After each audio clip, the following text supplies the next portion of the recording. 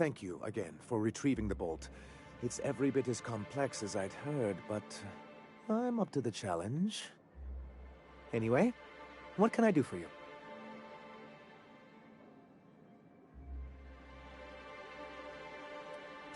Excellent timing on your part. I worked my fingers to nubs, but I've finally completed the Bolt 52 form. I dare say it will be my second greatest achievement after the Reformations. You're getting ahead of yourself again. So I am. Do you have this cartridge? I knew there was something going on. This is exactly the proof we need. The board will have to welcome us back now. I'll transmit this data along with the completed Bolt 52 right away. After that, we'll sit back and quietly wait for the board to respond. That means no more broadcasts from us.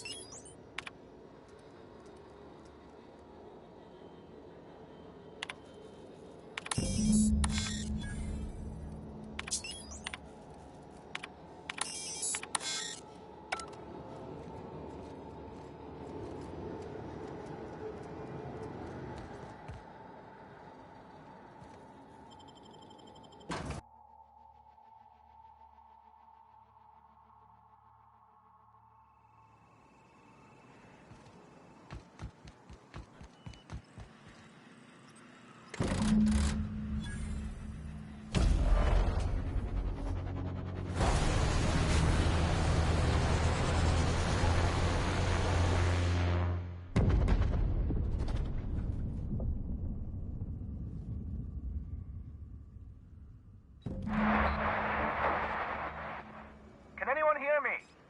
A UDL gunship just went down. Hiram, are you there? The Eternal calls upon your services.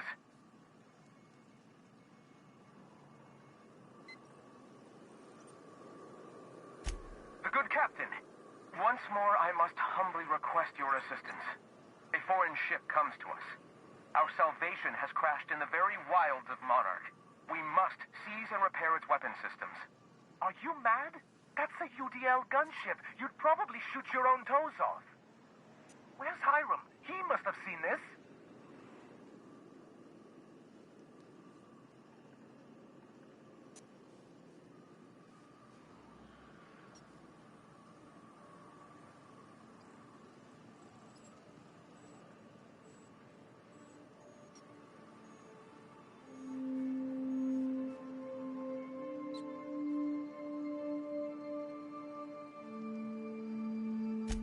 I dearly hope so. We could use the gunship's armaments to defend Stellar Bay, but we need its targeting module. Our message is so close to breaking free of this planet and spreading to the stars. Help us secure that module and we will save our colony. Please, Nay, the cosmos itself implores you to aid us in this most vital of causes.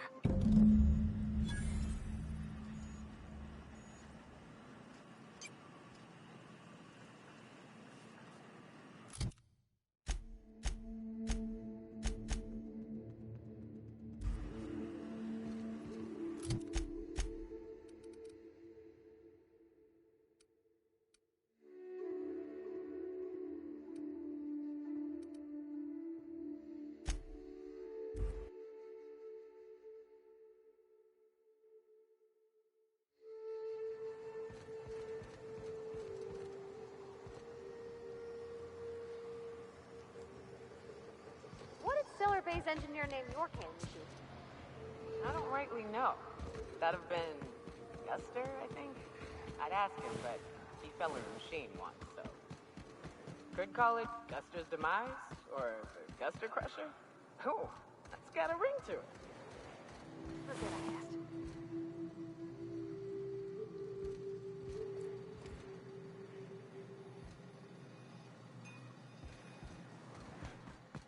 Used to be, you could get the best wine on Monarch here. I would have liked to see this place. Before it was all boarded up. I bet it lit up the night.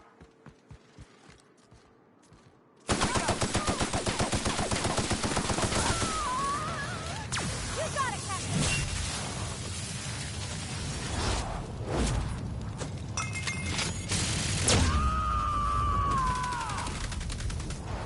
To shreds, you say?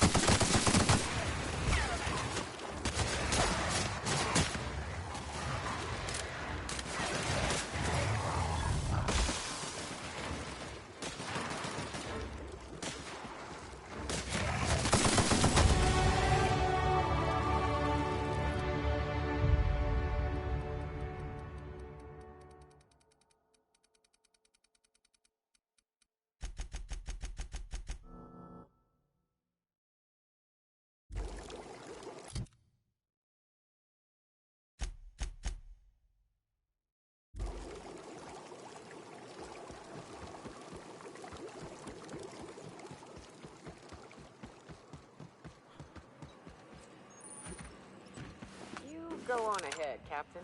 I'm not keen on ships, even when they're in the best of shape. Yep. We'll be keeping watch here.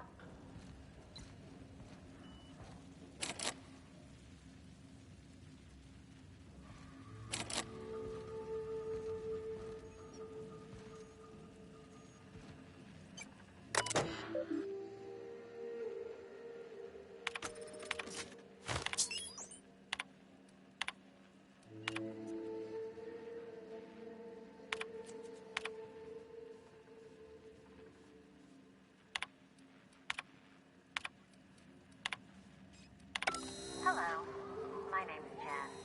I'm the chief engineer on this gunship, and I'd like to report your captain is a total fucking hullhead. I told him again and again that without fixing our regulators, setting up the engines are going to blow through our coils and we'll go flying off in a complete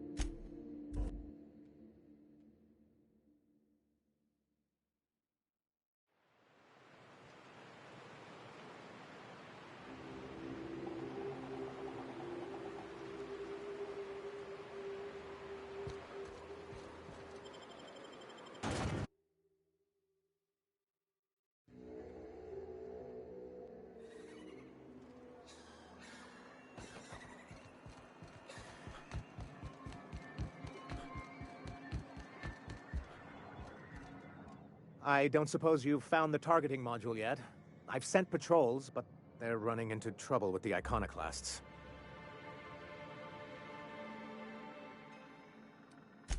Excellent! At last, we have what we need. I wouldn't get excited just yet, sir.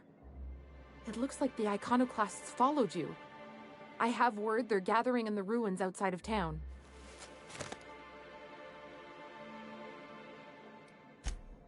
Ooh, I just got goosebumps. You really know how to sell that, don't you?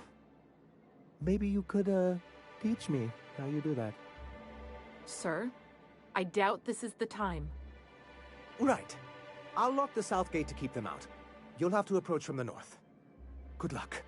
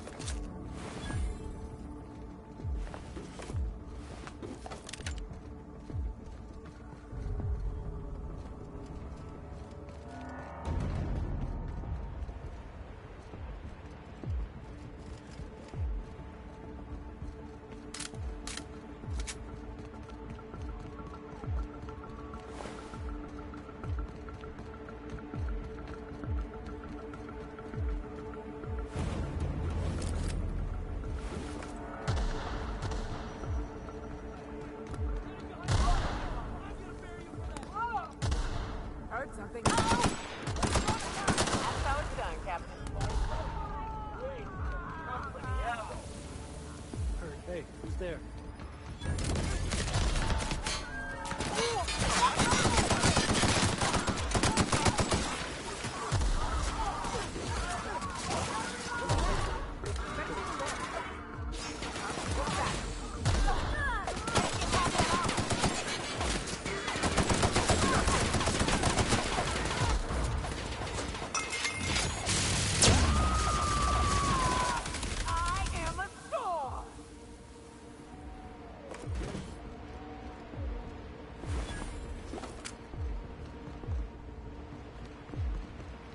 Huh? Incoming!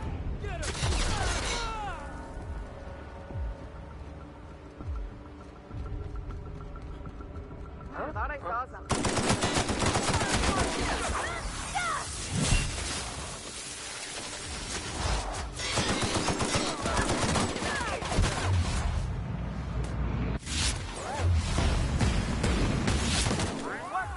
Too tough!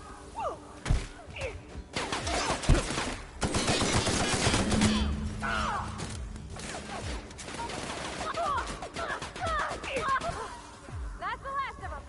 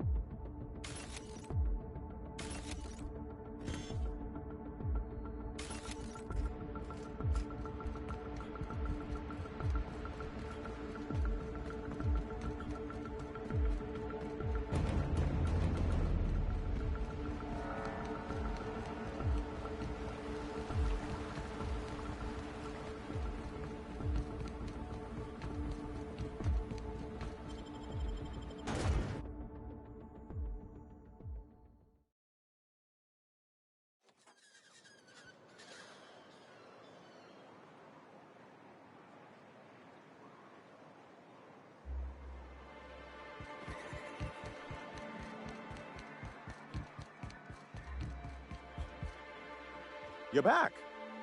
And in one piece. Does this mean I mean we won? We did indeed, sir. I can't believe it. Not that I'm really surprised, but, well, maybe a little. You did it. I mean, we did it.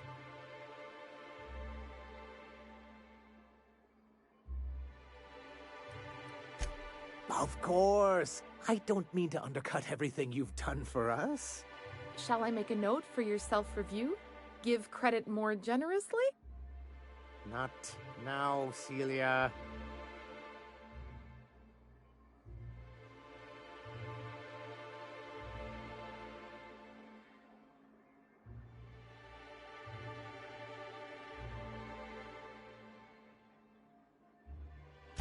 Between our reinstatement on the board and the gain of this ship, we'll usher in a new age of prosperity for the people of Monarch.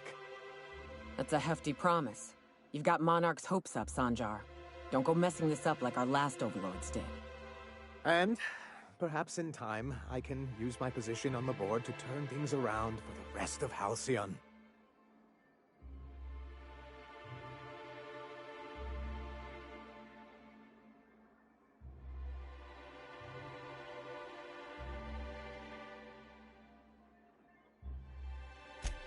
You really mean that? That's the nicest... Celia, put that down in today's minutes. Already done, sir. Anyhow, thank you. And good luck to you.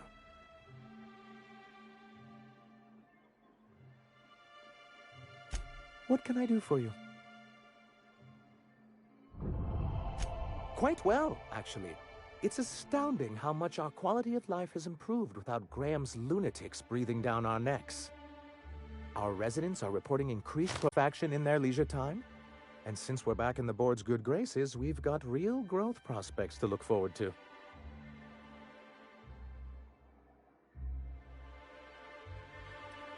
Then it's good that I keep such meticulous notes. What can I do for you?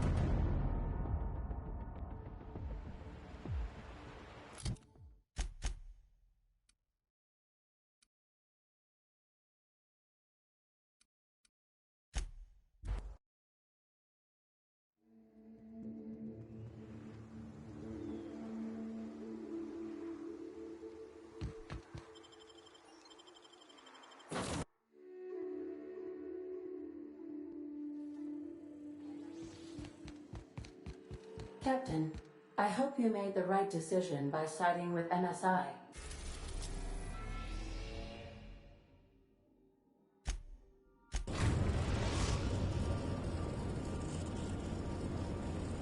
Now arriving at Phineas's top-secret orbital lab.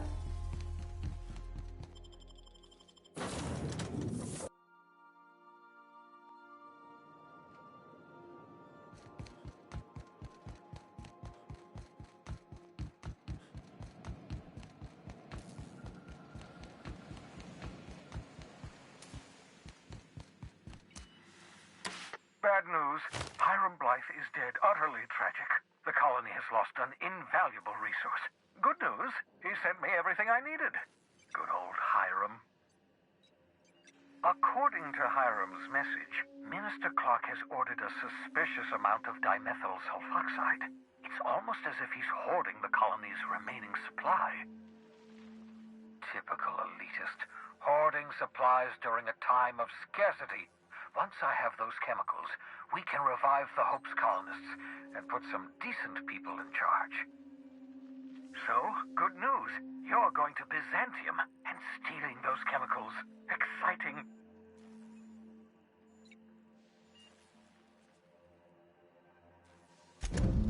Ah, yes, the details. I'm not about to ask you to rampage through Byzantium trading bullets with the board's agents. We'll have to resort to subterfuge. Carmen Imagawa. She's my contact in Byzantium. Meet her at the docks. She'll have all the necessary intelligence you require. I'm giving you my old nav key to Byzantium. You'll need it to land in the Golden City. Remember, you're looking for dimethyl sulfoxide. Big green bubbling vessel with a warning label. I'll take as much as you can find.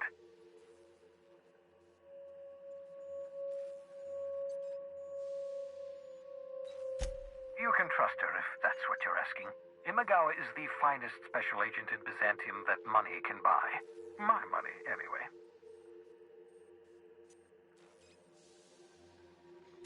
Of course, of course. What's on your mind?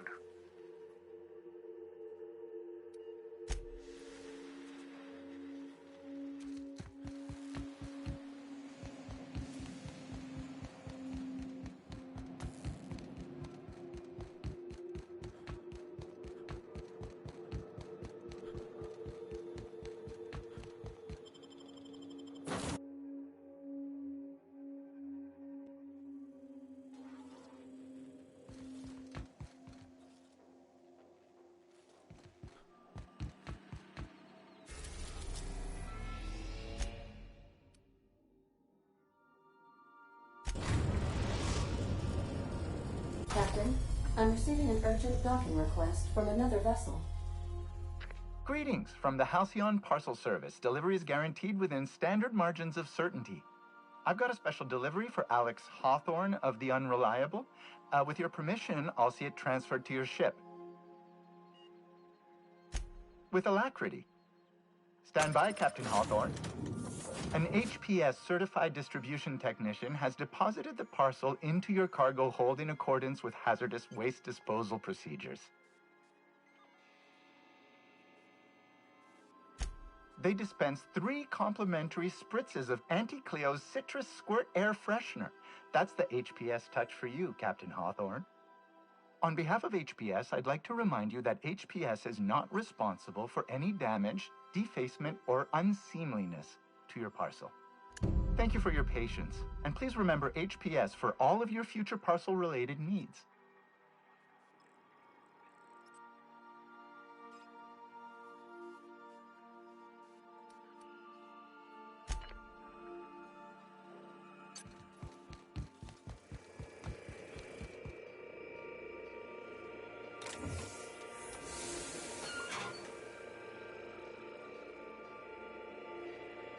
Hawthorne, if you're getting this, something's happened to me. Got mixed up in some shady business on Gorgon. Should've known better. But I landed on something big. And now this job's an itch I can't stop scratching. There's a whole research compound left of the Sprats. I think I'm close to figuring out why. But something dangerous is closer to me. Got the job through one Minnie Ambrose. Top runger who just came into some money, was offering a hefty bid card for qualified help. Trust me, her money's good. Talk to Minnie. Take the job. If I ain't gonna live to see the payday, might as well be you. Consider us even, old pal. I don't mean to sound prim, Captain, but there's gotta be a better way to ask someone to do you a favor. At least this won't be boring.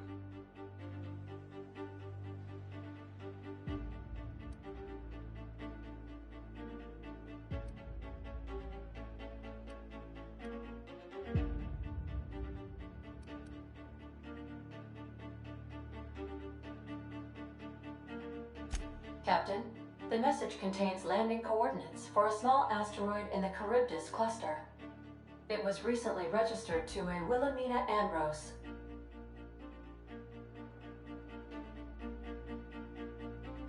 He was an old friend of Alex Hawthorne's. Lucky Montoya had a statistically significant tendency to encounter situations of extreme danger.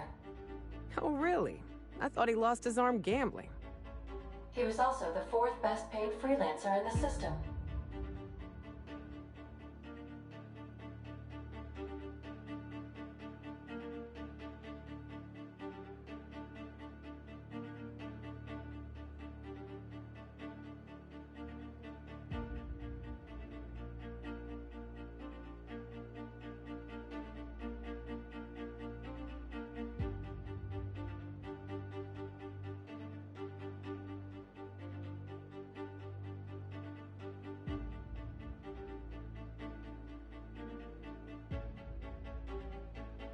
This had less correlation with his measured aptitudes, which rank at or below average, than with a pattern of fortunate circumstances.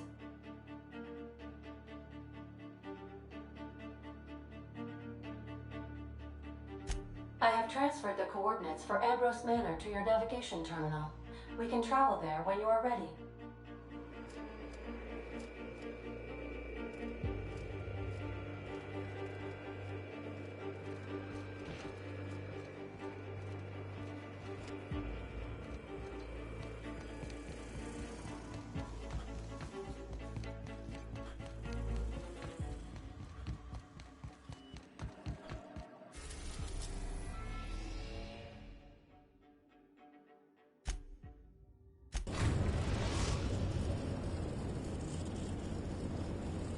We arrived at Ambrose Manor.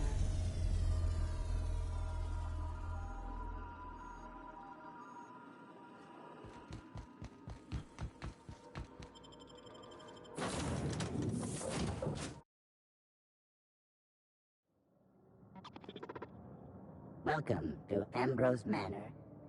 We were not expecting company. Please follow. Do not stray from the path.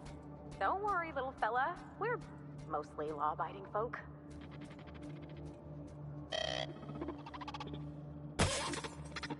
Oh no, we should check to see he's all right. Been there, little guy.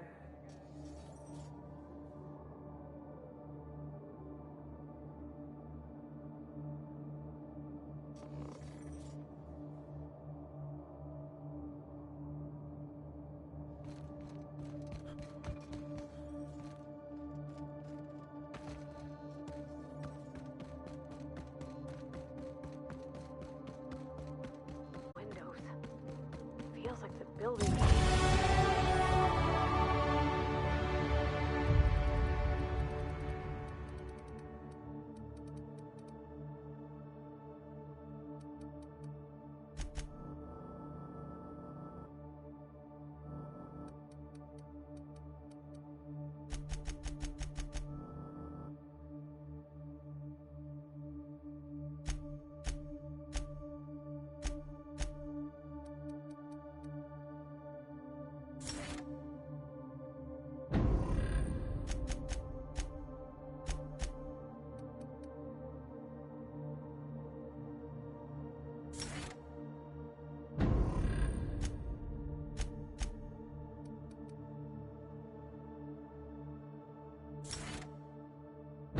Watching me. Oh, wrong. Keep your guard. Could be all manner of surprises in there. I take it back. Ain't nothing here but memories. It's so empty. Oh, Captain, something here don't... You lucky? Huh? So who the devil are you?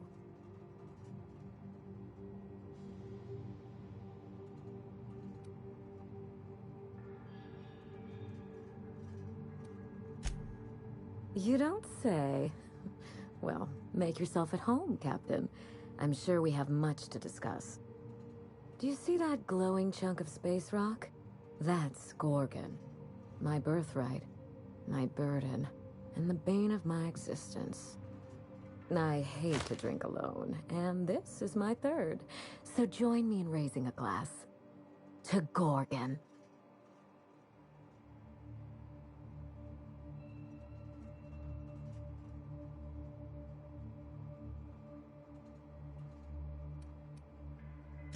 That's right. And I take it you're the type who skips formalities, so let's get down to business. Now, what brings you to my house, handsome? I take it you didn't come all this way for the beverages, the starry skies, or the pleasant company.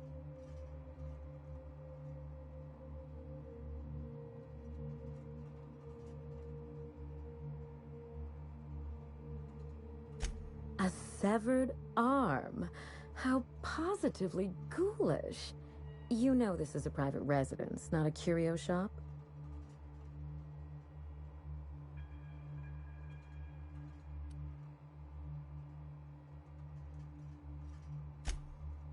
Really? Huh. Now this severed limb, did it have dark hair? Rugged knuckles? Chewed fingernails? A gunslinger's calluses?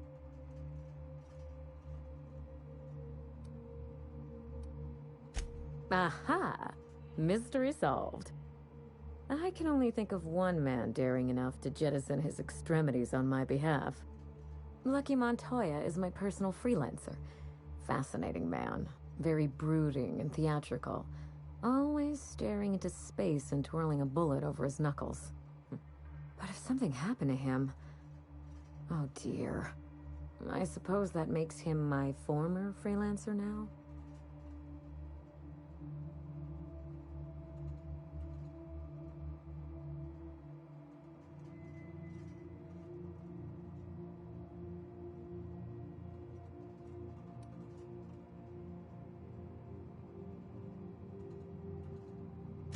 I sent Lucky on a dangerous mission to the Gorgon asteroid. Whoever found his remains must have wanted to inform the next of kin. What a time for his luck to run out. We were in the middle of something grand, and I really can't afford another setback.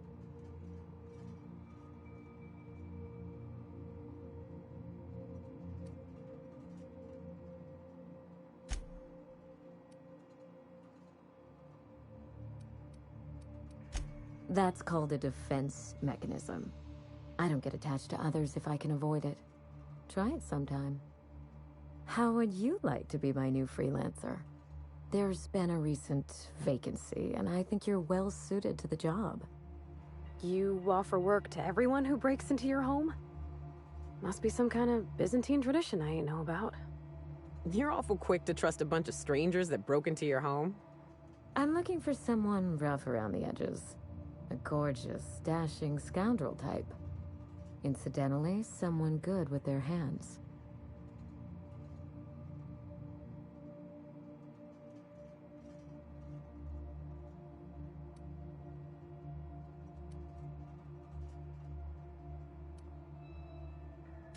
The man lost an arm. What are the odds of that happening twice?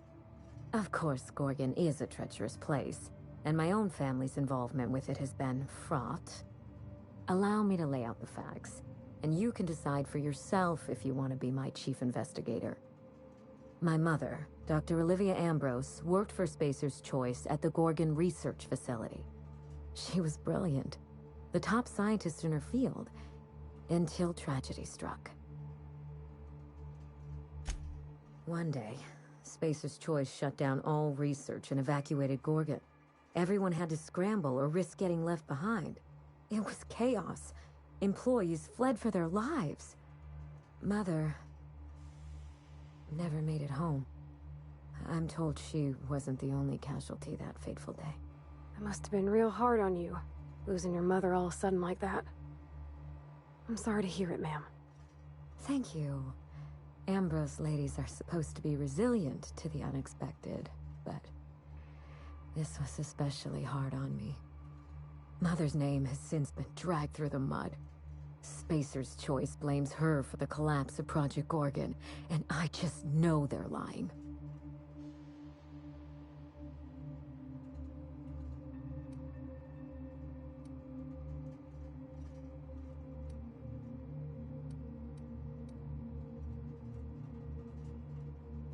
Whatever happened on Gorgon wasn't Mother's fault.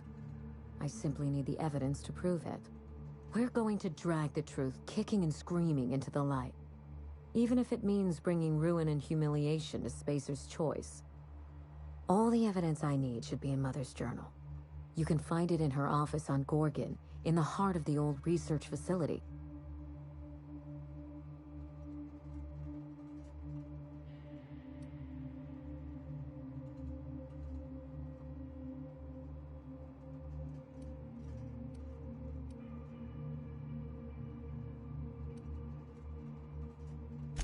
You do all that for me? I was hoping you'd take the job, but I didn't expect you to care.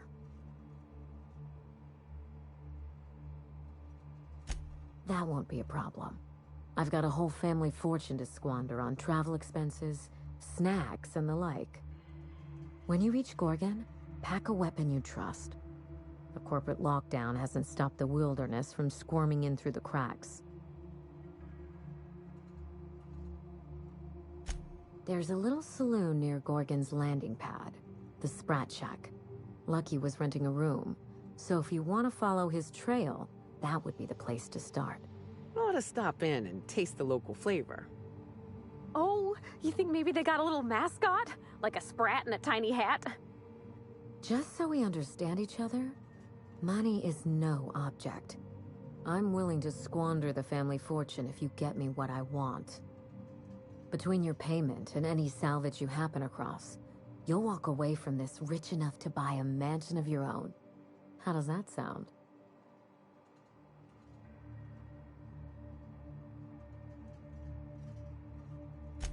Finally, I get to put my inheritance to work.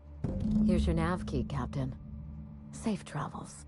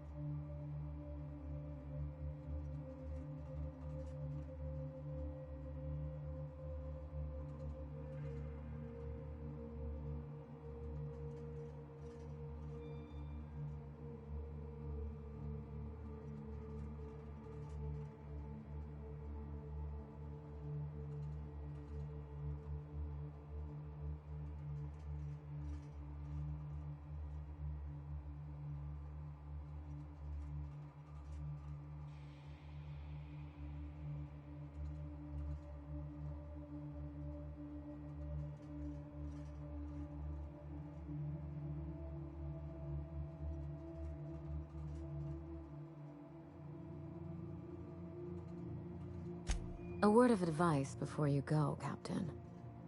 Trust no one. Mother's office is in the heart of the Gorgon facility. You're free to salvage anything that isn't nailed down. I only want what's mine. Mysterious heiress, unexpected gainful employment. It's like something out of a detective serial. Salvage rights and a paycheck? This is almost too good to be true.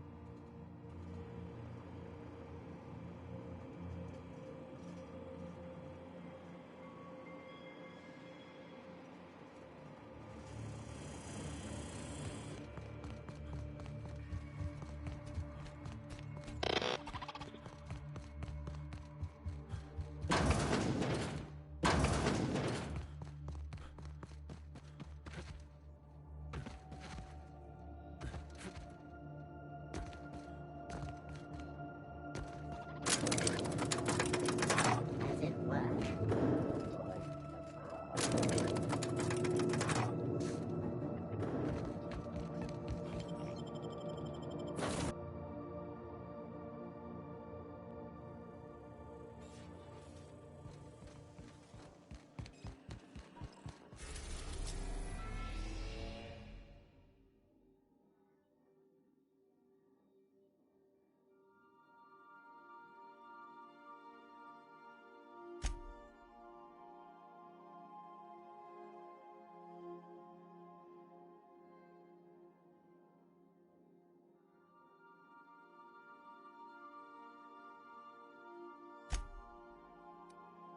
We are now in orbit above Gorgon.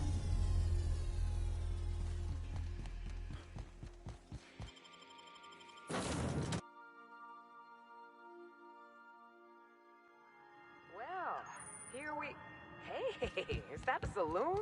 I feel better already.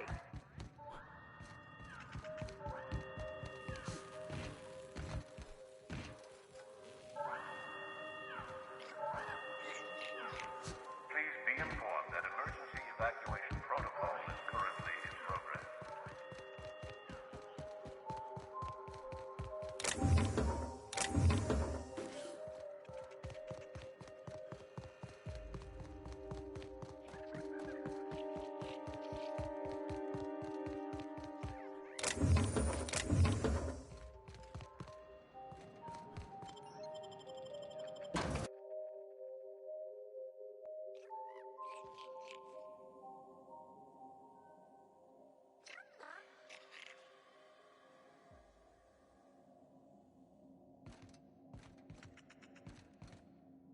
come here.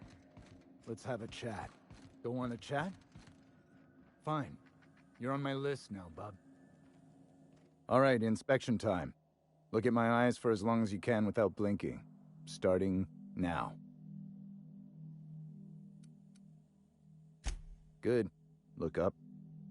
Now look down. You're doing swell. Now, name and occupation.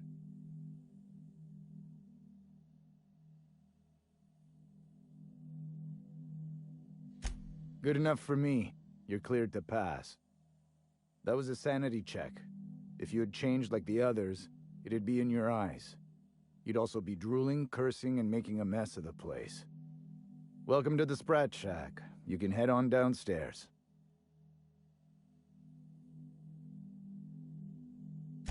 Every day, salvagers and scrappers set out to comb the ruins and make their fortune. The ones who come back, they aren't always the same men or women who left. They change. Never for the better.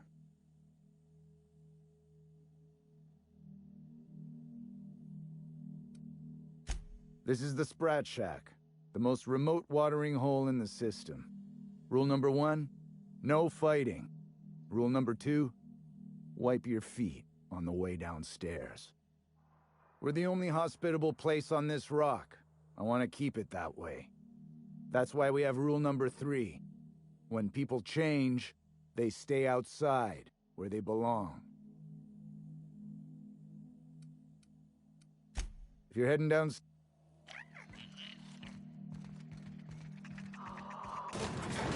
Look, just like one of those bars in the detective serials. Been an age since I had a good trip of kale. Hope they've got it on tap.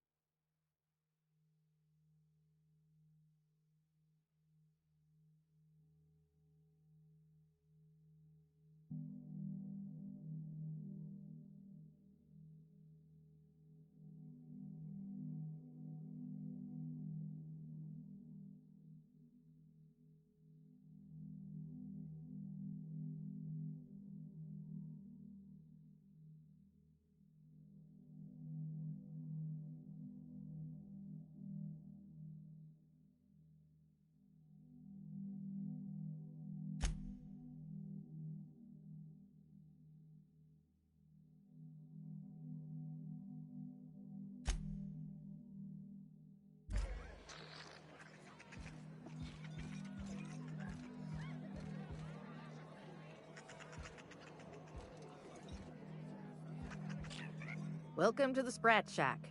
First one's on the house, and I won't even water it down. What'll it be?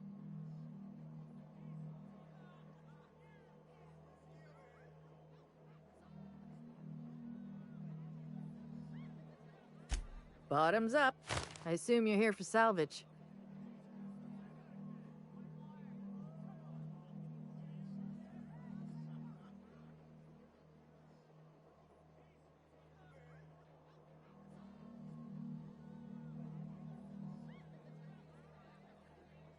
Can't help you there. This ain't exactly a library. Most of my regulars are sublight scavengers. They pick over the ruins of Gorgon, spend their earnings at the bar, and head back out the next day. Vicious cycle, but that's life. You're the first new face I've seen in a while.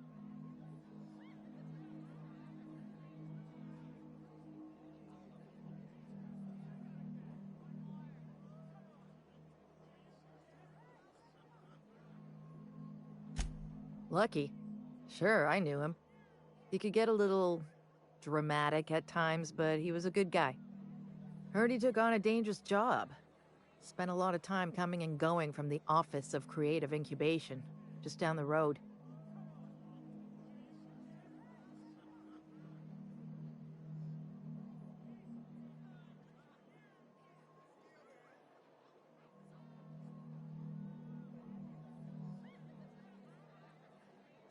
The way he talked about the job, you just knew Lucky had hit pay dirt. Not that I was jealous. Around here, that sort of luck can be hazardous to your health. Awful shame about what happened to him.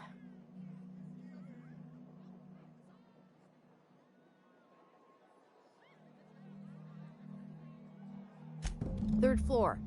Once I figured he wasn't coming back to pay his tab, I left his room unlocked to air it out. You can help yourself to anything you left behind. Fair warning, I've been letting the regulars use it for a quick lie down. Just wash your hands when you're done. Trust me.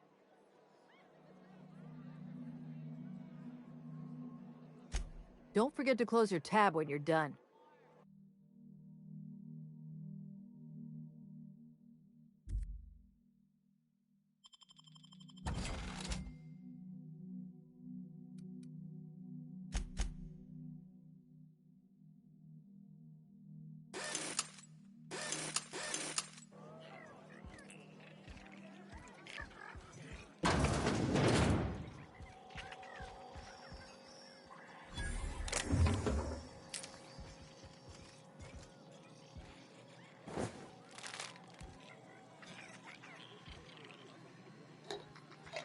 Hey, you! Hey. What do you think you're doing? All right. Get ready! Don't go down! No! Leave me alone! Mercy! Don't hurt me!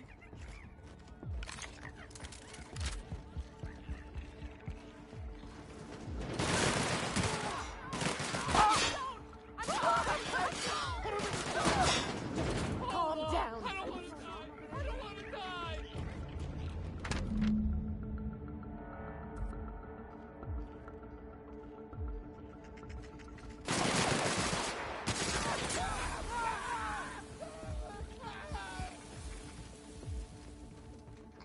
What was that? Did I hear something?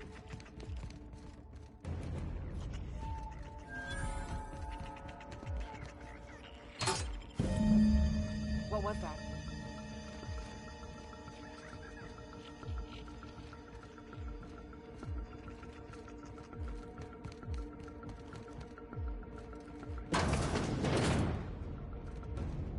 I think I heard something.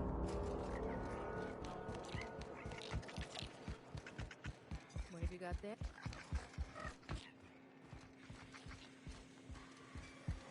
What was that?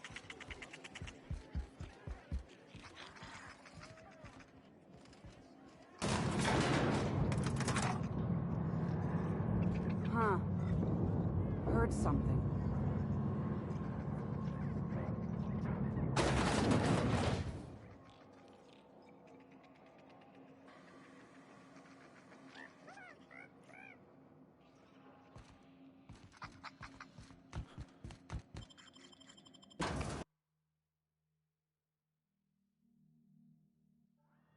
Don't you worry, Mr. Lucky Spirit. We're gonna finish your work and put you to rest, good and proper. Whatever's out here, it better be worth carrying around a man's eyeball.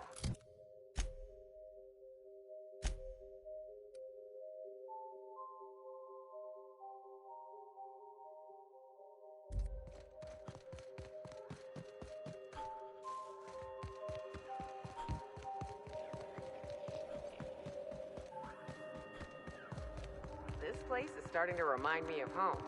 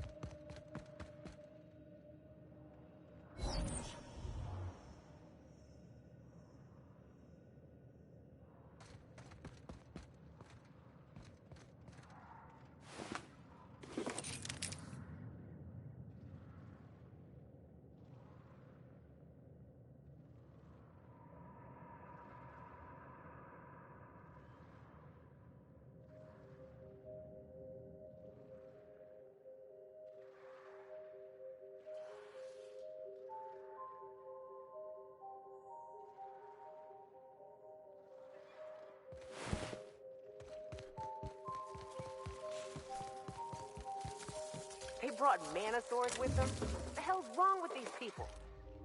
I got your back, Captain. Ain't a single Mantisaur gonna sneak up on us. Incoming!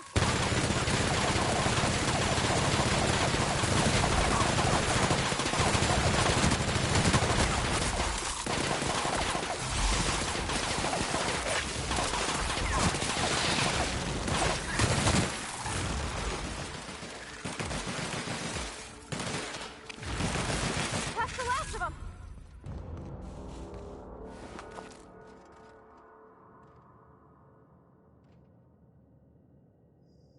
Where were we?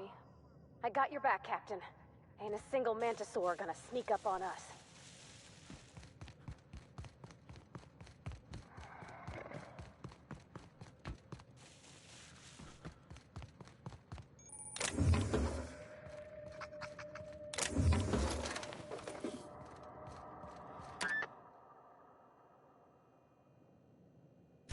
Measurement complete. Ocular identification complete.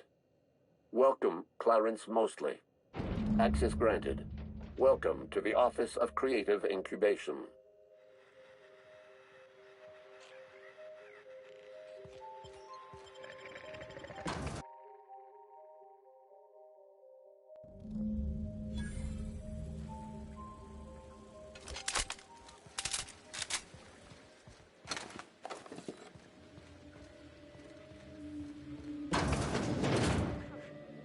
buying the facade.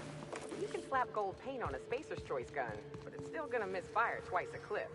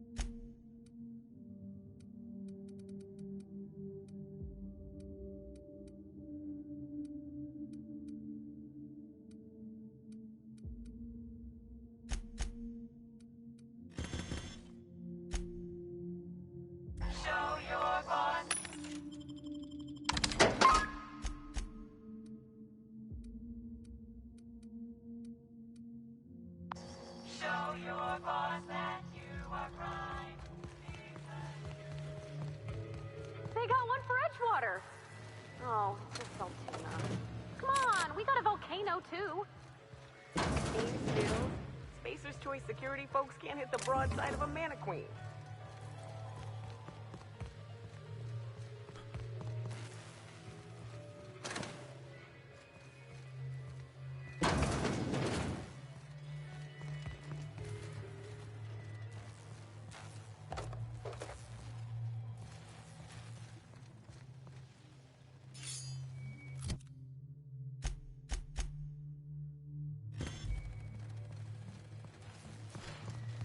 Huh?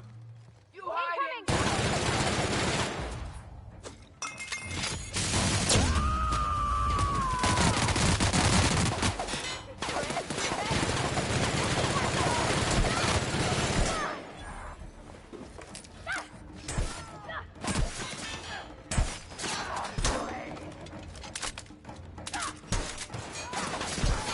Everyone all right?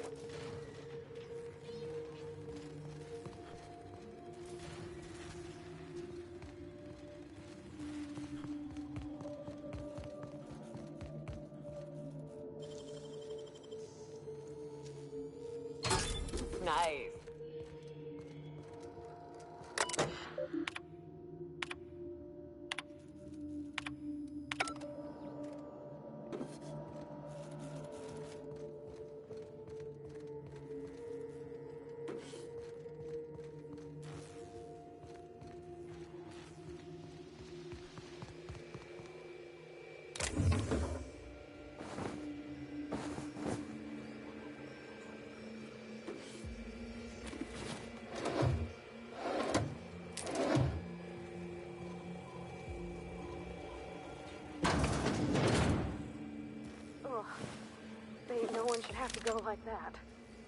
Be ready for anything.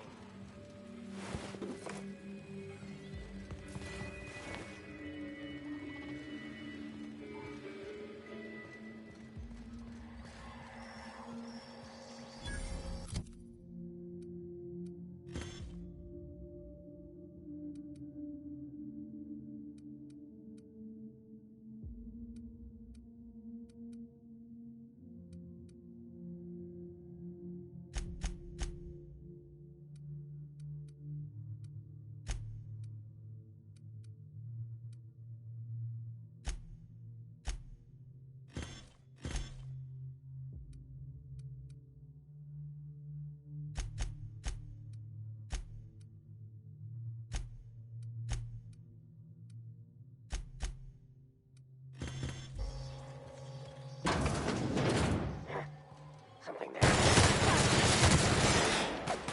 Here I go!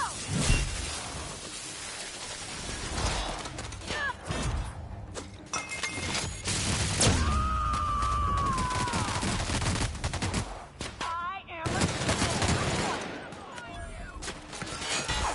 Come out and play!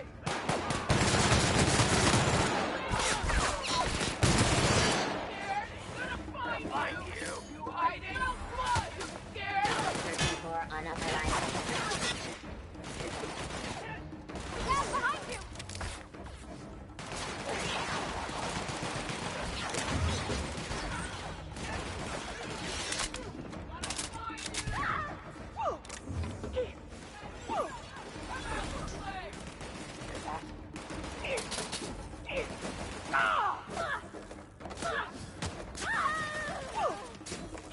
I ain't letting you die on my watch, kid!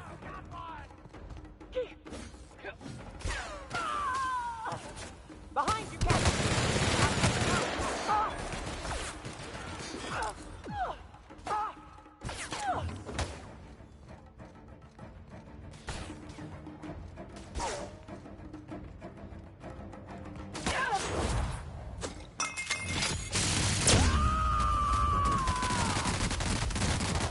To shred?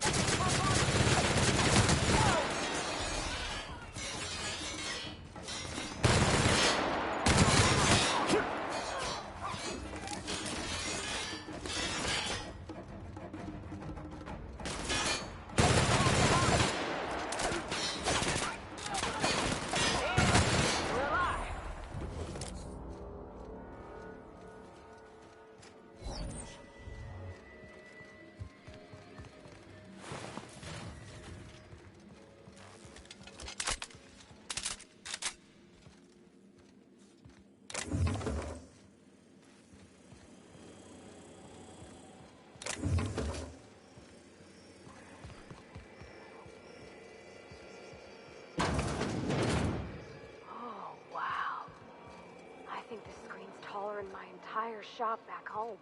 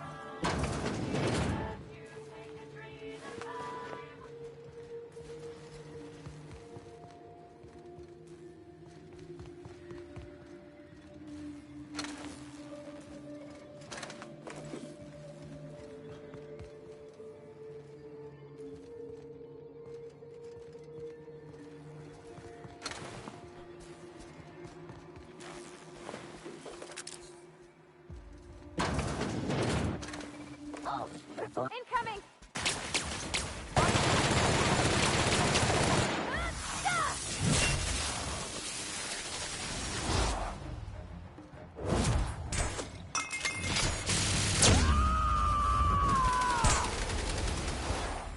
Covering you!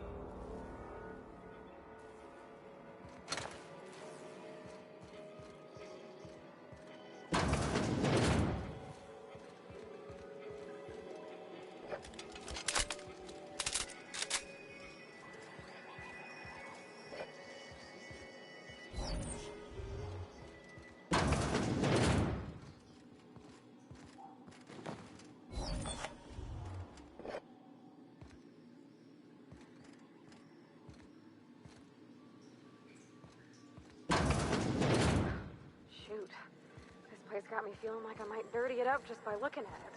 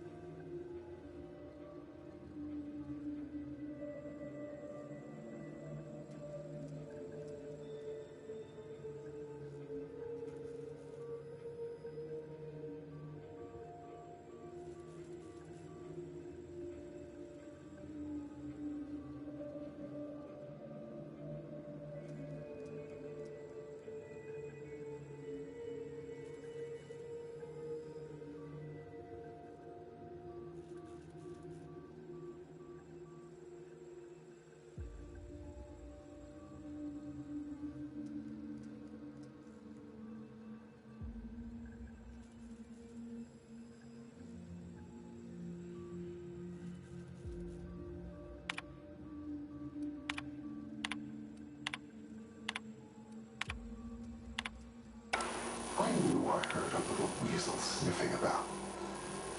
You'd best go back the way you came. There's nothing for you here. Call me the Ghost of Gorgon, or its warden. This place is a graveyard. All that was done here should be forgotten and left to rot.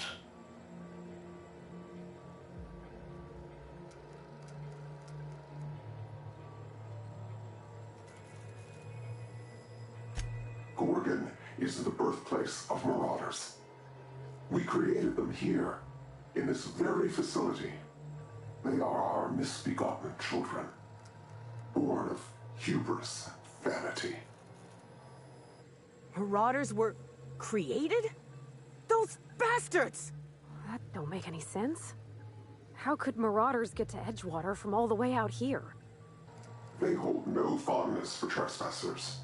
I've placed the facility under emergency lockdown to keep them safe. Let the marauders die in peace, or I will make certain that you die with them.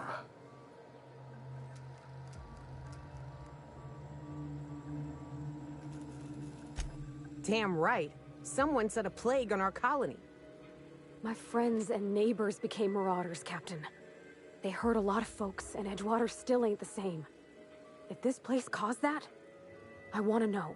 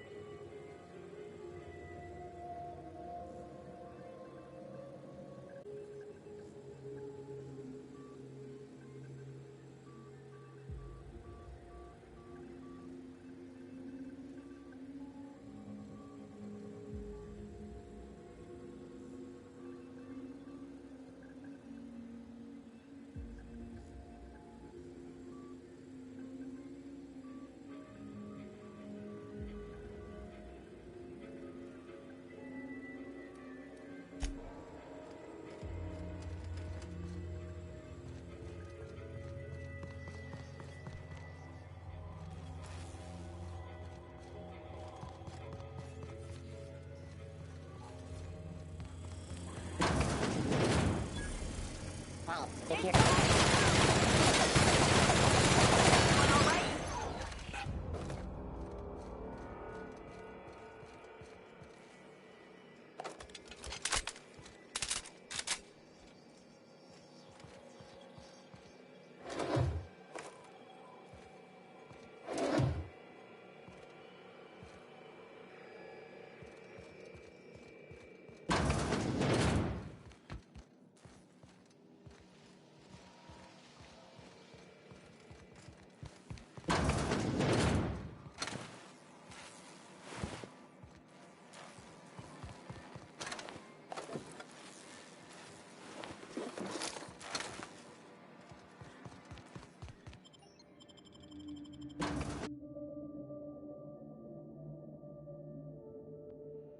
We're looking for a comms tower, right?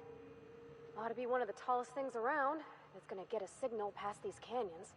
I sure hope that spooky person on the screen ain't waiting for us. I'm about ready to jump out of my skin as it is. Birthplace of Marauders. We ought to have left well enough alone. Now we're in it. Come hell or high water, we've got to see this through.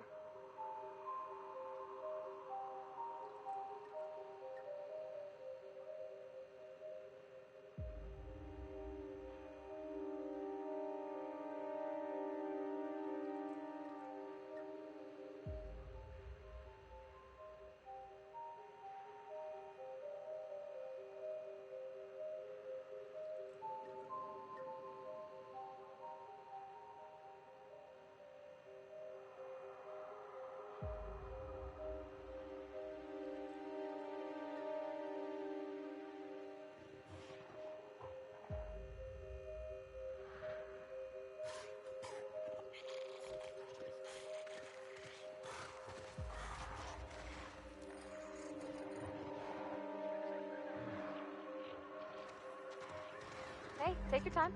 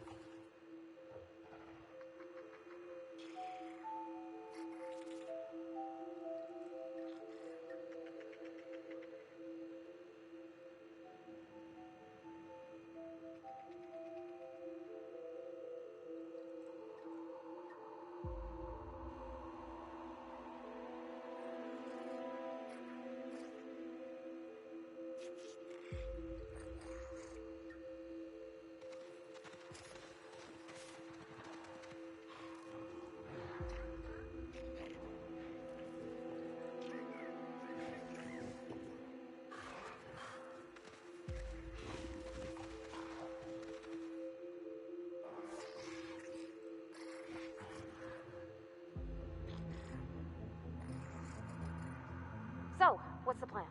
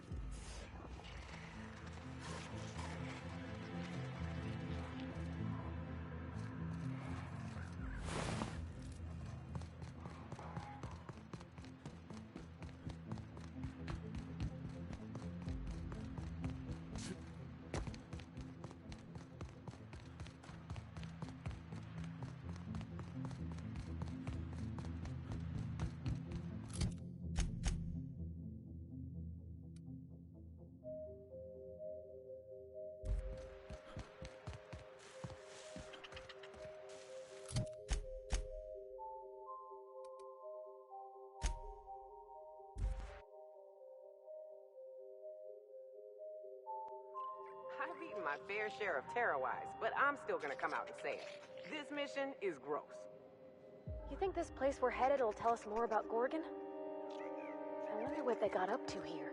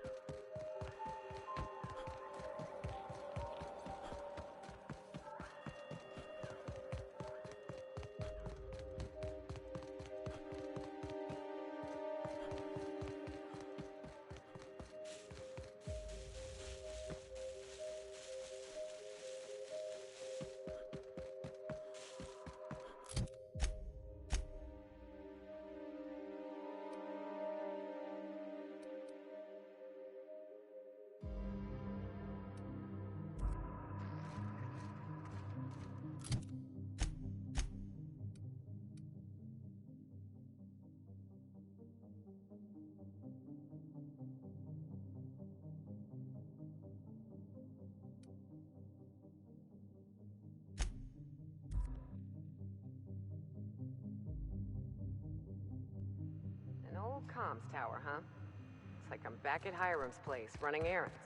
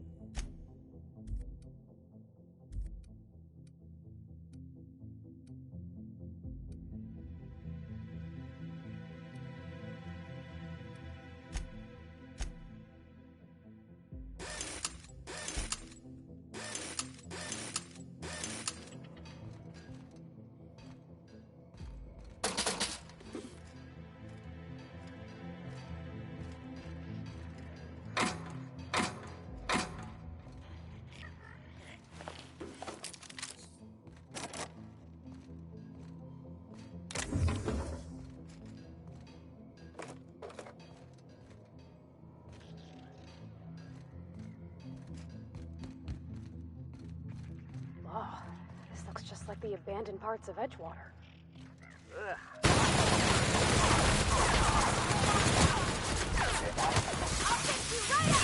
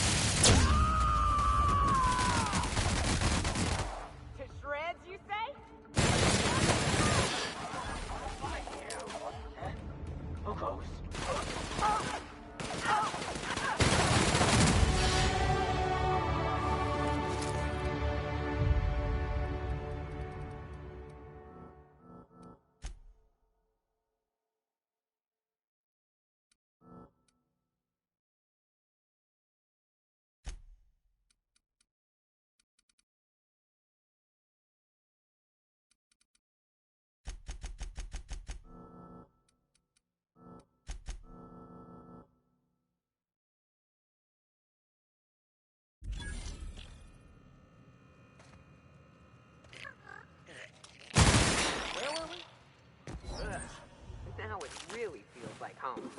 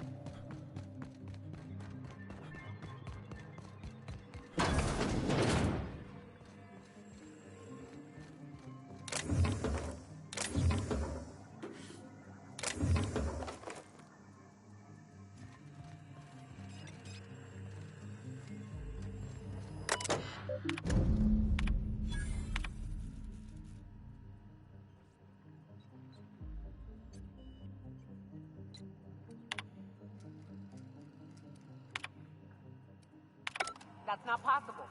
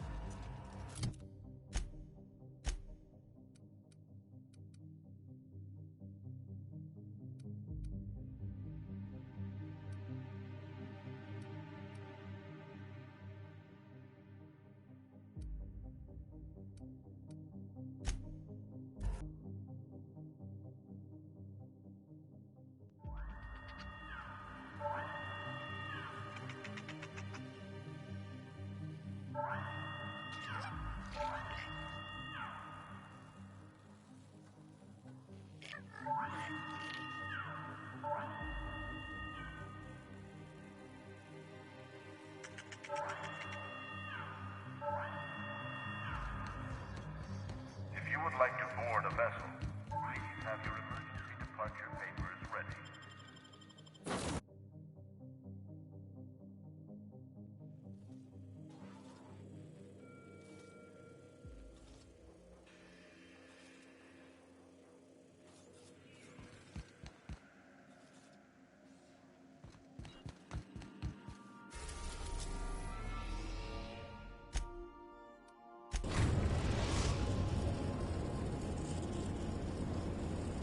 Captain, transmission request from Ambrose Manor.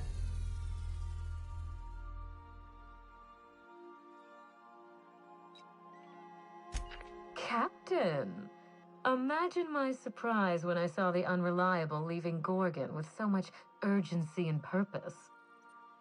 Tell me you found Mother's journal. I'm positively dying for good news.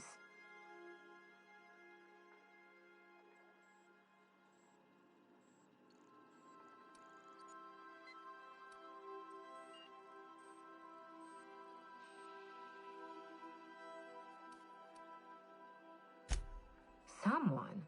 You mean someone still has access to the facility? Oh, after all this time. Who was it?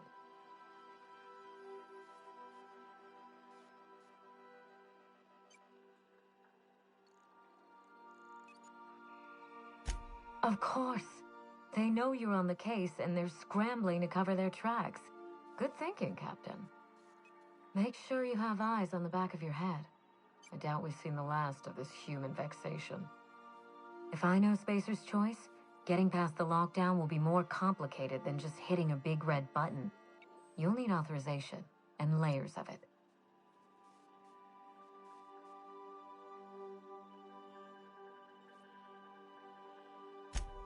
I seem to recall that Mother worked closely with Gorgon's R&D personnel, but not close enough to invite them over for dinner and cocktails, if you get my meaning.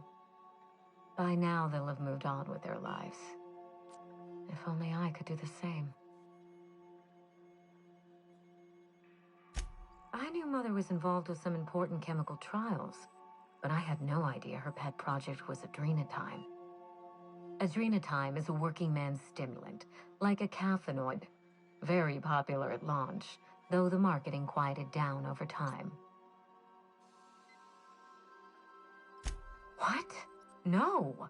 I mean, there's some very morbid wording in the fine print, but I had no idea Adrenatime could make marauders out of people. That's it. That must be it. Spacer's Choice is keeping their dirty little secret about Adrenatime off the record. We have to find Mother's journal. If we don't, then Spacer's Choice gets away with murder. I only hope we aren't too late.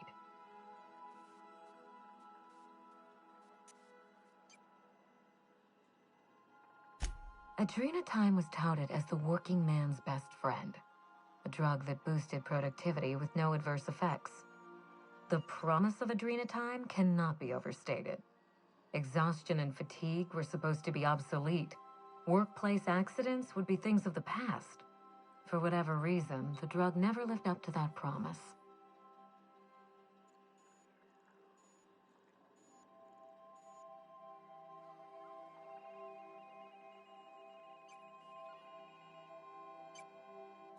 Adrenatime was touted as the working man's best friend.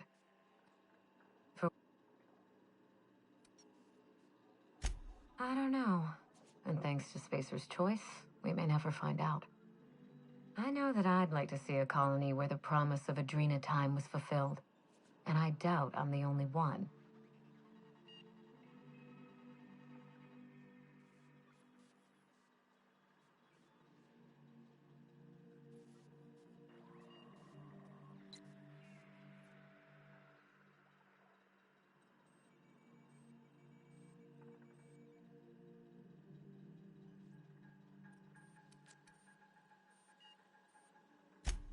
Thank you.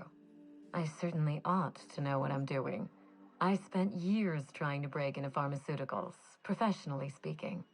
Mother wouldn't hear of it. She didn't think I had the wit to succeed in her line of work. Safe travels. If your leads give you any trouble, be sure and give them some trouble back, yes?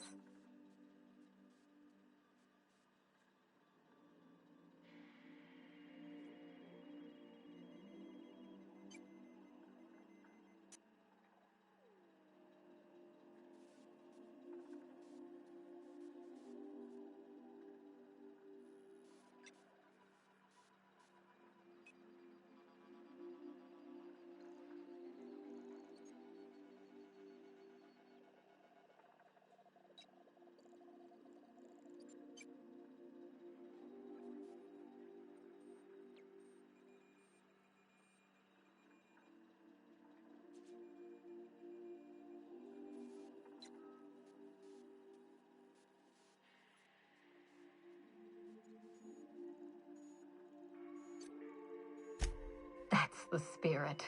Until next time, my good captain.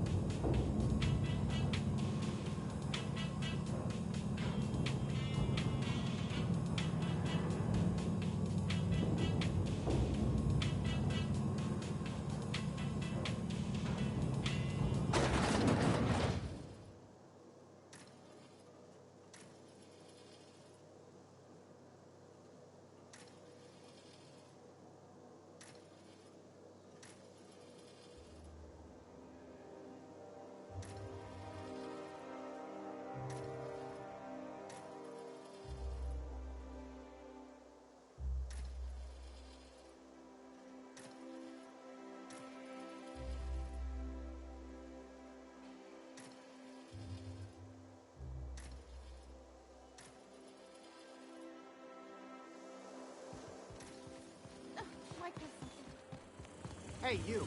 Yeah, you. Want to be famous? Is that supposed to be a model of the system? Not super accurate. Ugh. Decadence ain't gonna save you when beasts chew through the wall.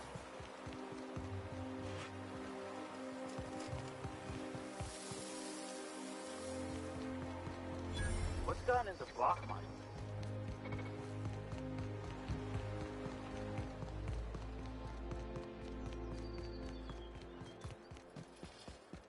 You must be joking.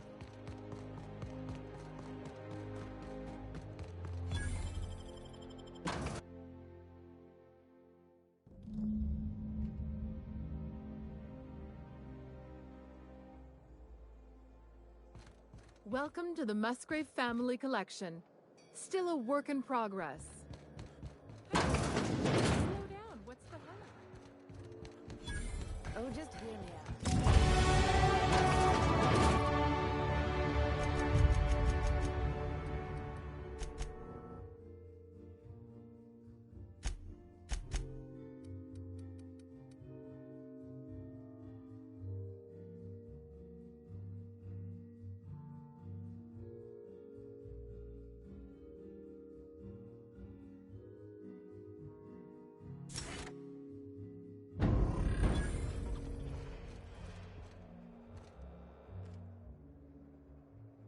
Do you know the interesting thing about canid shows?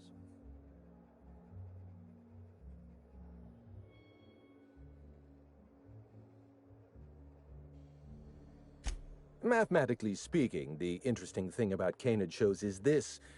They're an exercise in futility. Winning is predetermined. Over time, the inevitable trend is that the race goes to the swift. Time and chance are just statistical outliers. In other words, if you put enough canids through enough trials, the one with the most optimal attributes generally wins. Exercise in futility.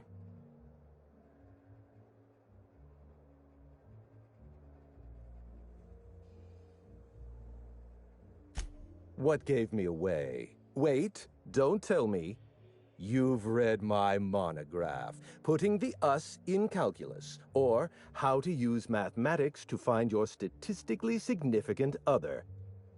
I'm afraid I don't really do autographs, but yes, I am Clarence Mostly.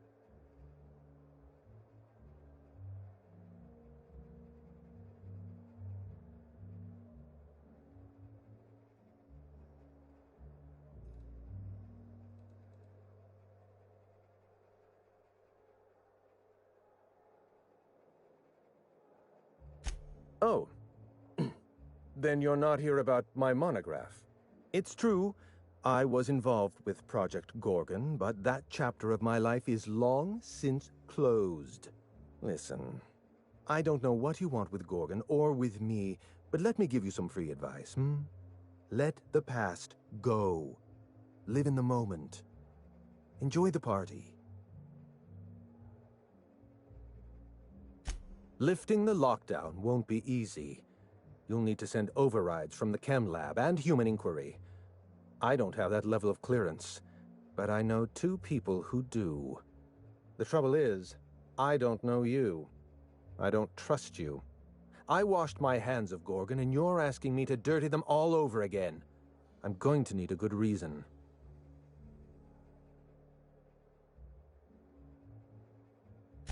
Why are you going through all of this trouble for a journal? Actually, don't tell me. I'd like to maintain plausible deniability. I want a favor from you. Do something for me, and I'll do something for you. That way, we don't have to rely on mutual trust. A grand prize trophy to the Canid Review. I want it in my hands. Get me that trophy, and I'll give you the remaining researchers. Names, locations, as much information as I have.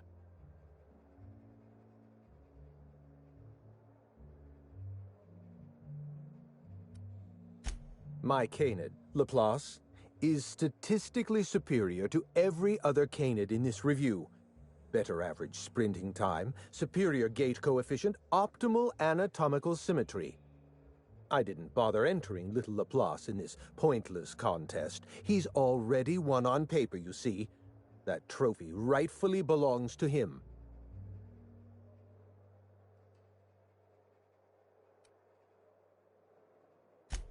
Oh, you're much too kind. Does this mean you'll do it? Head into the main hall and take the elevator down into the maintenance tunnels. You'll find a service passage that leads up into the trophy room. The maintenance tunnel is the only way up into the trophy room. Some technician barred the door shut on our end. Ask Tilda Coatsworth about it, over by the podium.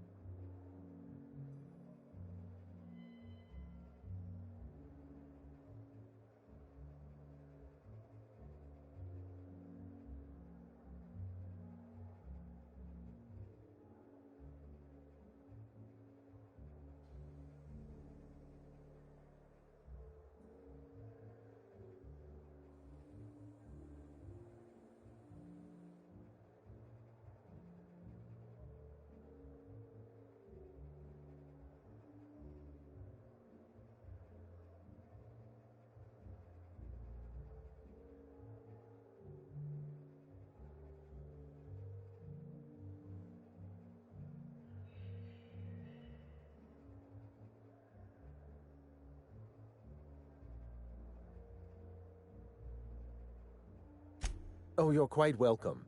I look forward to observing your results.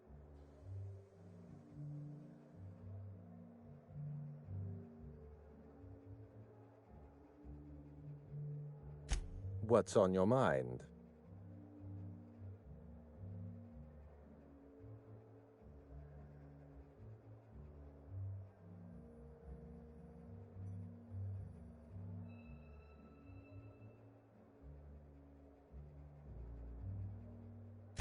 At the moment, nothing. I have a one-track mind. I can't stop thinking about that trophy. Why isn't it in my hands? When is it going to be in my hands? And so on and so forth. You get me that Best in Show trophy, and it'll clear my mind right up.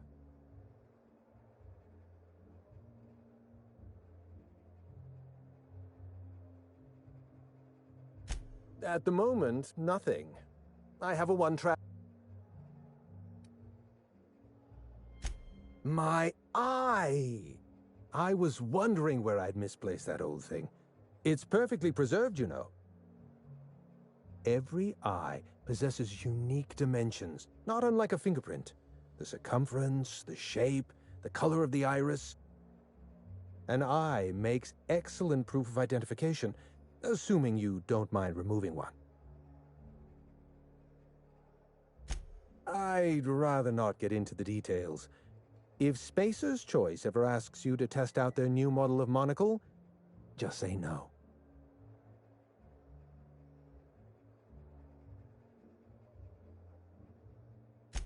Well, that's rather responsible of you. I'll put a good word in your permanent record.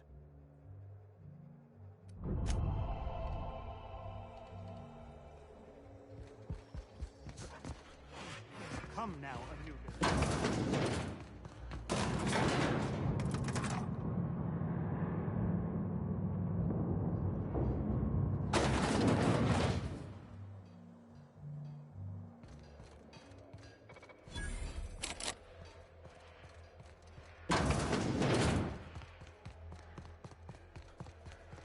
unexpected. Look out!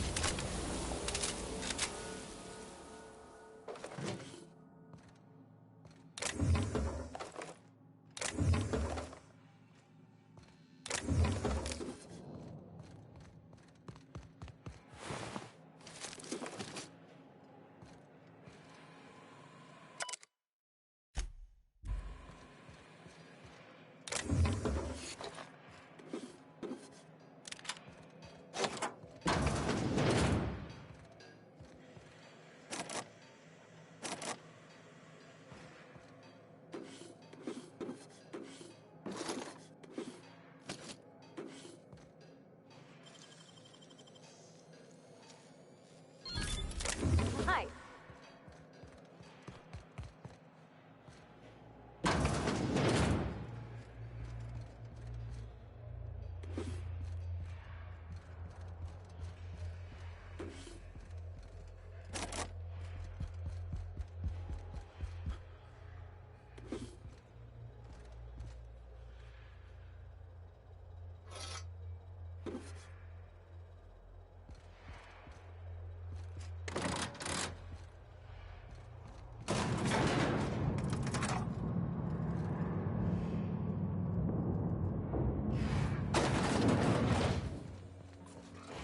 All that pomp and circumstance out there. For this. The hell's the point? Come now, Anubis. You must perk up. Oh, you don't have to be scared of these canids, Captain. I don't think they're gonna hurt.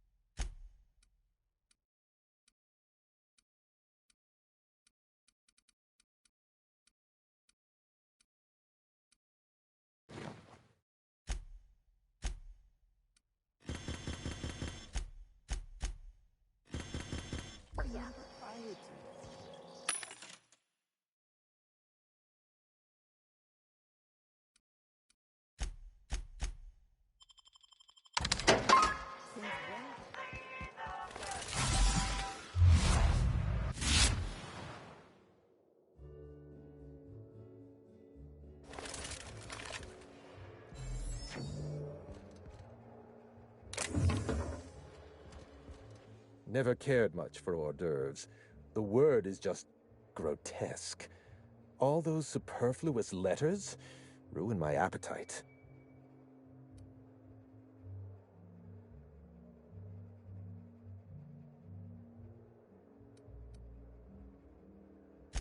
My trophy! Look at this thing! Have you ever seen a more garish monument to the boredom of the elite? If only Grandfather Mostly were alive today, I would have loved to wave this trophy right in front of his cataracts. I hope you won't take it personally when I say I had my doubts about you. Nothing ever gets done in Byzantium, you see. Competent work is, well, a statistical anomaly.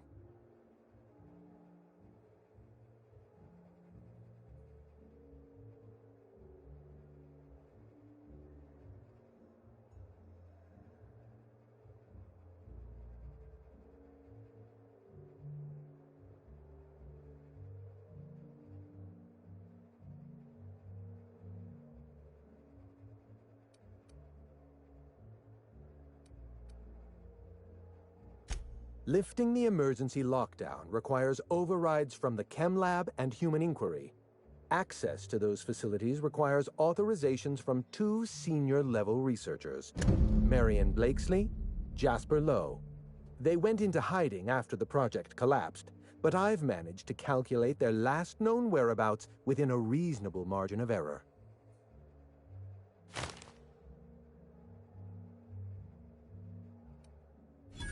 I see you're familiar with my technique. I'd love to show you my numbers, but there aren't nearly enough napkins in this room. After the project shut down, I had to keep my mind occupied. I worked on my actuarial tables, calculated the average lifespan of a Spacer's Choice worker, that sort of thing.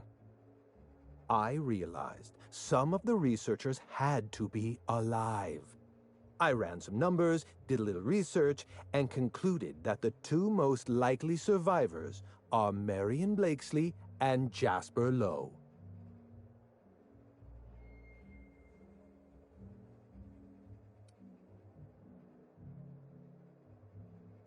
As far as I know, Jasper Lowe and Marion Blakesley are the only 2 surviving researchers with high-level clearance.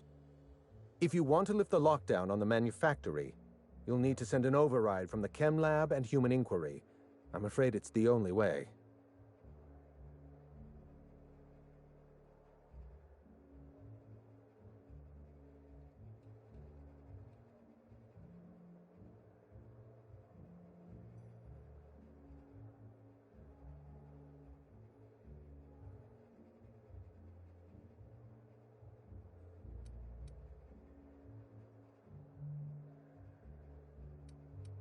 I'll tell you what I can. Dr. Marion Blakesley supervised the Human Inquiry and Auditing Facility. Live subjects, measuring tape and syringes, that sort of thing. Someone sabotaged the facility. Blakesley tendered her resignation and vanished. I'm reasonably certain she's hiding in a maintenance bay on Groundbreaker.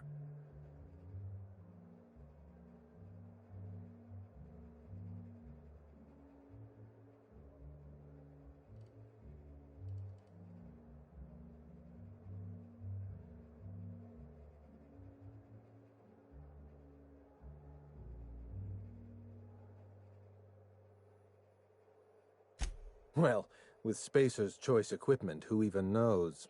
Dr. Blakesley tendered her resignation lawfully, but under suspicious circumstances. If you want to know more, you'd best ask her yourself.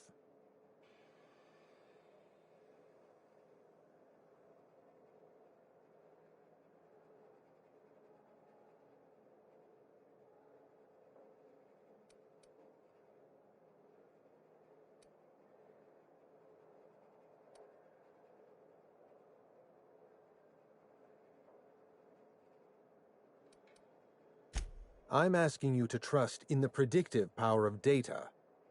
Dr. Blakesley may have disappeared after that sabotage incident, but the trajectory of her life was implied in her permanent record.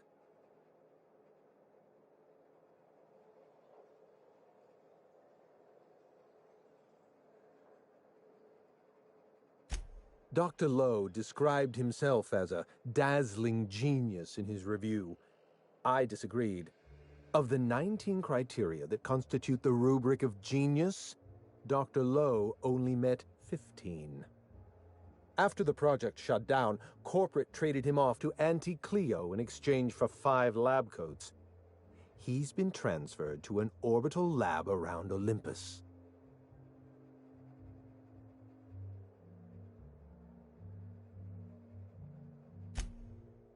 Oh dear.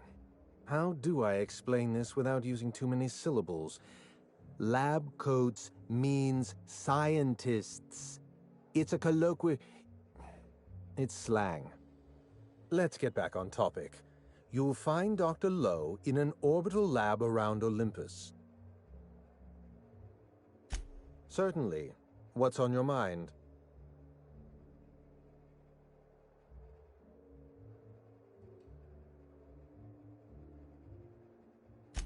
Let's try to keep it down, shall we? At least pretend we're being discreet? There's not a lot about Project Gorgon I can tell you. I know that's not what you wanted to hear, but I closed that chapter in my life. I've moved on.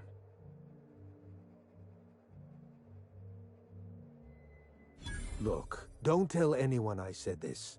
But if there's anything I've learned by living in Byzantium, it's this. If you go looking for the truth, you are looking for trouble. All right. Ask your questions. And then if you don't mind, don't go anywhere near me again.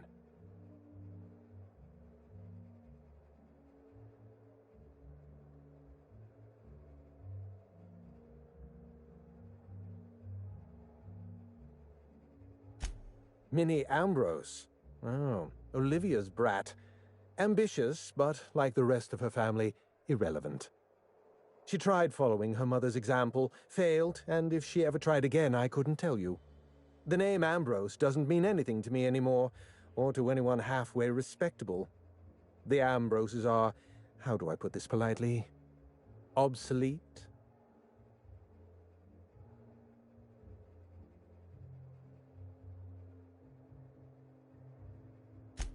A family's name is only as strong as its enterprise. The Musgraves have Rizzos, and the Schuyler's have Auntie Cleo, and so we show those names the respect they deserve. The Ambrose name was associated with Project Gorgon. The project died, and so the Ambrose name died with it. That's just the way the game is played.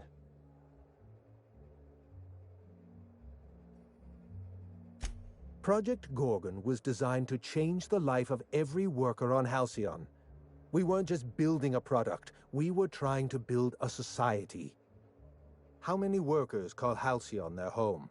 What do they eat and when? How long do they sleep? How hard do they work? What are their most productive years? When do their organs begin to fail? That's the nature of my work. I study human life in order to determine its value. Jewelers appraise diamonds, and I appraise people.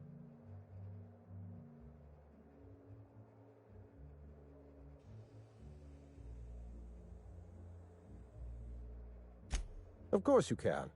You can break the entire universe down into numbers and statistics. Human beings are as much a part of the universe as weather patterns and orbital mechanics.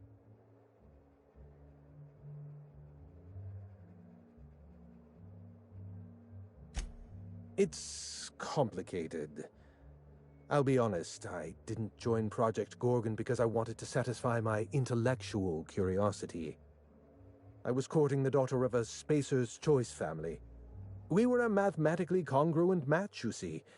I had the proofs all written out and everything. I see you've been in the same situation. Yes, she wasn't impressed by my absolute value. After she made her feelings clear, I left the project.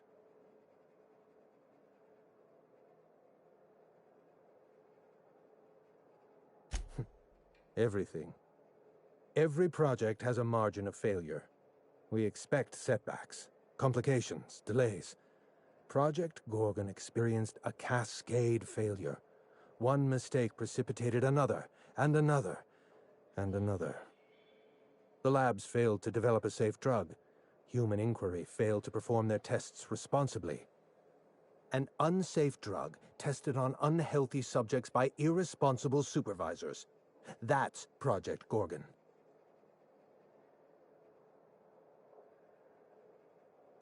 I know. Project Gorgon was a failure of leadership. Leadership to which I belonged. I should have pushed for stricter supervision. We gave the other departments too much freedom and not enough oversight. Spare the rod, spoil the servant.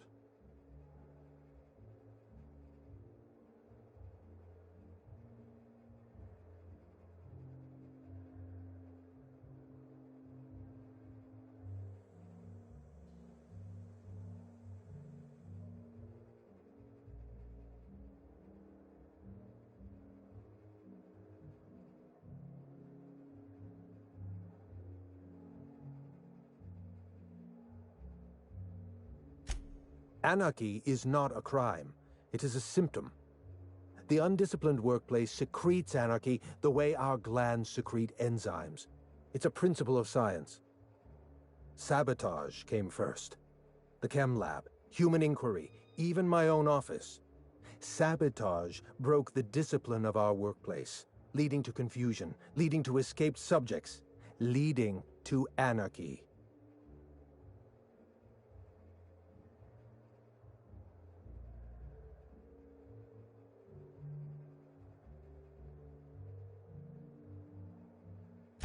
No one appreciates the value of good data. The holistic surveillance device I wear is an invaluable tool, gathering data on all my day-to-day activities. My former colleagues can go into hiding and live in ignorance for all I care. I prefer the self-examined life.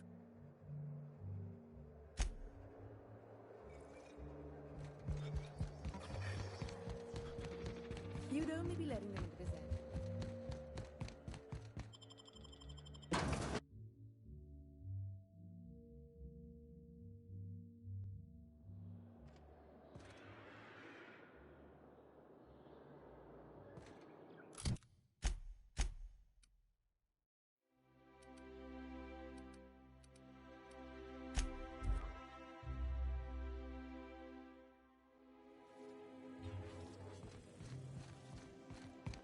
Someone has left a threatening message on your terminal, Captain.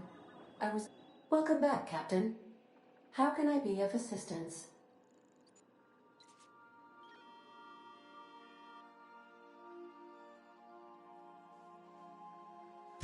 Certainly, Captain. I was hoping you would ask.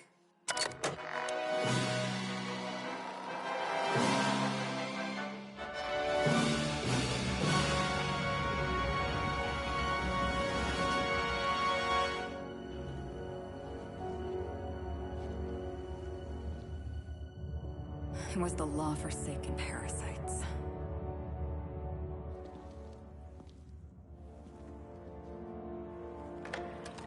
I had become obsessed. My quest to stop them. To avenge my partner, Philip. And my ex-partner, Bernice. And Lieutenant Jurgen. And those two informants had brought me to Rizzo's distillery. But it wasn't just the triple distilled deliciousness of Rizzo's Spectrum brand vodka that I found there.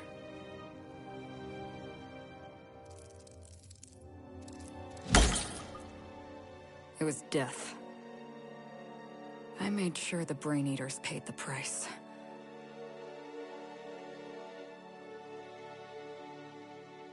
But at what cost to me?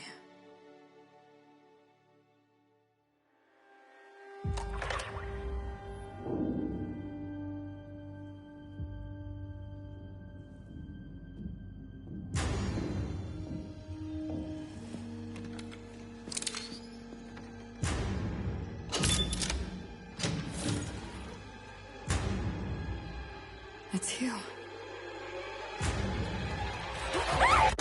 This is the Halcyon News Network with breaking news. Halcyon Helen has been murdered. Administrator Ludovico of Rizzo's refused to answer the big question on everyone's mind. Who will Spectrum Vodka's next spokesperson be? Claiming that a special investigation must be concluded first. Captain, we have a communication coming in from one Administrator Ludovico. Get off the transmission, Cedric. We agreed to let me do the negotiating. Law be with you, friend. I am Administrator Ludovico of the famed Eridanos Atmospheric Complex. But there's no need to stand on formality. You may address me as Mr.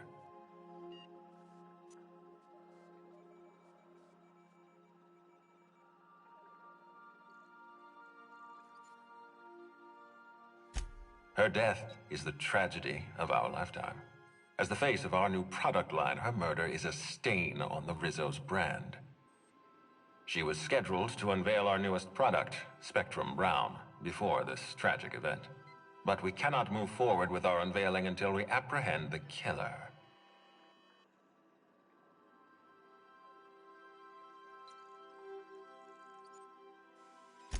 All right, Ludovico, that's enough. You don't know what you're doing. Let me handle this. Captain Hawthorne, I've been looking forward to meeting Adjutant Akonde's favorite gun. Cedric Kincannon, Sublight Underground.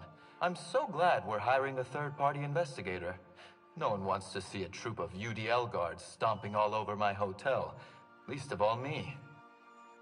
The murder of Halcyon Helen is a heinous assault on this colony. I look forward to watching you find the miscreant responsible and drag them out of the shadows.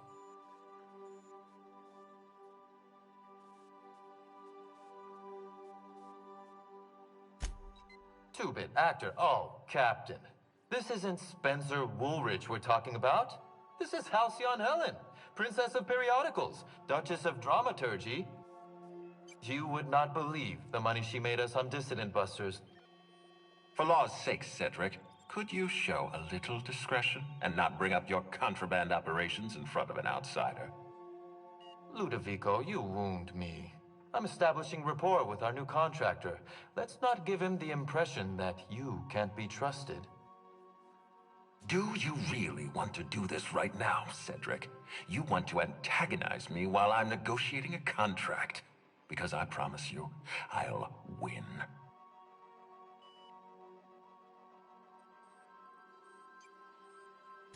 First sensible thing I've heard all day. My apologies, Mr. Ludovico. That was unprofessional of me. Captain, I'm Constable Maria Keene. Hiring a third-party investigator was my idea. I've been studying your dossier. You are Adjutant Akonde's most reliable freelancer. If the second most powerful person in Halcyon can depend on you, then I'd like to think we can depend on you. As far as I'm concerned, you're the ideal inspector for this case. I'm pleased to hear that. The future of our complex may depend on your success. I'll leave you in the constable's care. Mr. Kincannon and I must have a word. Fine. Bud Rizzo's is paying for that hotel room. I can't tell you how grateful I am for your help. And even though they may not show their gratitude, I know Administrator Ludovico and Mr. Kincannon appreciate your involvement. Mr. Kincannon could lose his spaceport if board authorities took over the investigation, and if Rizzo's is forced to cancel its unveiling, we might never recover.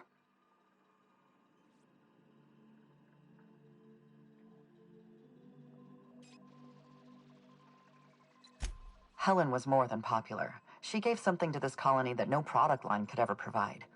Real happiness.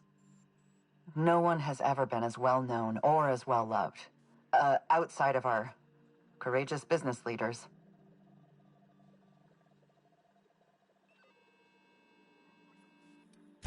Me? Worn out?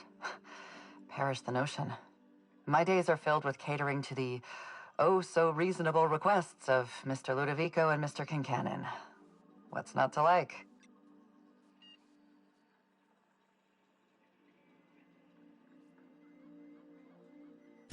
Your words, not mine.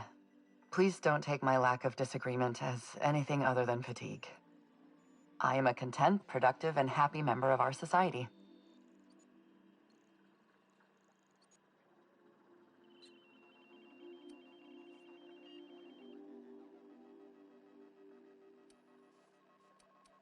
Transmission terminated. Captain, we are now cleared to land at the Eridanos Atmospheric Complex.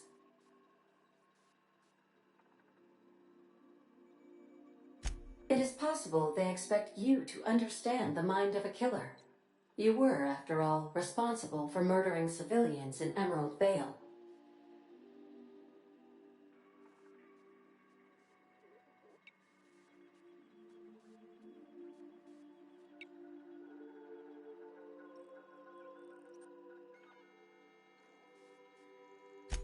Eridanos is a hydrogen-helium gas giant, distinguished by a well-defined ring system.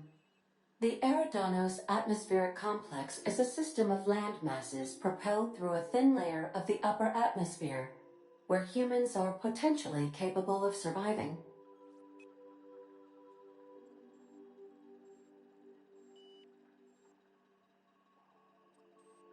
It is possible that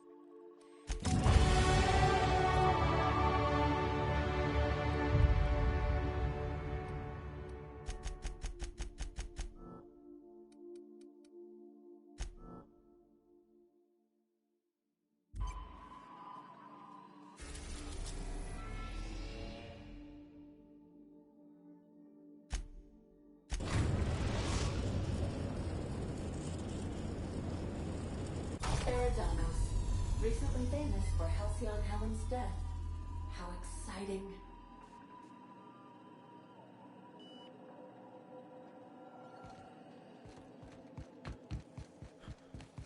Remember that you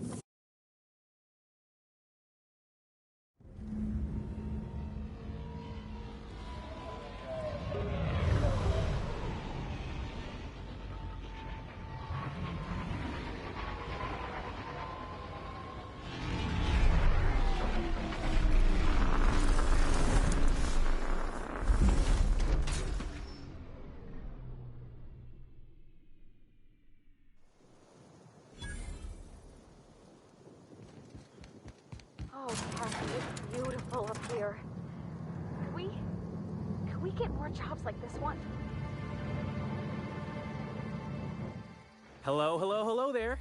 Hope your atmospheric entry wasn't too troublesome. As a guest of honor, you deserve the best in comfort.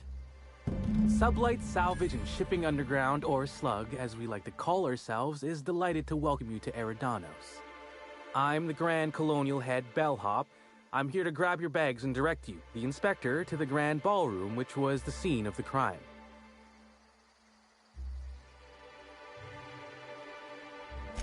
I can try. I was the one who found Helen's body in the Grand Ballroom.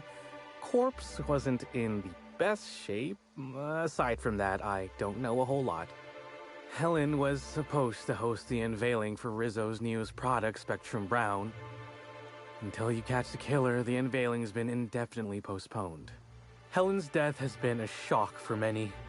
A lot of people are inconsolable. Hell, even Black Hole Birdie, Helen's beau, has wandered off. Some folks think he had something to do with the murder, but I don't believe it. He did it. It's always the boyfriend.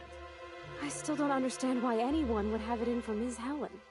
Folks get heated when it comes to serials and their actors, I suppose.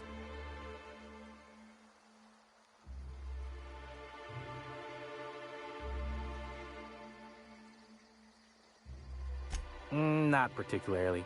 But I think some folks were jealous of her success, or otherwise viewed her as a threat. Reckon how she came about her fame didn't help.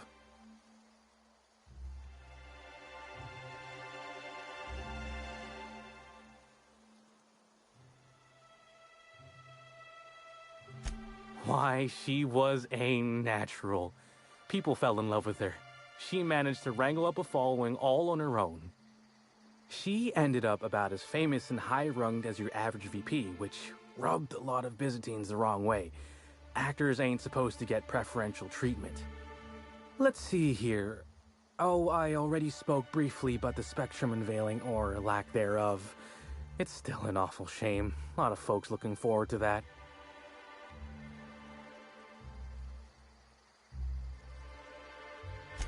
I do. Rizzo's happened to rent out the Grand Colonial Ballroom from Slug for the unveiling. A nice, mutually beneficial event. But the murder's gone and ruined that, along with 9 out of 10 of my favorite cereals.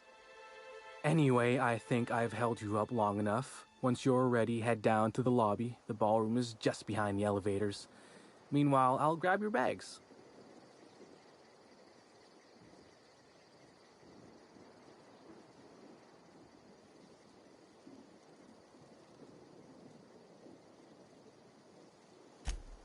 You're making fun, right? Your luggage, your belongings, kit, wherever you keep what you ain't wearing, you're still giving me a pretty blank look. Suppose it's none of my business, but do you just wear the same set of clothes all the time?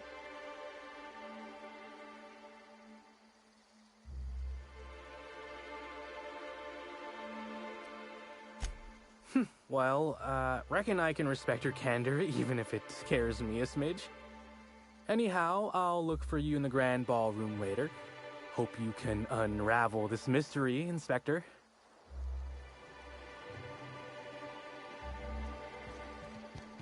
I think I must have had something in my ear.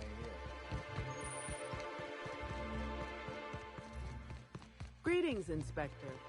Oh my stars. This is the hotel? I can't believe someone's so I only ever seen a place like this in periodicals.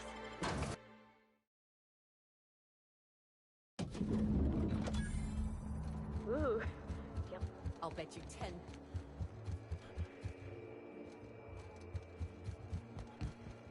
No, that poor... Oh, thank the law. Inspector, you don't know how relieved I am to see you.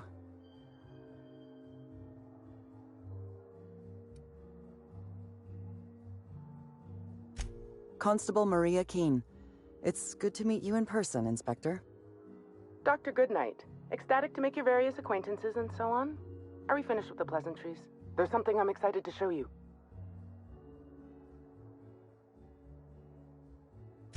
What body? Oh, that. Goodness, no. This is far more interesting than Halcyon Helen's rapidly cooling corpse.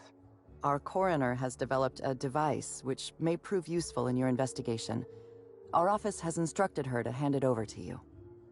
Our office has instructed her to hand it over to you. Oh, please.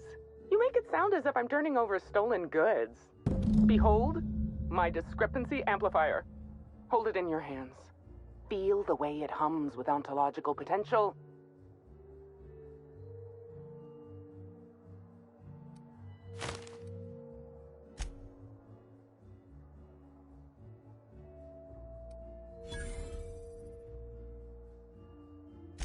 You don't. Although I really should have looked into that option. The discrepancy amplifier uses a deterministic model of our universe to detect the discrepancy between what should be and what actually is. Then it renders any discrepancies visible by using the power of magnification.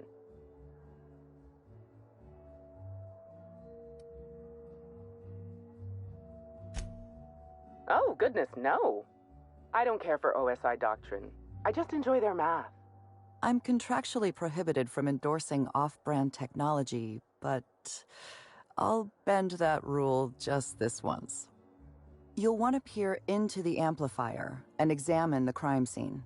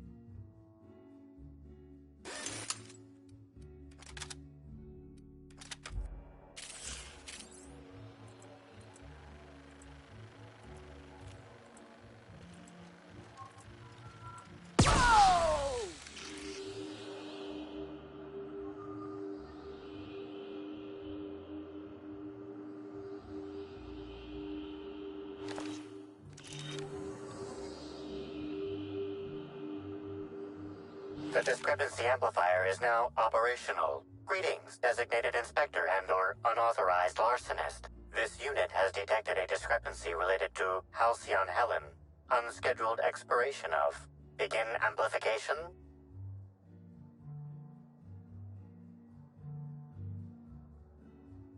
This footprint stands out from the normally spotless floor of the Grand Ballroom. Typically, the ballroom is cleaned twice daily, which means this must have been made by either Helen or her assailant or assailants.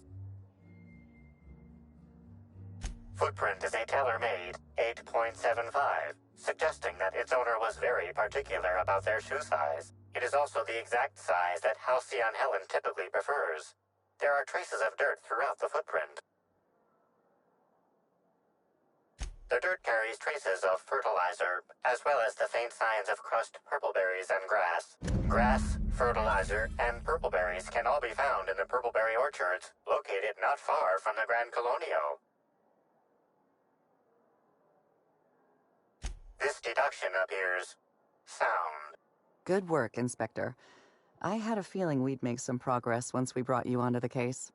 You'll need Administrator Ludovico to grant you access to the orchards. Contact him through the secure access terminal in your penthouse suite. Check in with the concierge. Your room should be ready by now.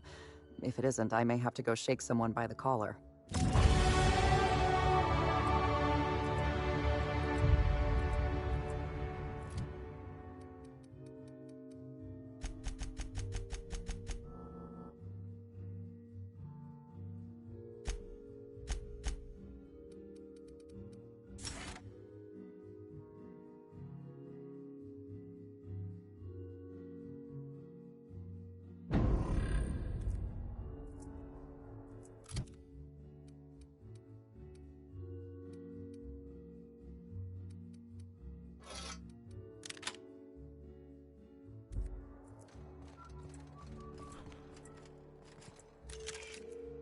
Captain, please show a little respect.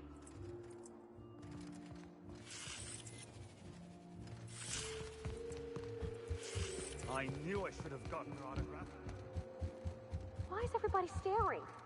Didn't nobody teach them to respect the dead? I'm sorry, sir, but while the hotel is an active crime scene, I regret to inform you that all new bookings, room upgrades, room downgrades, and in-room massages are suspect. Oh, you're the special inspector. Mr. Kincannon warned me you'd be checking in soon.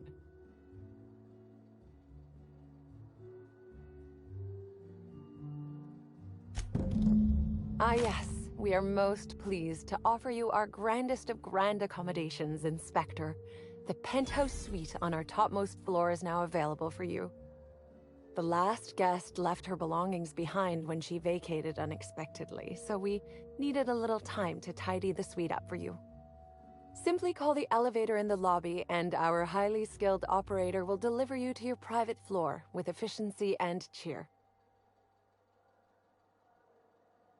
It certainly is a marvel of modern ingenuity, luxury, and ambition. Please, allow me to answer any curiosities you might have about our building and the amenities on offer.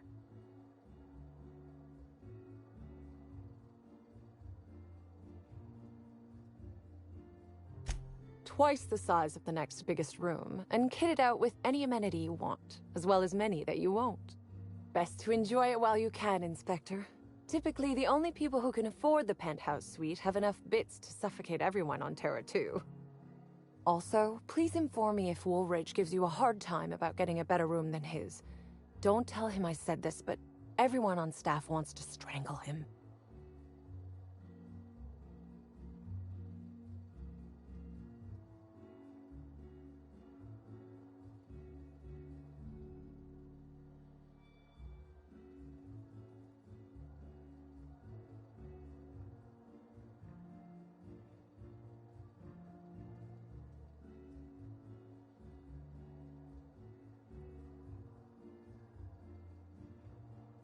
Twice the size of the next biggest room, and kitted out with any amenity you want, as well as many that you won't. Best to enjoy it while you can, Inspector. Typically, the only people who can afford the penthouse suite have enough bits to suffocate everyone on Terra 2.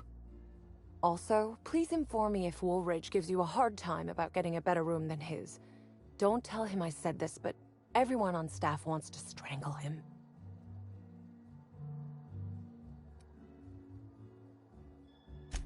Most certainly. All the important folks can be found in the utmost parts of the hotel. You can hardly walk 3 feet great or a board exec. Though maybe don't bump into them. Could be harmful to your health.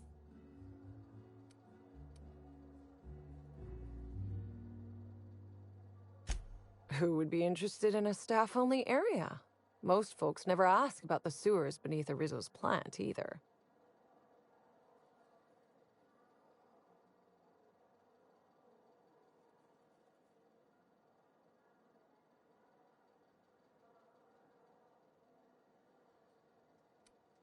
Oh no, Inspector, sir. I live down there too. But that doesn't mean I plan to abide in the bowels of the Grand Colonial forever. The best thing about Sublight compared to other organizations is the potential for upward mobility. We bottom rungers get in, do our job, do it well, then move up and on. This is but one rung on the grand ladder of life, you see? If you're sure.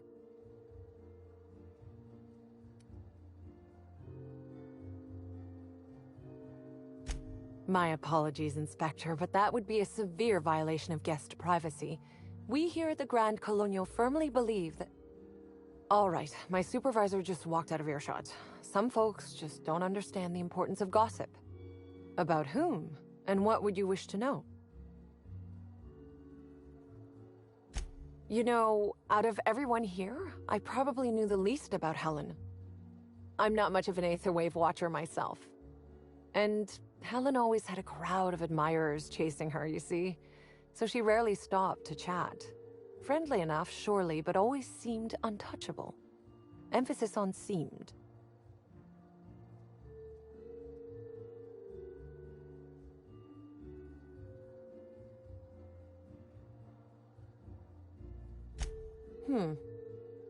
Now that you mention it, she was usually calm and collected, but every so often I'd see her looking all wild-eyed and intense.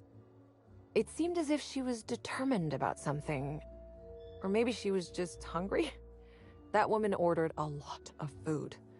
Maybe show business gives you a faster metabolism.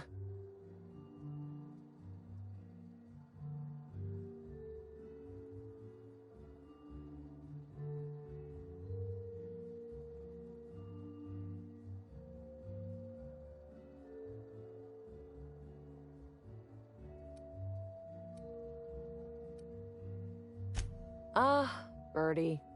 Is he bigger than he is dumb, or dumber than he is big? I've a bet with a friend. Not sure we'll ever get it to pay out. Birdie used to be Helen's beau, though he isn't anymore, and not just because she's dead. If I had 1,000,000 bits, I'd spend every one just to learn what caused their split.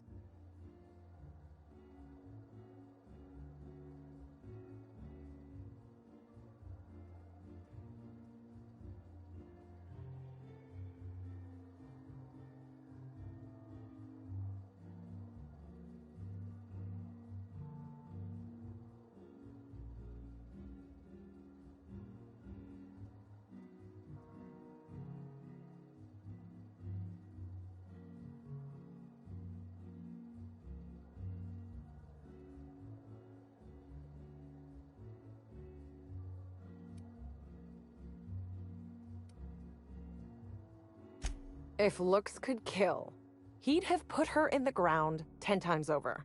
Man's clearly jealous of her success compared to his. See, I'd bet we're the only 2 people thinking about him in all of Eridanos. And I only am because you mentioned his name. If you leave woolly cow milk out, it turns to curds.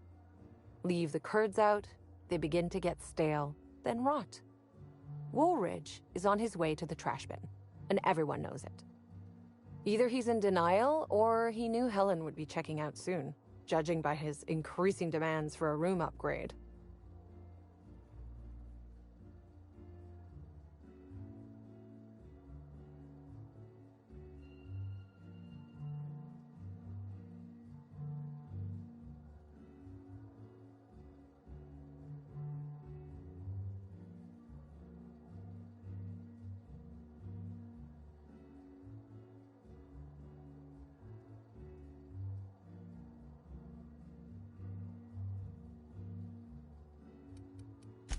That's a shame, Inspector.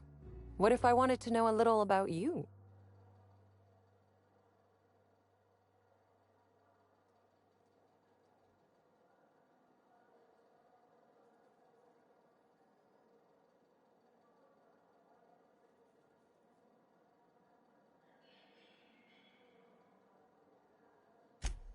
A dashing gunslinger type, then. I'm sure the investigation will turn out splendidly in your hands. Or at least Mr. Kincannon seems confident enough to believe so.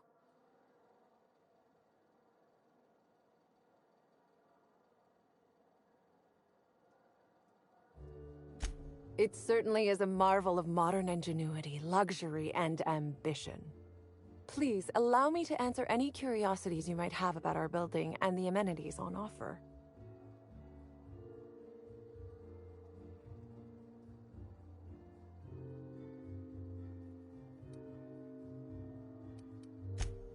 If you're sure...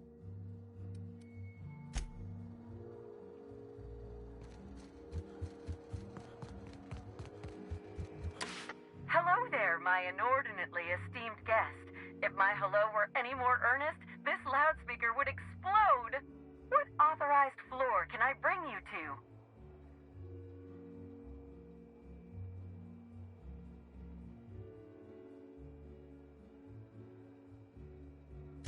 Next stop, the finest seat in the house.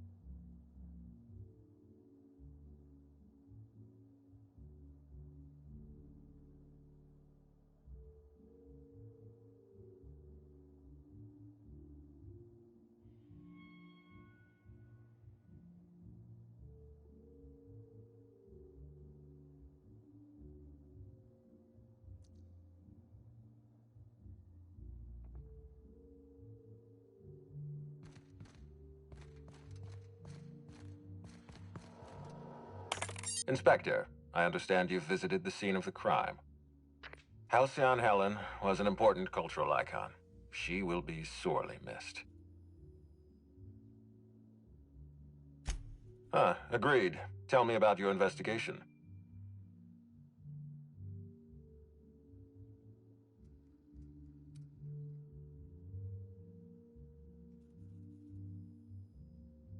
Your discretion is appreciated. I admit, I'm beginning to feel more confident in this arrangement. Here, I'm granting you access through the gates to the orchards. You're officially authorized to see this investigation through to the end. There is one caveat. Cedric's being rather intransigent about letting you into the spaceport. Possibly he's trying to hide something. Possibly he wants to annoy me. Possibly both.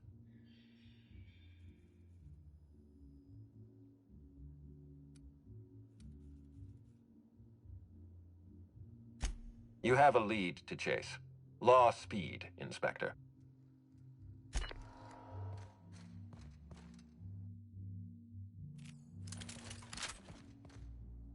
Hi there, Inspector. It might...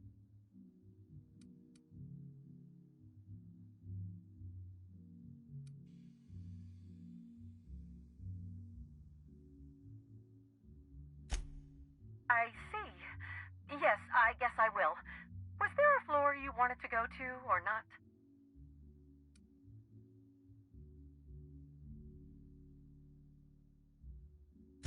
Oh, so...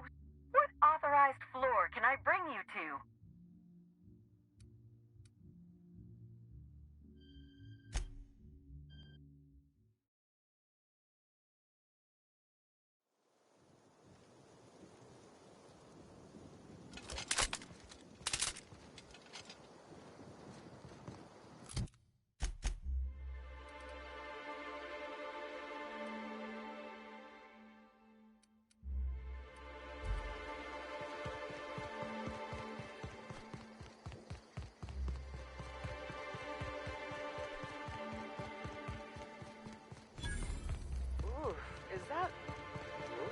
shit?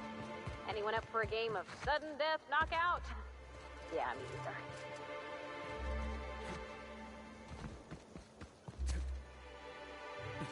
Maybe you haven't heard, but we're in the middle of a lockdown. No one's supposed to be coming or going.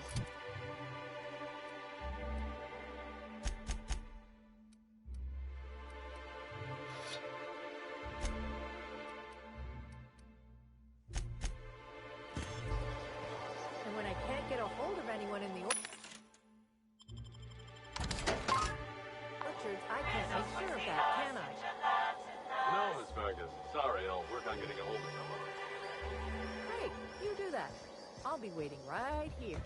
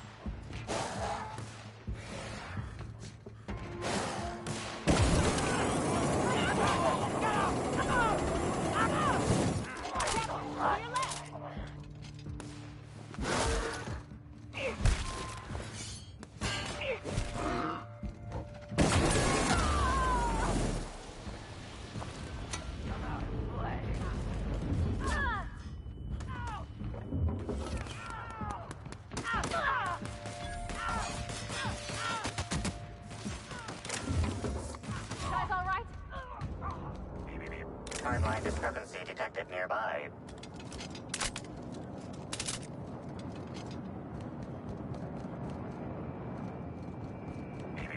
Timeline discrepancy detected nearby.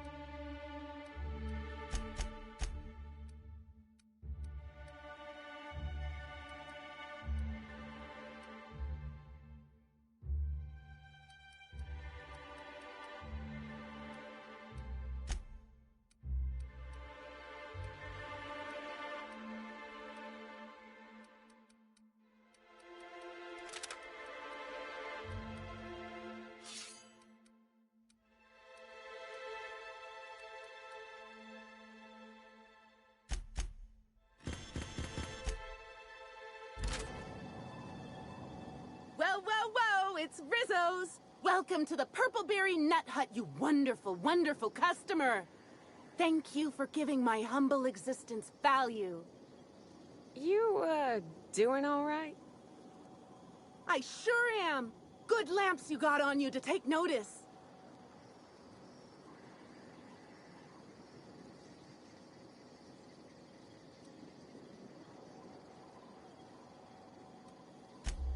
Oh, that? I call it my little passenger. I don't know why. The name just appeared in my head when this thing showed up on my neck.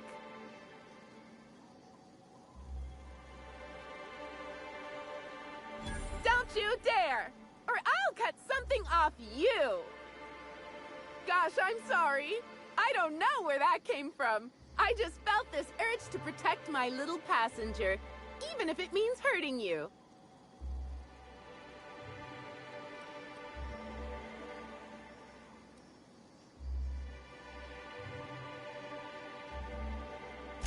I don't know. It just appeared one day. I guess I just picked it up while working in the orchards. Sometimes I wonder how it showed up, and I start to worry. But worrying feels bad, and I hate feeling bad. So I don't worry about it.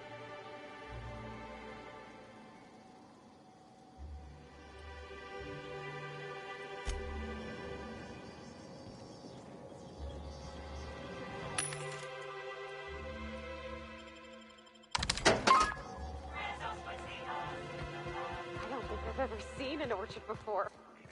Timeline discrepancy detected nearby. Such lovely weather calls for a harvest, I do. Timeline discrepancy detected nearby.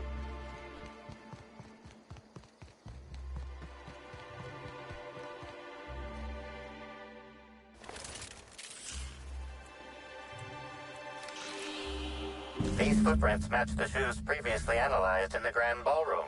There is a 110% chance with a 10% margin of error that they were left by Ruth Bellamy, the actress known as Halcyon Helen.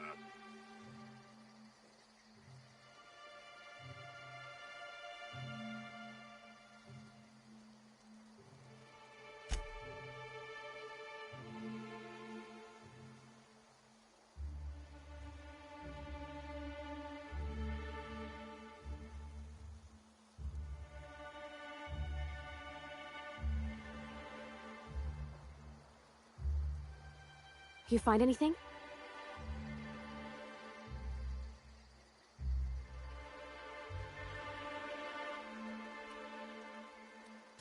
Hurrying somewhere? Or being chased?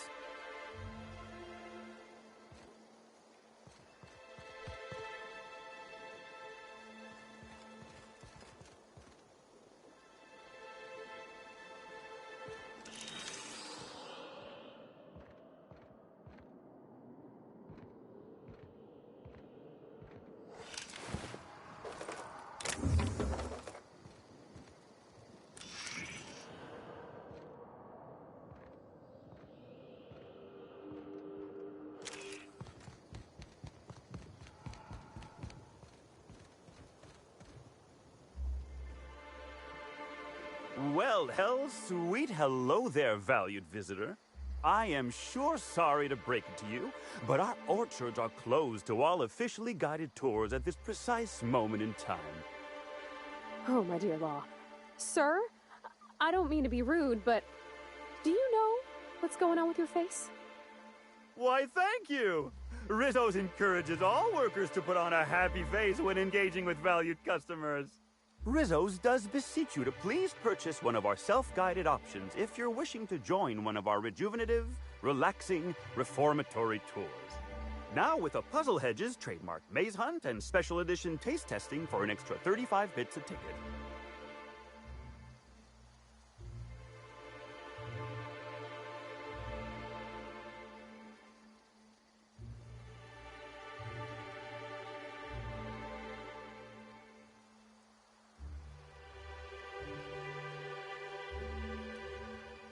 Ah, you mean that lovely actor who got herself dead?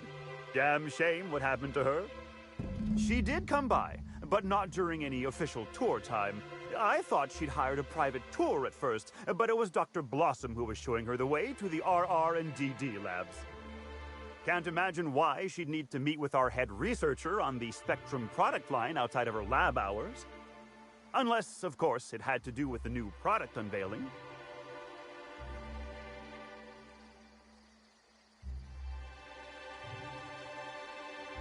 That's right. She was. She sure made for some lovely adverts. Maybe it might have involved an issue with the launch batch then? I can't rightly say. All I know is one of our certified tour guides could have given her a much more comprehensive tour of the grounds were that her interest.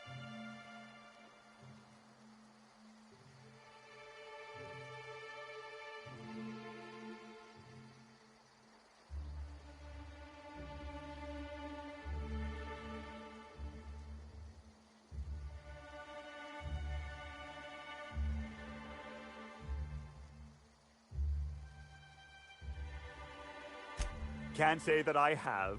We use bad batches of liquor for our pesticides. Only the exterminator mechanicals are armed around here. And I haven't seen any bloody objects aside from the usual pair of gardening shears. Unless, that is, Miss Helen was also stung to death by pollinization mosquitoes? She wasn't, was she? That would be a mighty wretched way to go.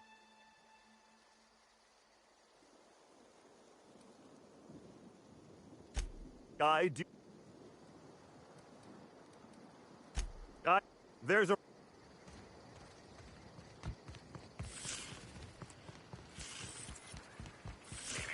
Timeline discrepancy detected nearby. Congratulations, Inspector. You've discovered more footprints belonging to the deceased actress known as Halcyon Helen.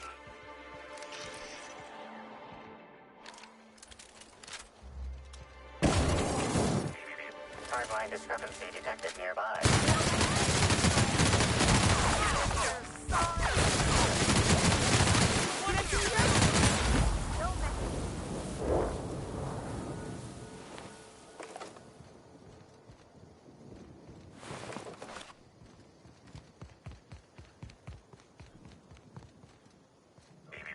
Timeline discrepancy detected nearby.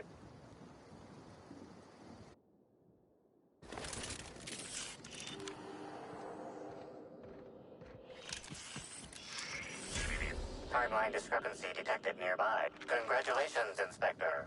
You've discovered more footprints belonging to the deceased actress known as Halcyon Helen. Please visit the Purpleberry Nut Hut to purchase an audio tour. Timeline discrepancy detected nearby. Timeline discrepancy detected nearby. Timeline discrepancy. Congratulations, Inspector. You've discovered more footprints belonging to the deceased actress known... Timeline discrepancy detected nearby. Congratulations, Inspector. You've discovered more footprints belonging to the deceased actress known as Halcyon. Timeline discrepancy detected nearby. Congratulations, Inspector. You've discovered more footprints belonging to the deceased actress known as Halcyon Helen.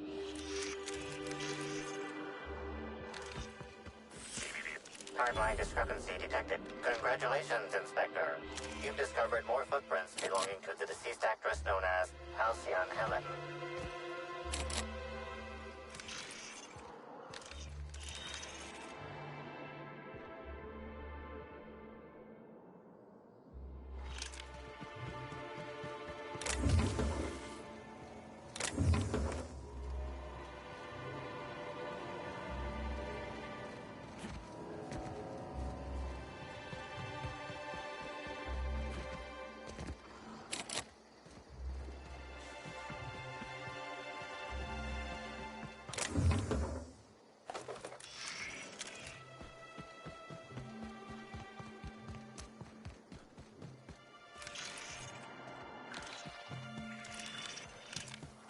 Oh, you are in for it now.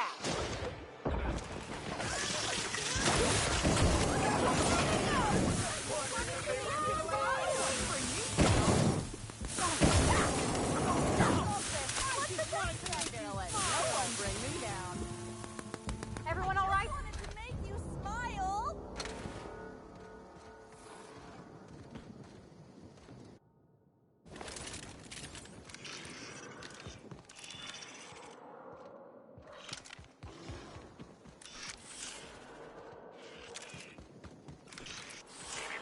Timeline discrepancy detected. Congratulations, Inspector. You've discovered more footprints belonging to the... Coming! Right! Correct!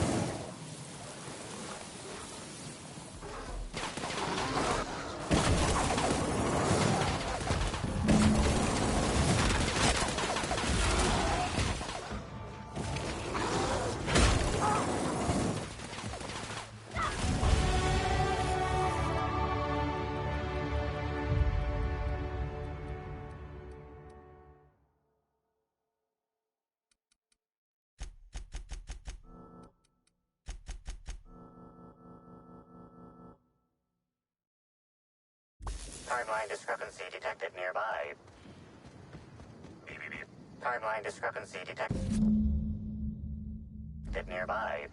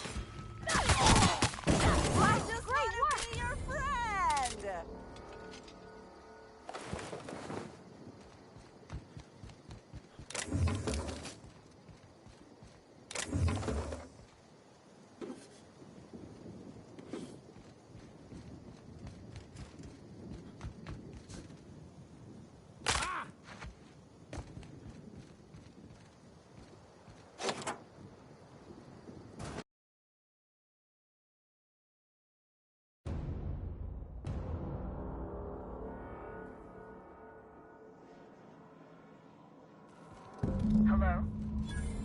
I can hear you out there. If you still possess...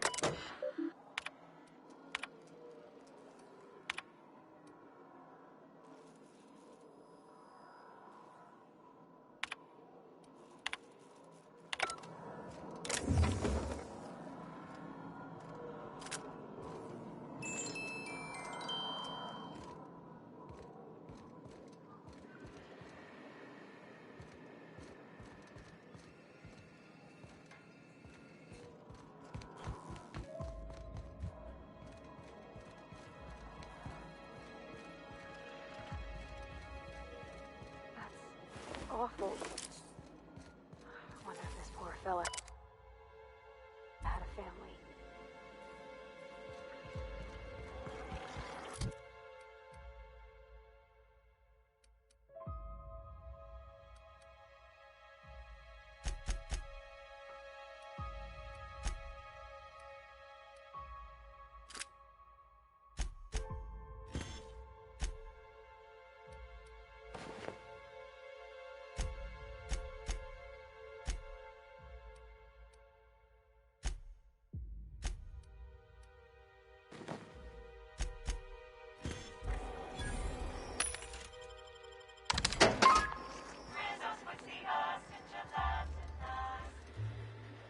How in the Aether did you get in here?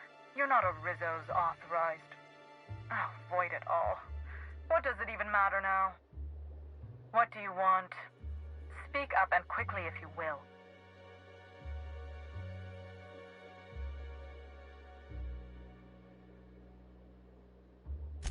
You do know that Halcyon Helen is a fictional character portrayed by the late actress Ruth Bellamy, yes? One can't be too sure with so many simpletons around in the day-to-day. Regardless, I am not at liberty to divulge such information with non-employees or personnel lacking security clearance level Spectrum Orange. Of course, if you were to say, contract your services to me, I suppose I could grant you clearance enough to answer your murder-related questions, Mr. Inspector. You see, I've found myself in a bit of a pickle. Some of my lab techs have turned rather aggressive following a recent experiment gone awry. Hence why I've barricaded myself in the lab.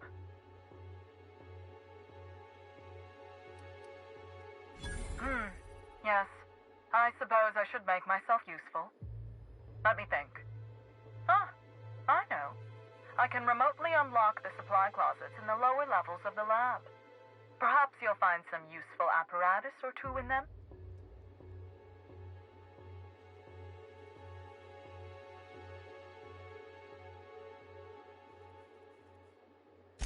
And lose my life's work? Want me to just burn my lab and my entire future to the ground over one experiment that's gotten rather out of hand? No, I think not.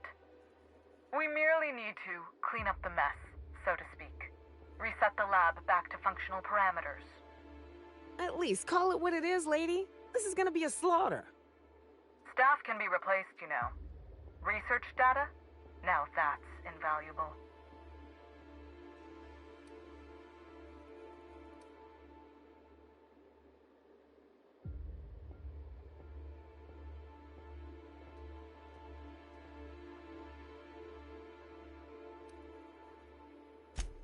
Oh no. They're quite unaware of their actions, I'm afraid. We're a research and development branch of Rizzo's, focused primarily on the Spectrum vodka line. But the specific research that goes on in this facility is utterly confidential. You understand?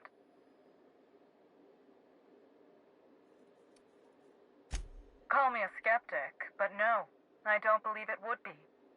Loose lips sink new product ships, you know? Happily, of course.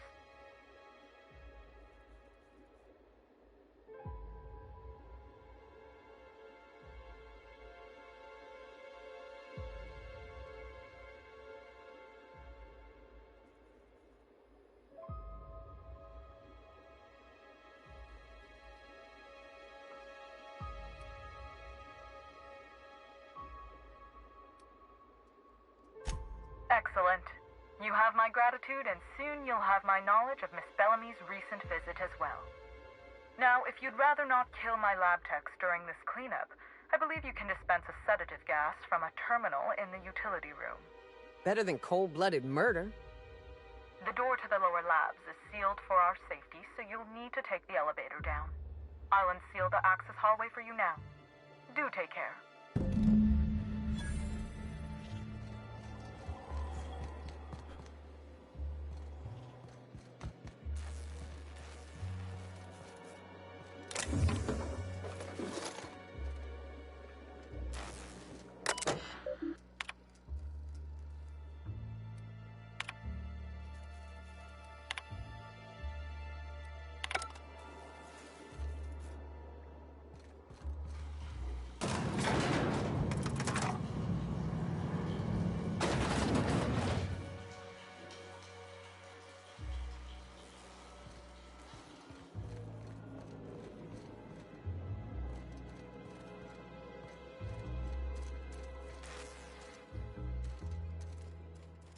Me?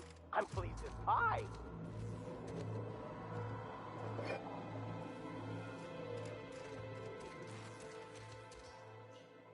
Here they come! I wanted to make you smile!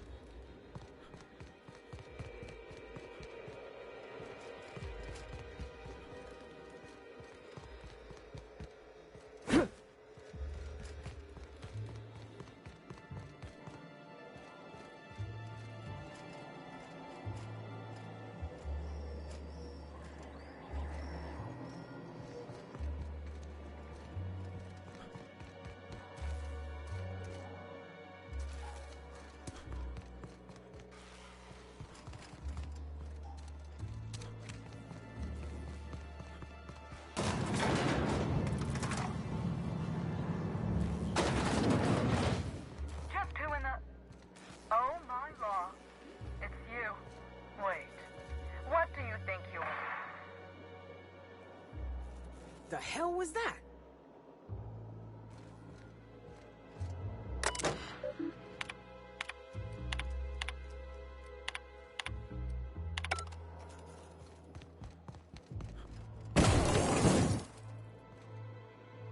You know, of all the places we've been, this whole...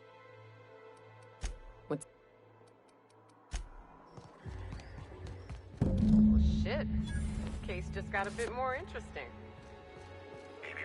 Timeline discrepancy detected nearby.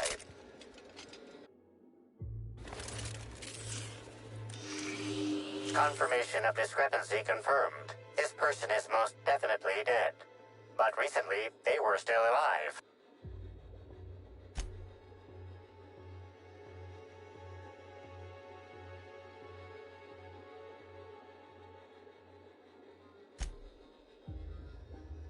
Anyone else think there should be more bullet holes here?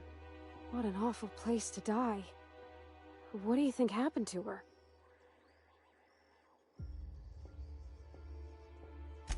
The killer might have been in a hurry. I guess that makes sense, if they were after something else.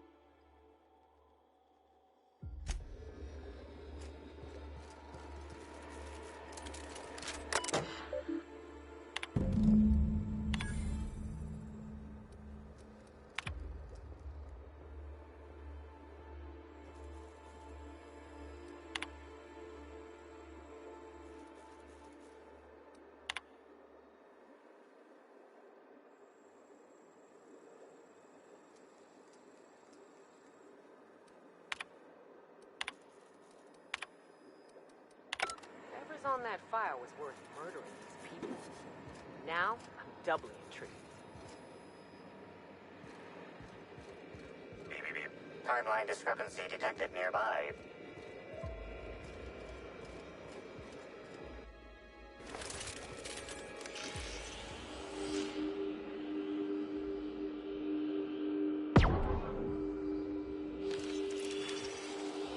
The organic matter that comprises this lab worker died.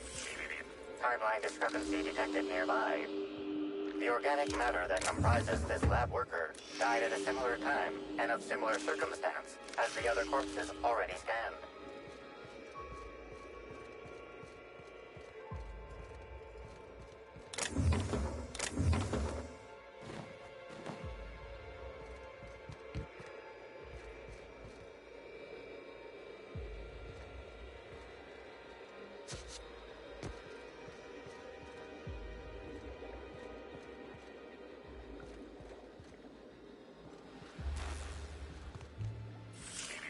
Timeline discrepancy detected nearby.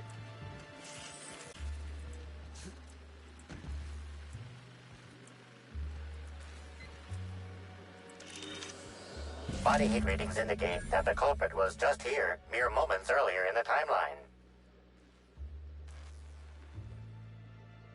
Looks like a standard ventilation shaft to me. Somebody around my size could have crawled in. Wouldn't have been comfortable or, clean. Ventilation shafts usually turn into sprat nests.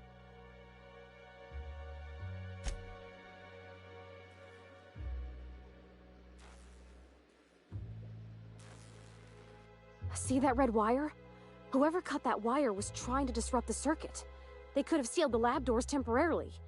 At least until the failsafes kicked in.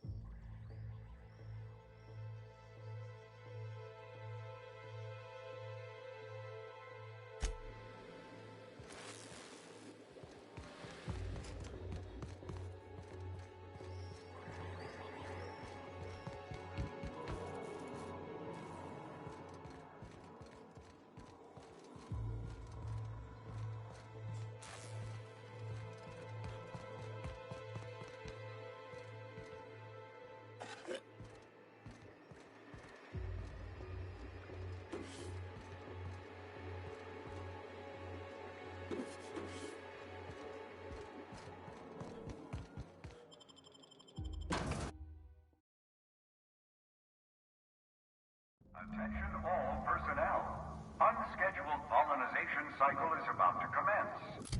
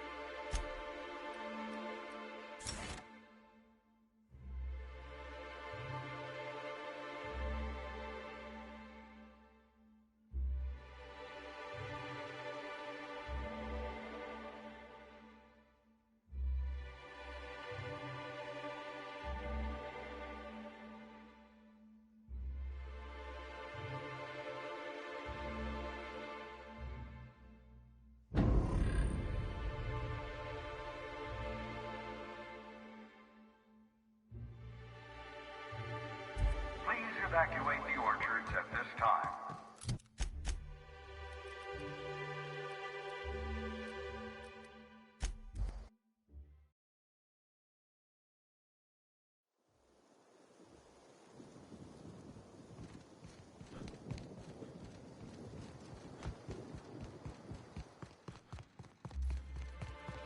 Hope you've been enjoying your stay. Halcyon Helen's death was the worst part of all this.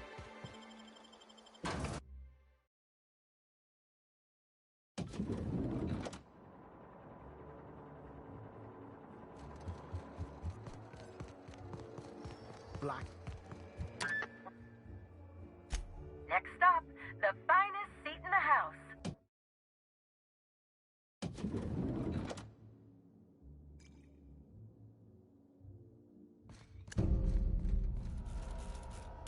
I understand there was an incident at the orchards.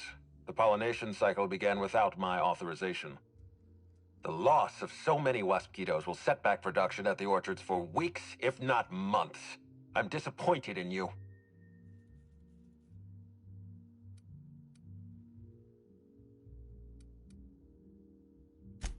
Of course, you're right. I'll set aside my disappointment for later consideration. Something about this incident troubles me. The circumstances are suspicious. But let's concentrate on the matter at hand. Have you discovered anything?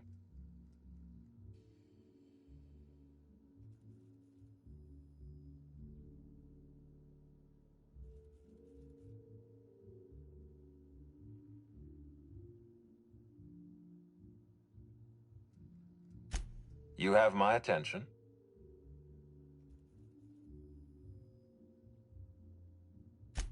That's deeply upsetting. Dr. Leora Blossom was an extraordinary scientist and a friend. We have a murderer on the loose, Inspector, as if the death of Halcyon Helen wasn't enough of a blow to our facility.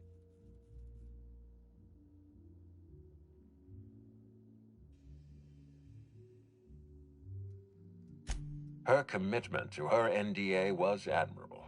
I'll make sure to accelerate the payout of her death benefits to her next of kin. I wish you'd give me a little more information, Inspector. Leora was a friend. But I promised to leave this investigation in your hands, and so I shall. If there's anything else you'd like to share, you have my attention.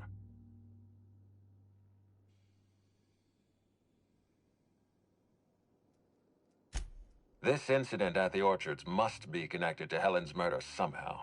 I don't know how, but I feel it in my marrow. My apologies, Inspector. This case is under your jurisdiction, not mine. I leave it in your hands. When you're ready, I suggest a word with the hotel coroner. She should have finished her autopsy by now.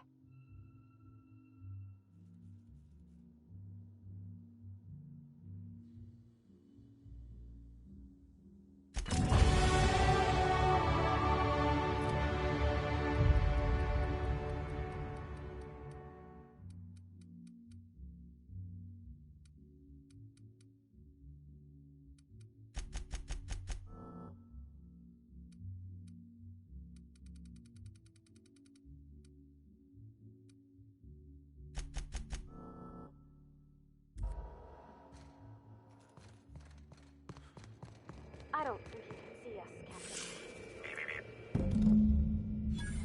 Oh, sweet gibbering law! Where'd you come from? Sorry, let me just get back in character. Whoa, whoa, whoa, it's not what it looks like. I'm the mascot for the Rizzo's Rangers, 3-time, non-consecutive All-Halcyon champions. And what I want is to wish you a good day and be on my way. I seem to have wandered into the wrong premises. I have mistaken this penthouse for the Rizzo's Rangers locker room on account of my headgear cutting off my peripheral vision.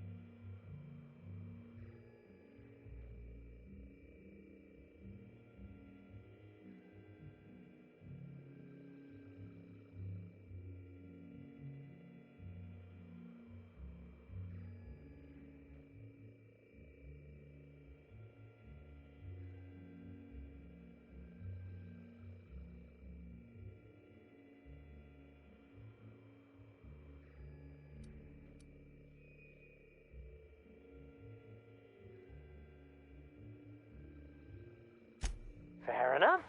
You seem pretty decent. Also, you're guarding the only way out. I am acting on behalf of Mr. Black Hole Birdie, the Holmeister, the Hack Attack. I don't have a lot of time, but Mr. Birdie sent me to retrieve a message, something he recorded for Ms. Bellamy while he was off his kilter.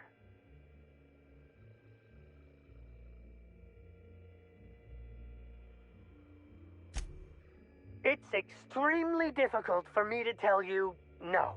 In fact, I'm experiencing enormous mental anguish right now. Will you meet me later, over at the pilot house?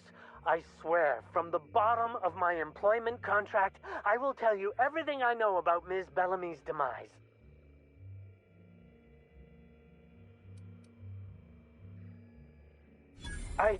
What? But I can't? Please don't hurt me. I'm sorry. I can't. Not here. I'm sorry. The Pilot House complex. Meet me there, and I'll tell you everything, I swear.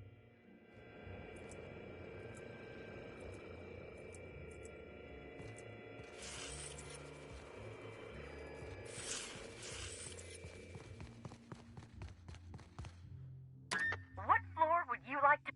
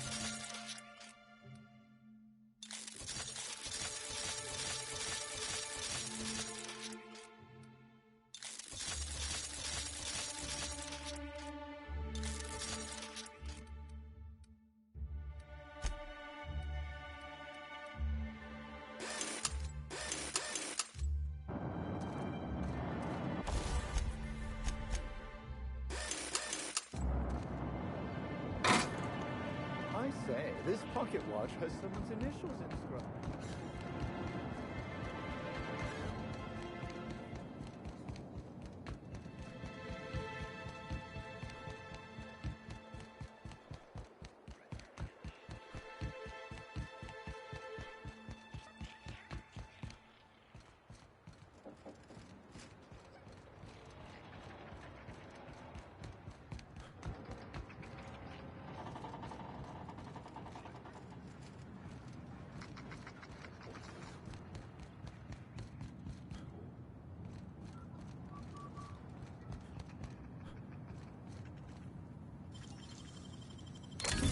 Easy.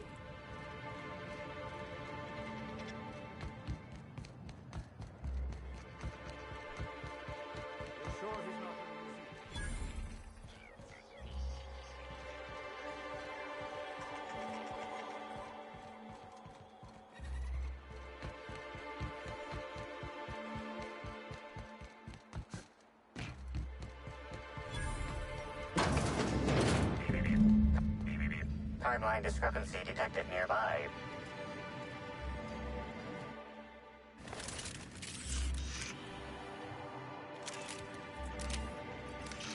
Discrepancy detected. Rizzo's company policy clearly states that all proprietary mascots must exhibit signs of physical life.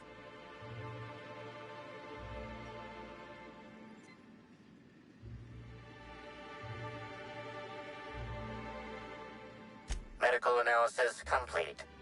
This mascot was likely killed by small arms fire at close range.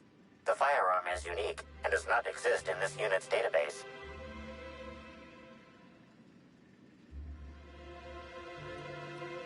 Unusually small entry wounds indicate exotic weaponry. Closest approximations are 1. Incident involving a game of darts. 2. The Needler.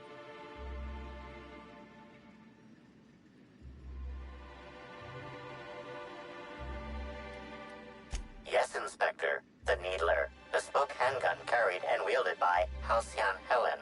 Famously deployed by Halcyon Helen in Terror on Monarch. This weapon was responsible for executing the Chief of the Savages, played by Spencer Woolridge. This unit is incapable of providing ethical advice. This unit is also incapable of answering rhetorical questions.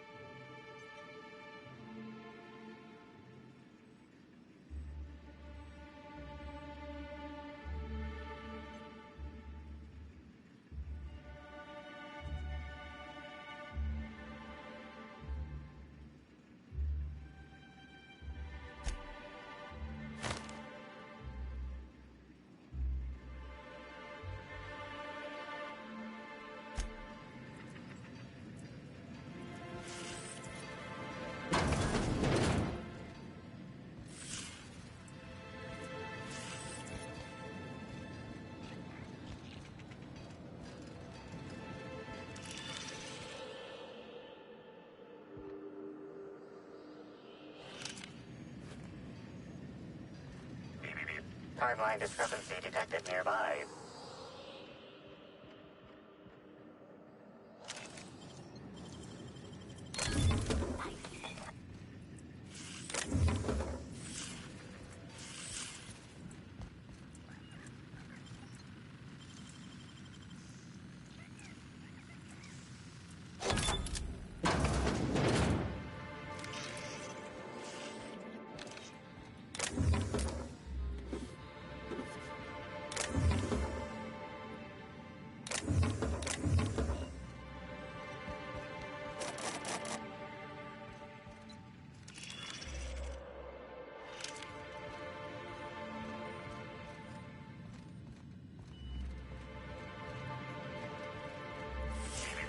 Timeline discrepancy detected nearby.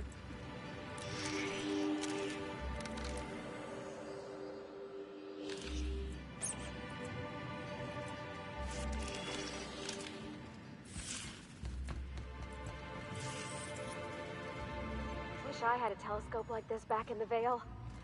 Of course, the company probably would have scrapped it for parts.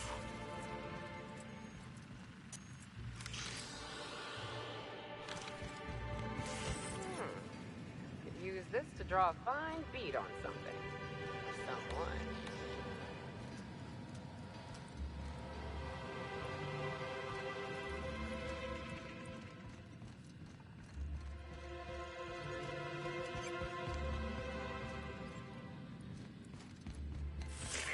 Timeline discrepancy detected nearby.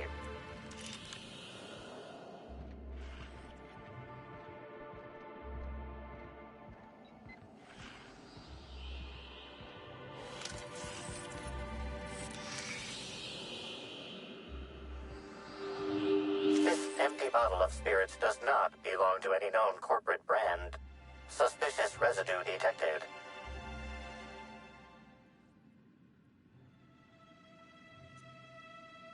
Excellent deduction, Inspector. Imbibing of unauthorized beverages is strictly prohibited under Rizzo's company law. Ingredients include antiseptic alcohol, sucrose, and unidentifiable miscellaneous organic material. Closest match. Counterfeit spirits available at the Piraeus spaceport.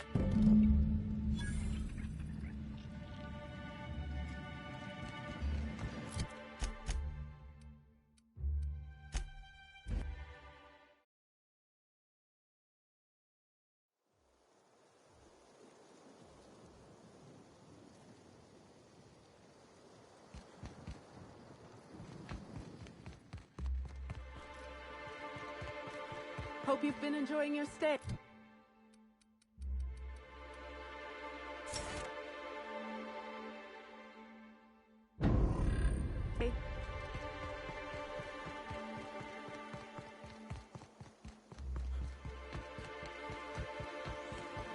Rizzo's knocking out on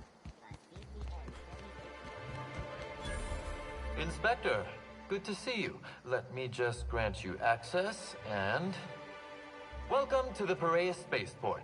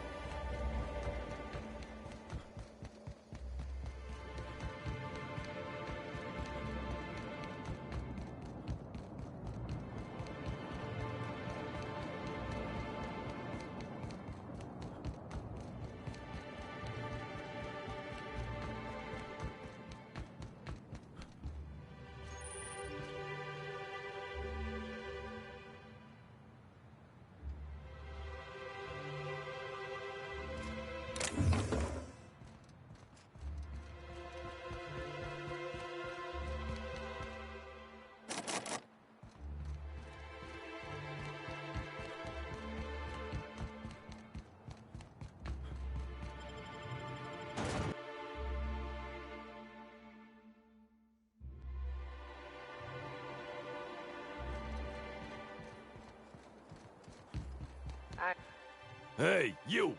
We've been looking for you, and by we, I mean Slug. Been real busy sniffing around Eridanos for clues, haven't you, Inspector? See, Sluglight Underground don't like that much. He's trying so hard. It's actually kind of sad. Should have kept your nose where it belonged, Inspector. Slug's sick of all your meddling in their affairs. Our affairs, I mean. We're... Draw, you damn breadworm! Draw!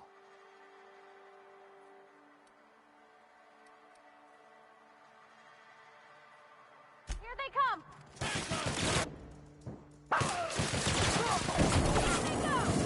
Better take a look. Don't mess with us!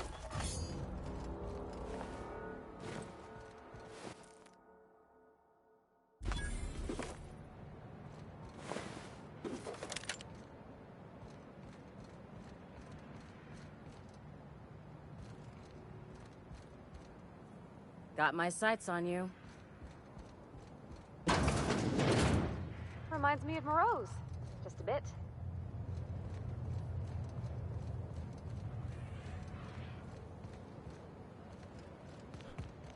I don't know what to make of Sublight Underground. That's a lot of containers. Is this just a distribution center, or do you think they're planning? What do you want?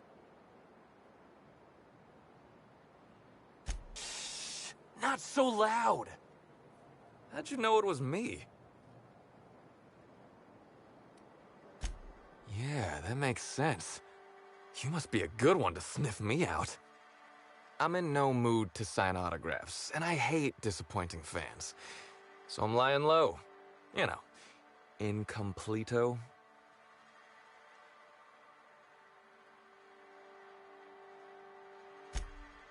Oh, yeah, I guess it's kinda neato. Oh, what's it matter? Helen's gone. She's gone and nothing I do will bring her back. I've been trying to find who did this. That's what she would do. Track down the killer and bring them to justice. But I'm stumped. And not very clever. Being bright was always Helen's thing.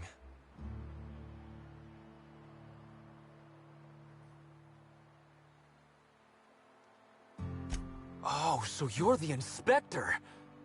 Hope you have more luck figuring things out than me. You probably want to ask me some questions, huh? I'm sure you're asking everybody questions, so you can find Helen's killer. So, how do I help?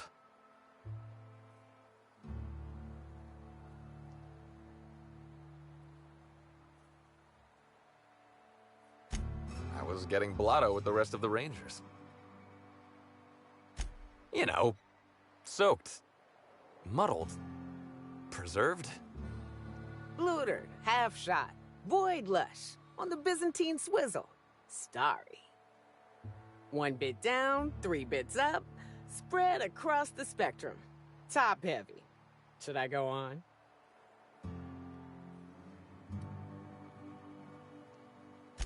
The team noticed I was in a bad way when I got back to the hotel. When I told them Helen and I were Splitsville, they wanted to cheer me up. We were up the pole afore evening. The hotel staff said we was bothering the other guests on account of all the crying and yelling and practice body tackling. Zeke said we should move elsewhere, get some air.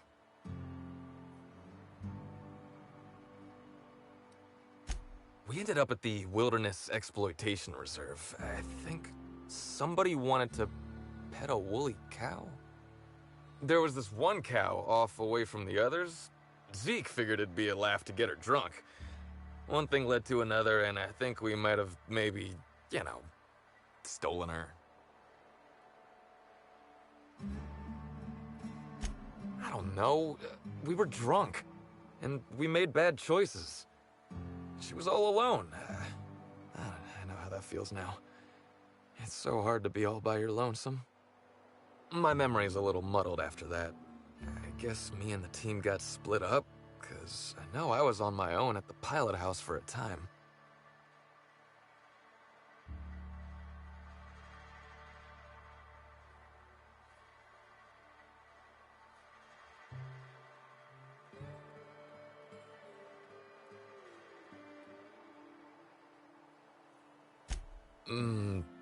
I reckon not. See, I went to the weather station. I was looking for where Helen stashed her datapad for safekeeping, right? She'd asked me to get it, mind. I wasn't stealing. I'm no thief.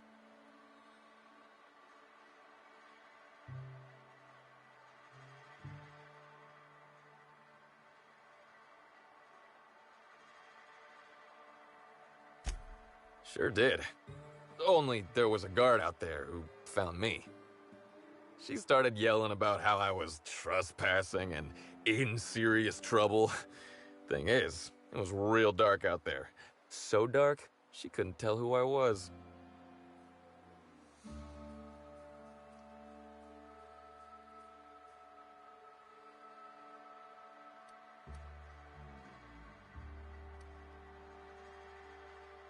Real sure. It was dark as night gets. Plus, I've got small veins. Anyway, I didn't much feel like trying to explain why I was out there, or why I was drunk, and holding someone else's datapad, and also maybe crying a little, so I booked it. Ran like the Rangers were down by 3, and I just bronzed the toss ball in the Friday zone.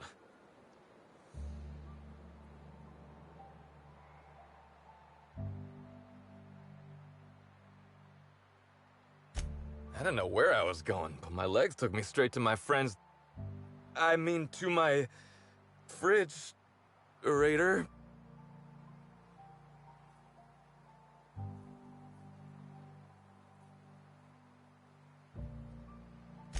I don't want to tell you. I'll get in trouble.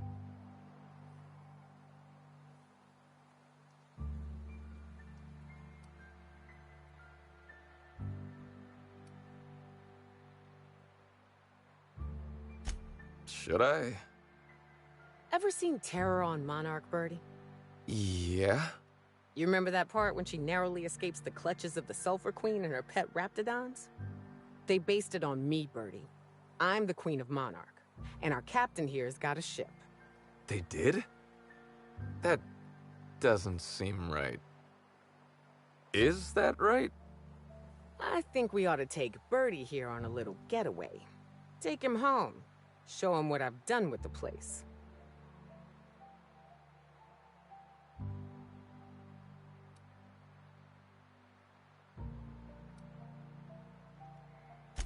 Plenty of fresh air up there.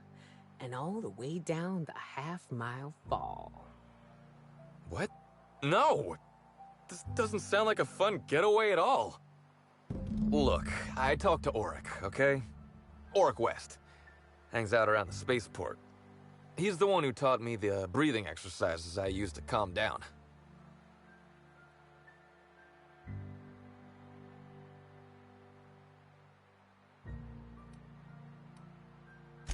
That sounds like a good idea. So now you have the whole story. After I talked to Auric, I went back to the hotel. Woke up the next morning with Helen's datapad in my hand and the hangover to end all hangovers. Don't know if I'll ever drink again.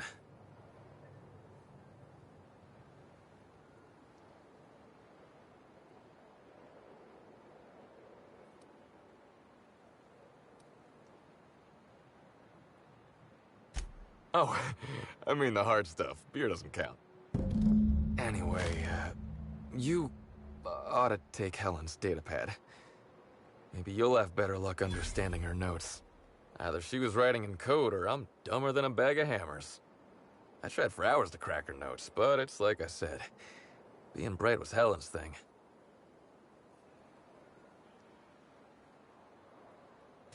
Okay. And listen, I want to help you find her killer, Inspector. I knew Helen better than anybody, in case anybody gives you trouble.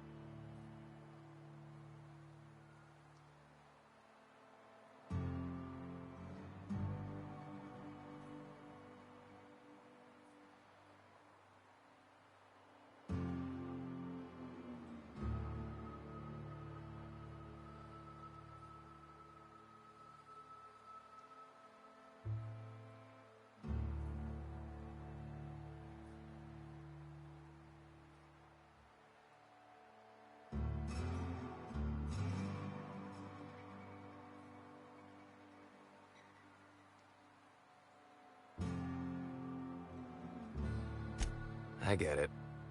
I'll head back to the Grand Colonial then. Unless you need me for anything else?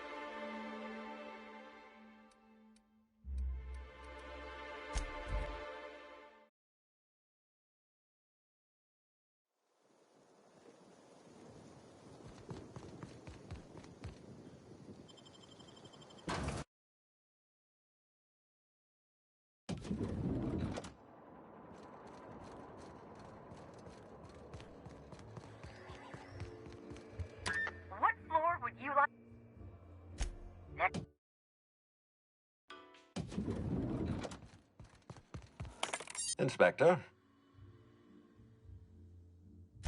I'm pleased to hear that. Bertie Holcomb is a valuable asset to the Rizzo's Rangers property. When Helen was murdered, Bertie was nowhere to be found. The timing of his disappearance is unfortunate.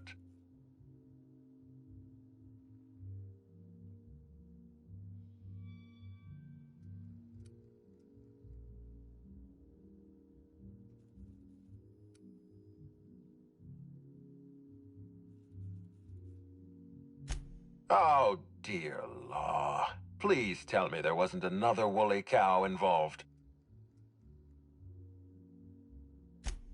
Yes, I know about the woolly cow. Constable Keene had Bertie's teammates arrested for unauthorized inebriation of livestock. Bertie himself was nowhere to be found during the incident. Ironically, if Keene had arrested him, he'd have the perfect alibi. Be plain with me, Inspector. Do you believe Black Hole Bertie killed Helen?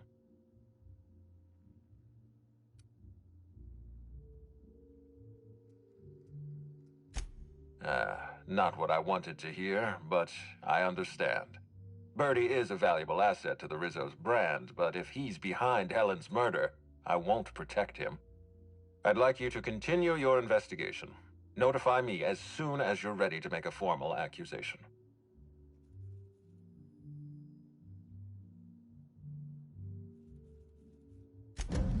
You may be right. I'll prepare a writ of arrest. Keeping Bertie in a cell might spare this company a few thousand bits in repair work. If you're through investigating Bertie, I recommend looking into Cedric Kincannon. He's been entirely too comfortable since we began this investigation. I don't trust Cedric when he's comfortable.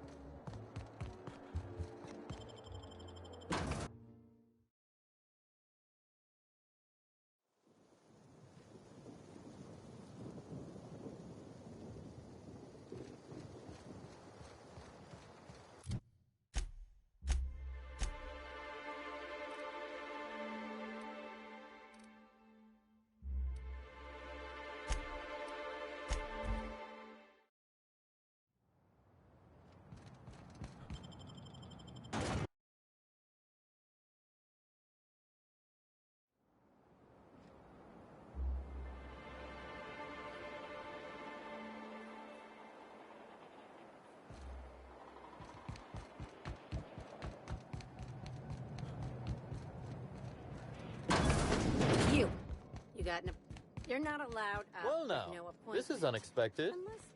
Unless... I'm torn. I despise rudeness toward Eileen, who is entirely invaluable to Slug, and yet I do enjoy this bold, dare I say brash, approach you're taking. Now then, here for my alibi, I assume.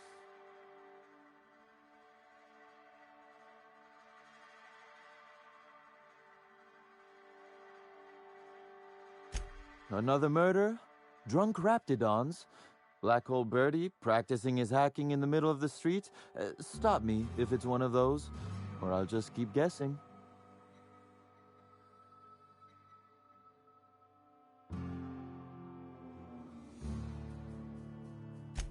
Did you now?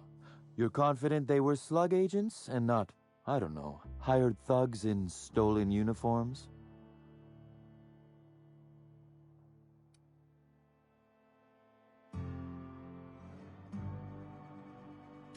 Slug uniforms do seem to go missing from the hotel laundry with impressive regularity. Easy enough for someone to nick a few. The real question is, why would someone want thugs to get their hands on Slug gear?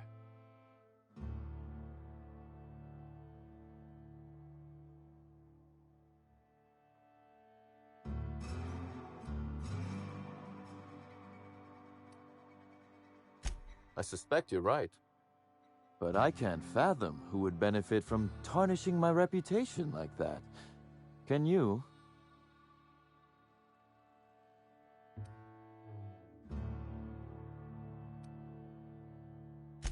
Oh, that's good. That's very good, Inspector. I like this. Dominant, aggressive, The man in charge.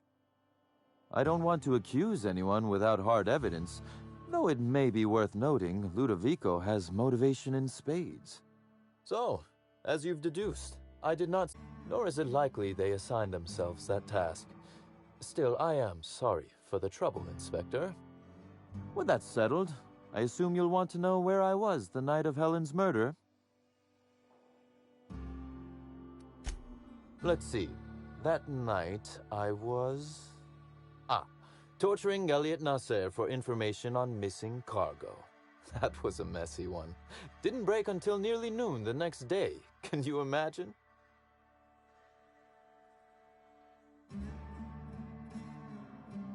An excellent question. I had his body dropped off the edge of the land complex. I'm not sure what happened to it from there, scientifically speaking. Maybe it dissolved? Ultimately, though, it doesn't matter. You'd be a fool to believe me, regardless of what I told you. People lie, and I am, incriminatingly, people. It's as I said. You shouldn't. If it helps, however, you might consider pursuing not my means, but my motive. Why in the name of the architect would I kill Halcyon Helen? She was making me a fortune.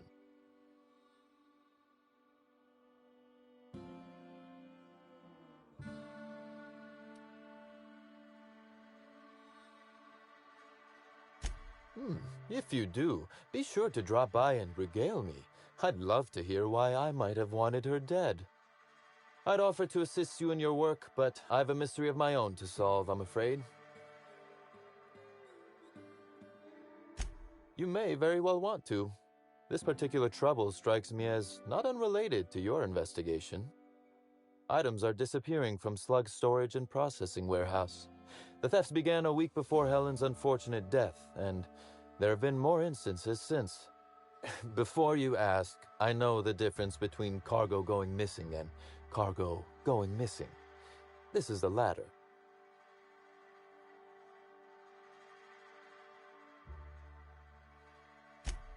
I'm not sure.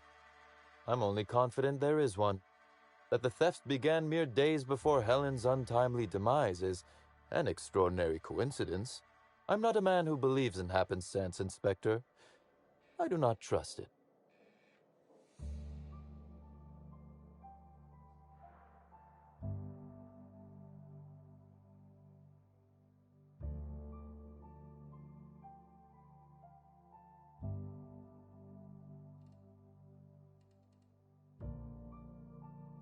I certainly wouldn't take that bet. Regardless, this will be fun. You out in the field, chasing down leads. Me, scheming in my office, preparing to unspeakably mangle the perpetrator.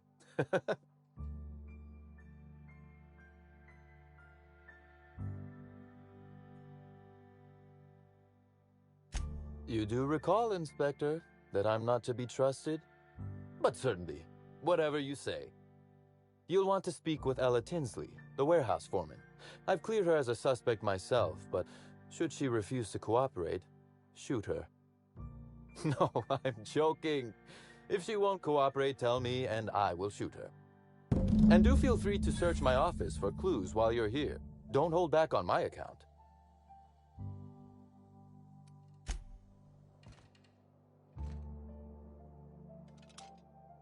Should I be impressed?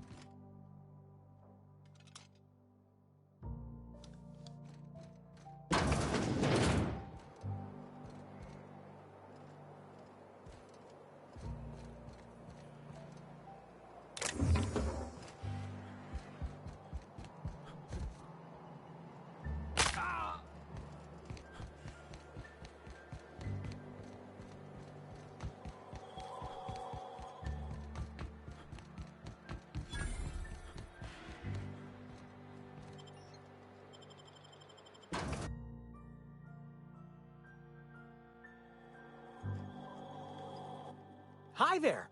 Sorry, this area is off limits to port vision. Oh, wait half a second. You're the inspector. Sorry about that. I'll buzz you right in.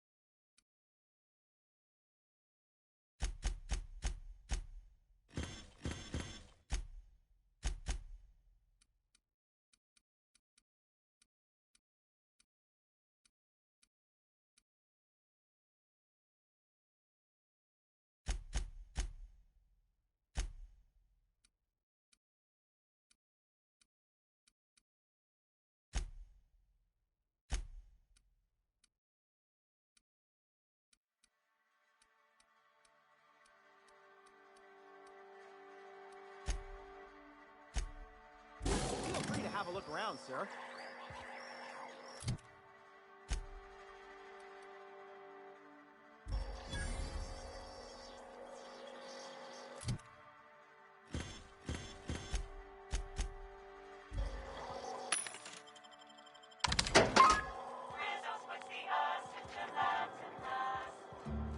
Hey, you think they keep any spare parts down here? Just wondering.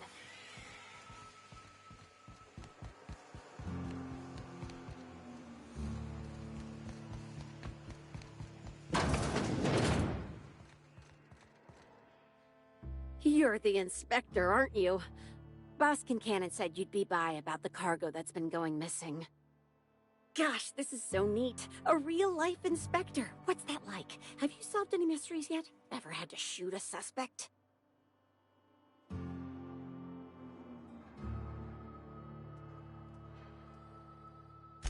Right, of course. Just tell me how I can help. That's the weird part. There's no pattern, far as I can tell. The thefts don't make sense. I ask you, who would steal a handful of Spacer's Choice Sabers, so dull they can barely cut mud, but leave the spectrum black? Ugh. Who'd be desperate enough to want to steal a Spacer's Choice Saber, full stop?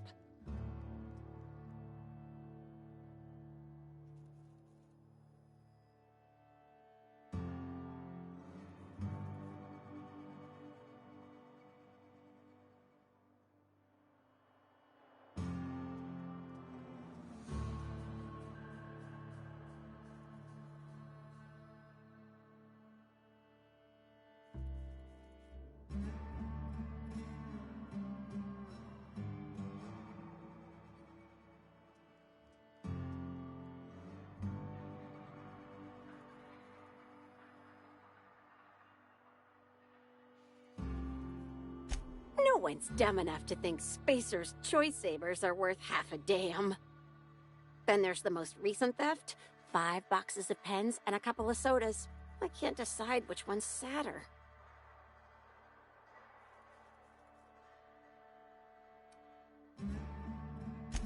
I wish they hadn't stolen the blue pens. We can never keep enough of those in stock.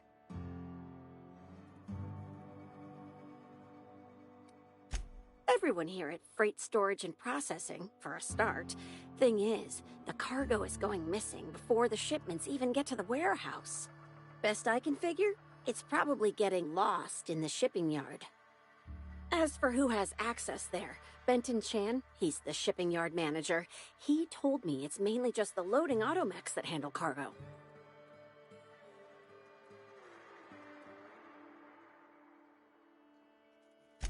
Could be.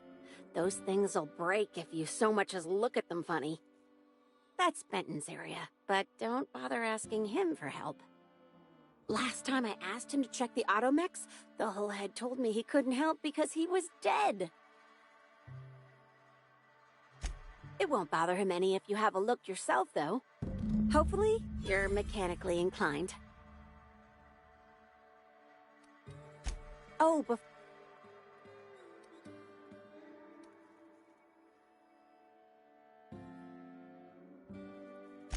I wish you were being sarcastic.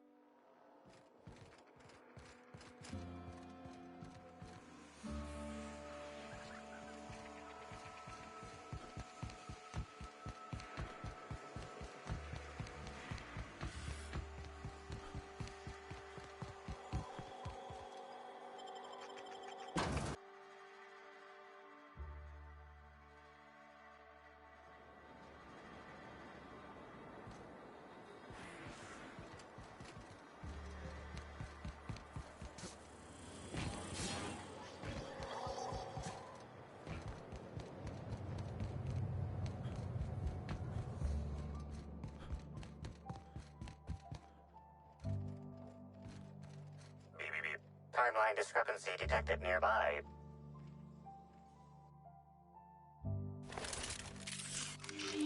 This copy of TK contains 142 fewer pages than a standard copy. The missing pages were likely removed to create sufficient space for the hidden listening device inside. You figured that out just by looking at it? Huh. We ought to talk shop one of these days. Inspector, please consider speaking into the device in order to trace the transmission and reveal the receiver's location.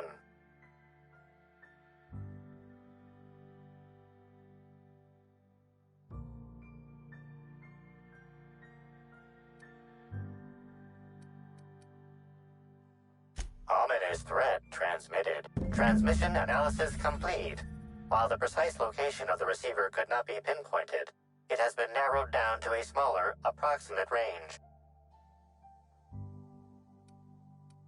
Analysis inconclusive. However, there is a minor accumulation of dust particles present on the book's uppermost surface. The area within a 0.5-meter radius of the book possesses a dust coating comprised of at least twice the number of particles. That is highly likely, Inspector. What's that you found? No, wait, don't tell me. Let's save it for the big reveal once you've solved the case.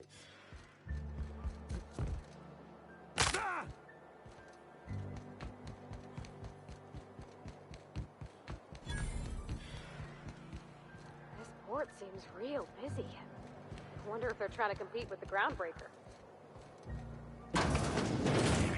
Timeline discrepancy detected nearby. Transmission endpoint discovered. The receiver in this book matches the transmitter to the listening device found in Cedric's office. It's somewhat grime-covered. Due to the high level of foot traffic in this area, this unit is unable to determine who placed the device.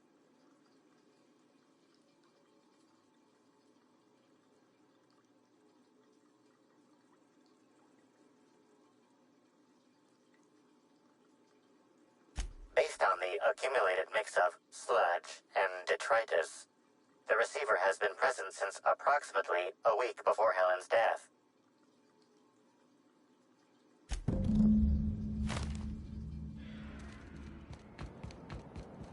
Buy a bunk, huh?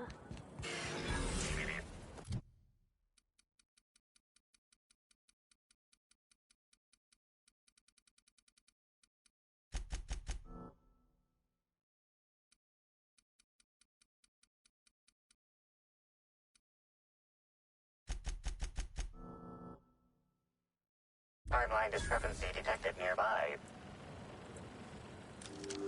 Inspector, this loading automechanical's programming does not match factory default settings. The standard defensive protocol has been modified to include an additional trigger.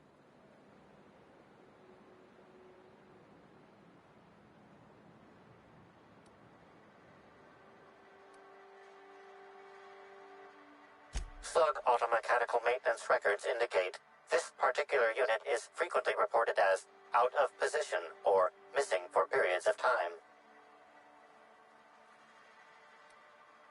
There is a directive in place to initiate defensive protocol should an unsanctioned data log installed in this automechanical be removed. For Type K-19 cargo transport automechanicals, defensive protocol is triggered by attempted interference with cargo, or its transportation, or attempted destruction of the unit. Once triggered, defensive protocol targets the perpetrator and applies lethal force until the target has been deceased for a minimum of 3 minutes.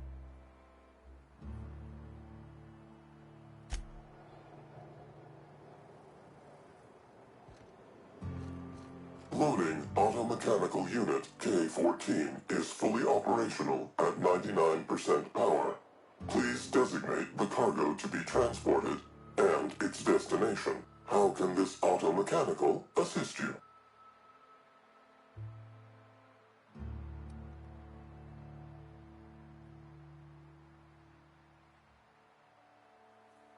You got it, Cap.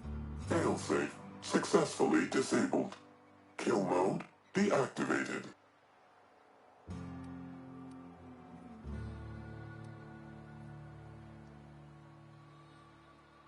Ejecting data log 17C.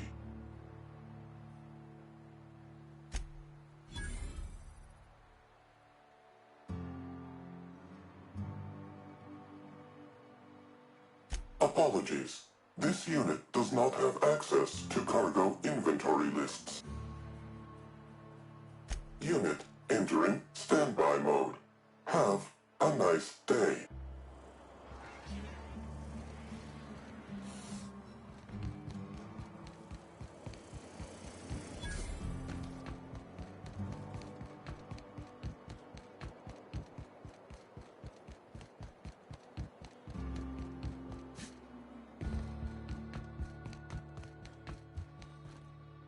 Inspector, to what do I owe the pleasure?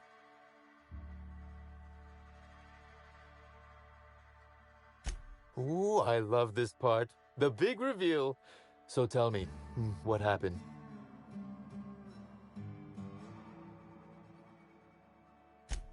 What makes you say that?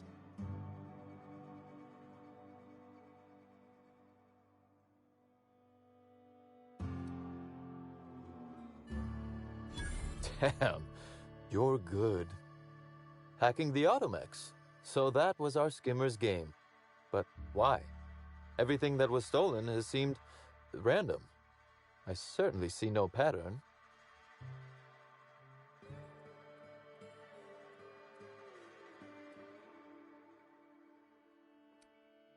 So, our culprit had something specific they wished to acquire and used the random theft as a smokescreen. I must say, Inspector, you've done excellent work on this case. Then that just leaves how the culprit knew where their true target would be, or indeed, that Slug would soon possess it. Okay, that's very impressive. Don't ever touch me again. Am I right to think what you found in my office earlier was the other half of this listening device?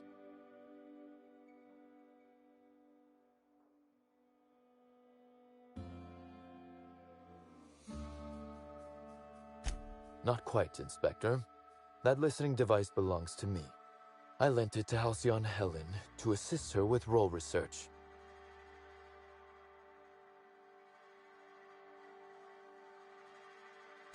Unbelievable. I helped her, gave her whatever she needed. I thought we were doing each other a good turn.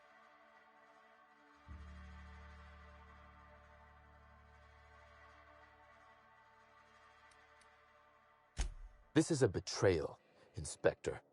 I do not take betrayal lightly. Helen should consider herself very lucky indeed that she is already among the dead, and that some other bastard beat me to putting her in the ground.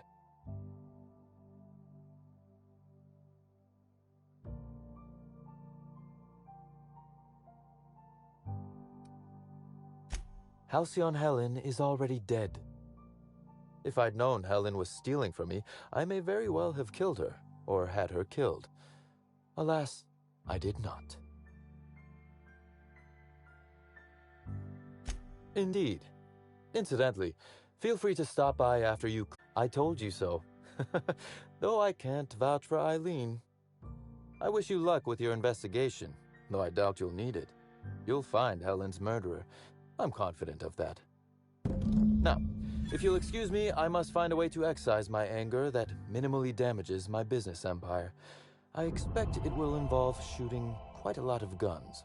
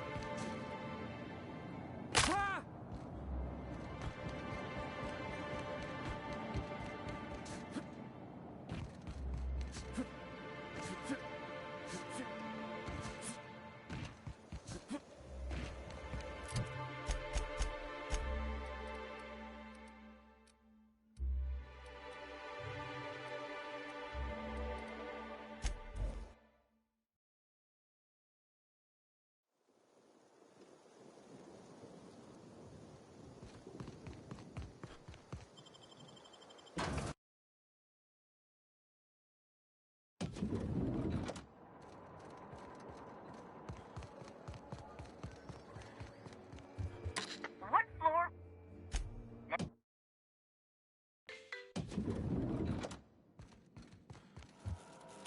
Inspector. Closely, I trust. Tell me what you found.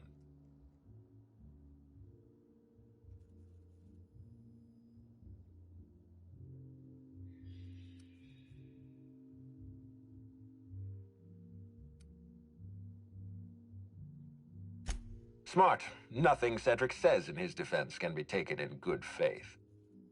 With that in mind, do you think Cedric was responsible for Helen's death?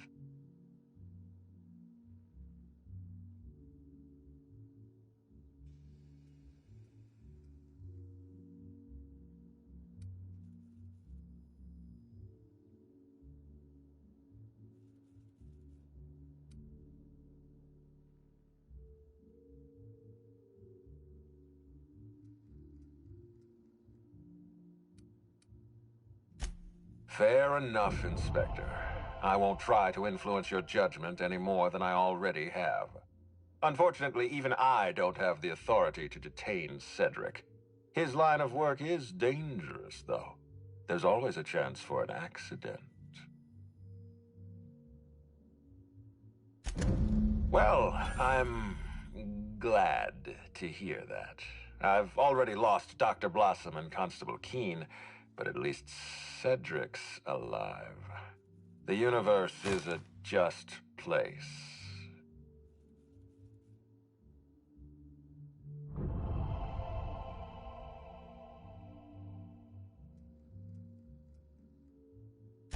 Are you confident you've finished your investigation?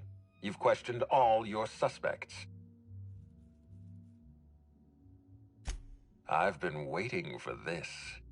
Tell me, Inspector, who killed Halcyon Helen?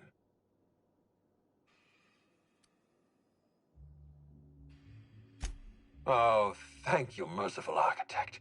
I mean, yes, I understand. You're saying Cedric Kincannon killed Halcyon Helen. What makes you so sure?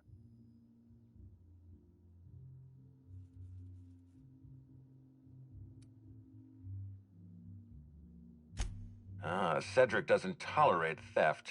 His greatest fear is watching UDL guards march into his territory and take everything away from him. I know Cedric. If Helen stole from him, he'd never let her live. He'd make an example out of her.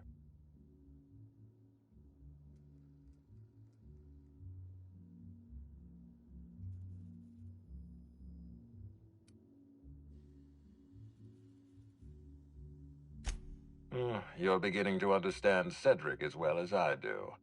You realize what's happening here. Cedric doesn't believe you can demonstrate his guilt. He's been goading you. But you're going to prove him wrong.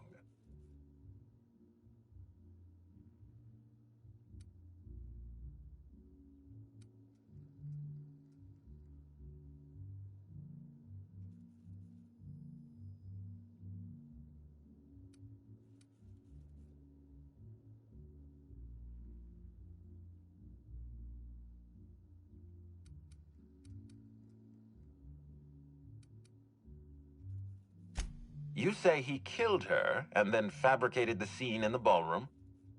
What makes you certain of that?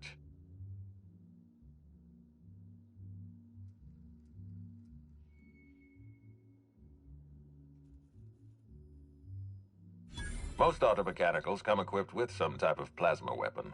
Programming one to murder Helen vicariously is a clever solution. Fiendish, even. It's clear to me that Cedric Kincannon murdered Halcyon Helen.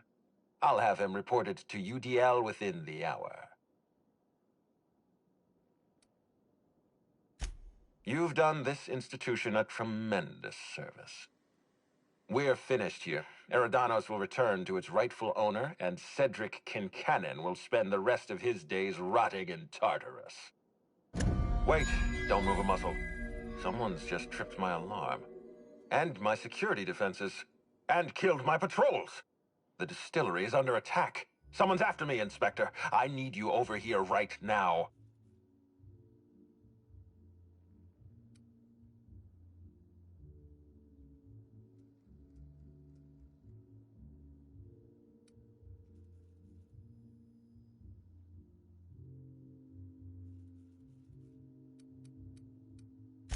Now, Inspector. Damn it, someone's interfering with my transmission. Can you read the...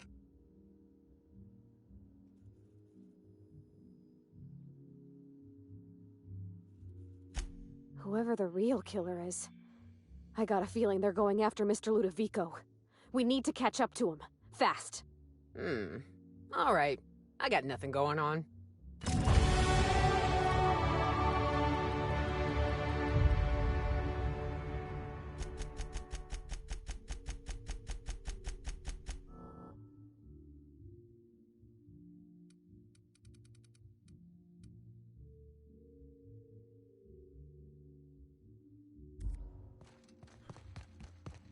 What floor would...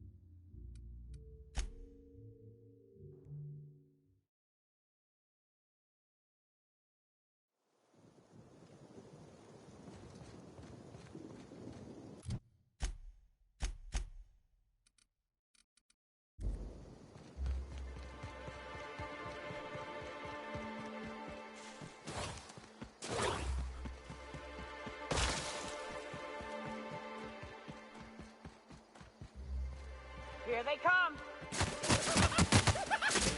Never felt so happy in my life. Oh, I can just make you smile.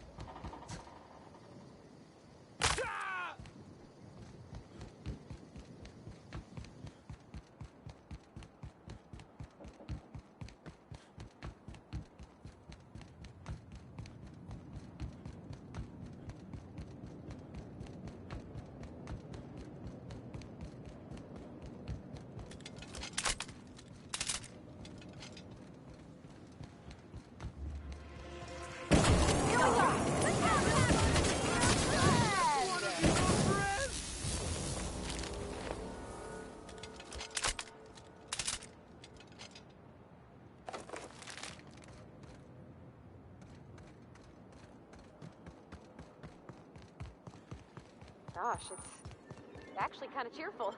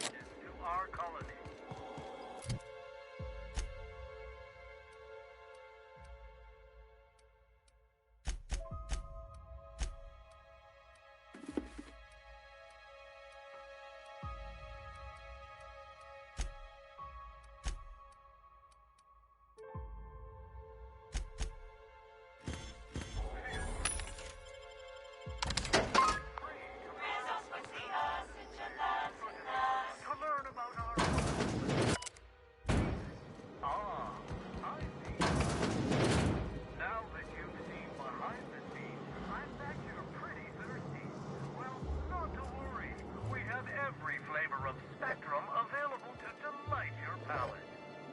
Please note that tour guests are limited to a maximum of 3 different Rizzo's flavor samples.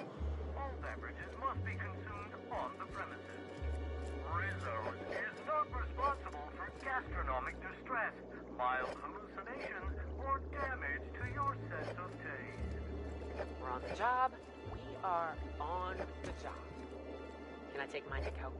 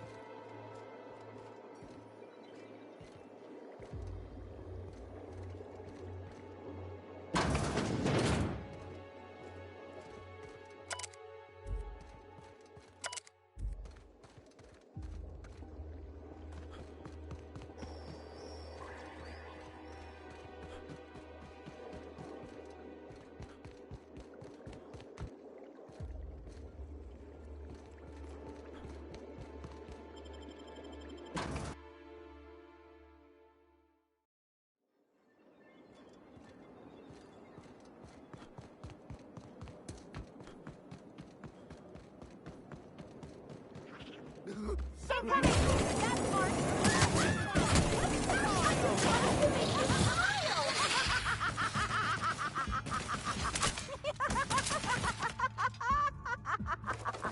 Trying to infect me with your sorrow? I just wanted to make them smile!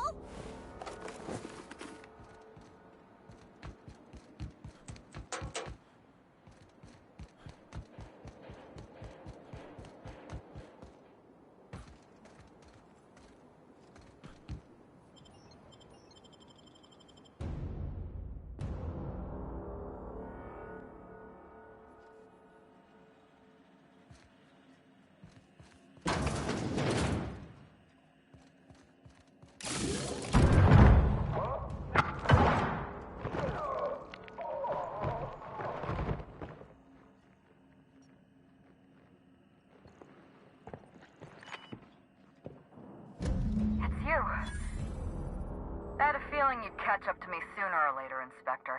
I was just hoping you'd find me standing over the administrator's corpse. What in law's name?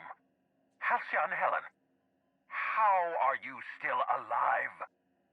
Oh, is that Ludovico I hear? Perfect. I'm so glad he's still in the building. Would you mind letting him know I'm about to blow his whole operation to flinders? Coming from anyone else, I might have scoffed. But you? I can believe you saw through my charade, Inspector. You are Sophia Conde's favorite gun, after all. I've heard about you and your ship, Hawthorne. You're one of the few competent people left in this colony. That makes us two of a kind.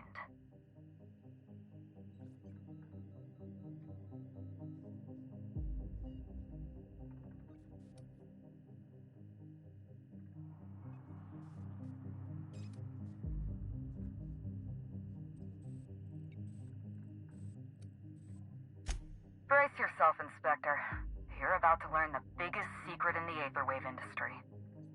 Halcyon Helen was never one person. I shared this role with my twin sister, Belinda. That must have been her sister in the ballroom. I can't imagine what she's going through right now. Belinda and I were the best kept secret in the business. Nobody could tell us apart. And certainly not a peevish, petty, miserable little worm like Quentin Ludovico. So when I discovered the truth, when I realized what Ludovico was about to unleash on this colony, Belinda paid the price.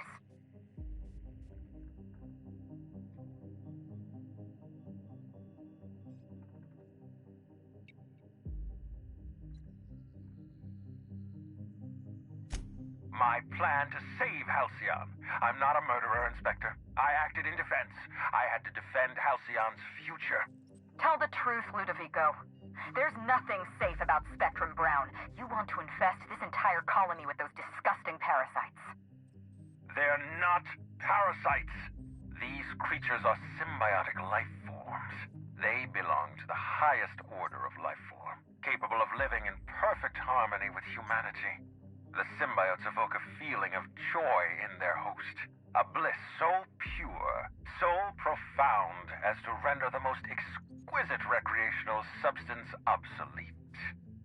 Oh, don't you see, Inspector? I want to bring joy back to Halcyon. I want this colony to smile again.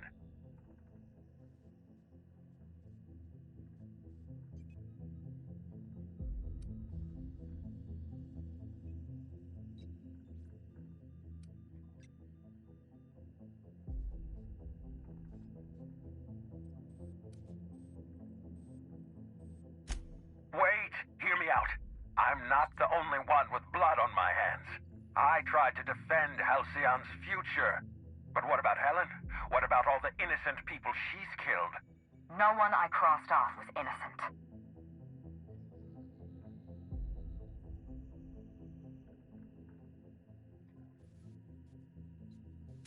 Have you met Dr. Blossom? She was practically a reptile. A cold-blooded psychopath who toyed with human lives in the name of scientific advancement. Leora Blossom wasn't a person. She was a weapon in Ludovico's arsenal. You call it murder? I call it disarming my enemy.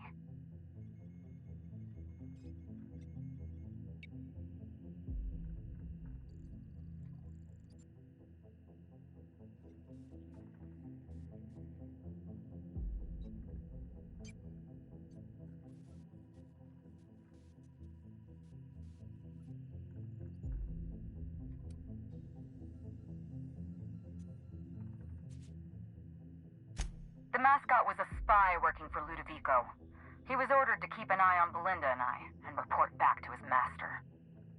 You're being paranoid. I barely knew the fellow. Don't try to deny it. Anywhere Belinda and I went, that mascot was there, just watching us with those cold, dead eyes.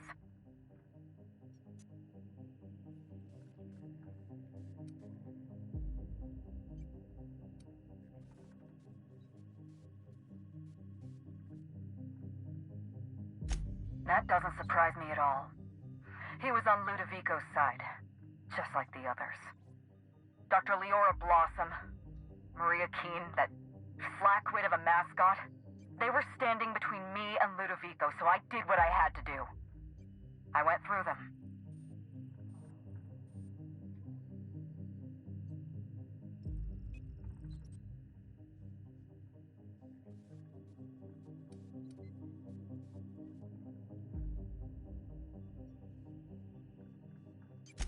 She was on Ludovico's side. When she realized I was alive, she refused to stay silent. I gave Maria a chance. I told her about Belinda. I asked for her help, but she turned me down. She was honor-bound to report me to Ludovico. Maria had a duty to her company, and I had a duty to Belinda. We both did what we had to. But in the end, I was the faster shot.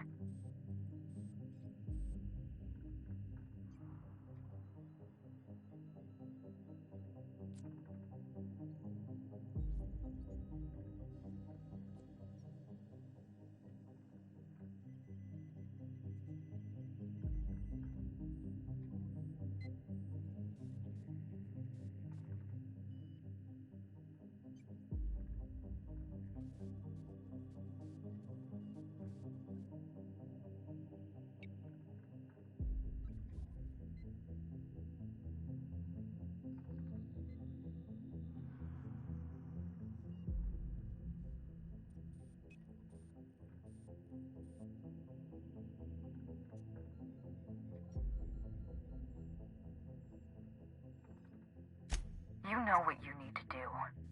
Help me avenge Belinda. Help me put a stop to this. Don't listen to her. Listen to me. Throw in with Helen and you destroy Halcyon's only chance at real happiness. Think of the future, Inspector. A lifetime of bliss and joy for every colonist in Halcyon. We can make that happen.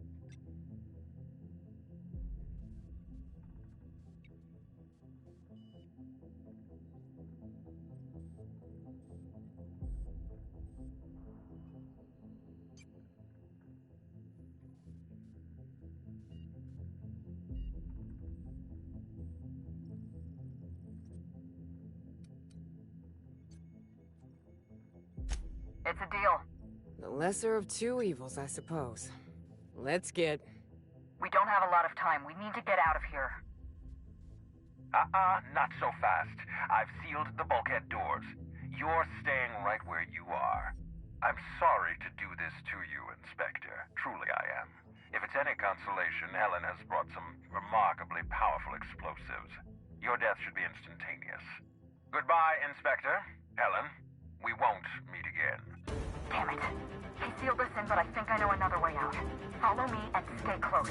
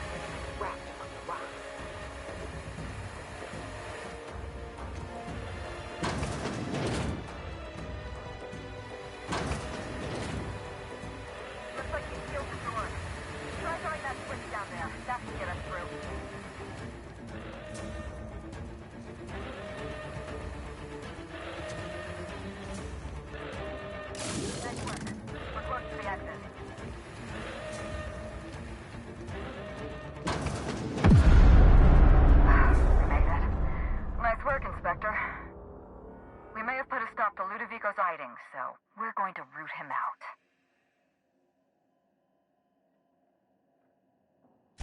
This entire complex has been exposed to those parasites. Law only knows how many they've infected. Most of them won't even know they're carrying a parasite inside of them. If they're showing symptoms, it's probably already too late. Boundless energy, insufferable joy, an almost saccharine attitude of optimism. Then just like that, parasites bursting out of their bodies, fat and wriggling with vital energy.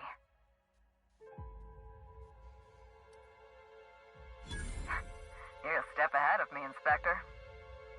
An airborne pesticide of some kind. I think you may be onto something. Let's meet back at your penthouse. We'll ready our next move. See you soon.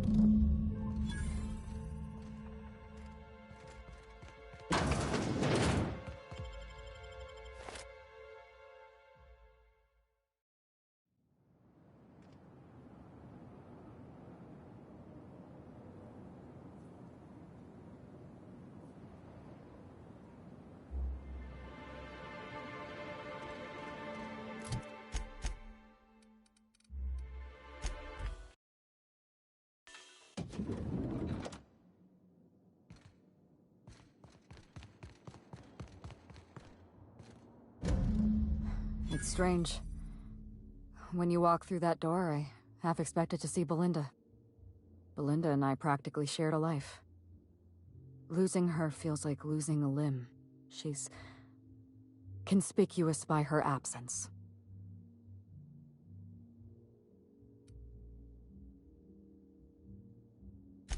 I appreciate the sympathy, Inspector. Thank you. I'll appreciate your help even more. We shut down Ludovico's distillation plant, but he's not gonna sit idly by. If he can't use Spectrum Brown to infect the colony, he'll resort to some kind of backup plan. I stole this formula from Dr. Blossom, a failed prototype of Spectrum Brown. Look at this. The prototype had the opposite effect, and actually made you immune to the parasites.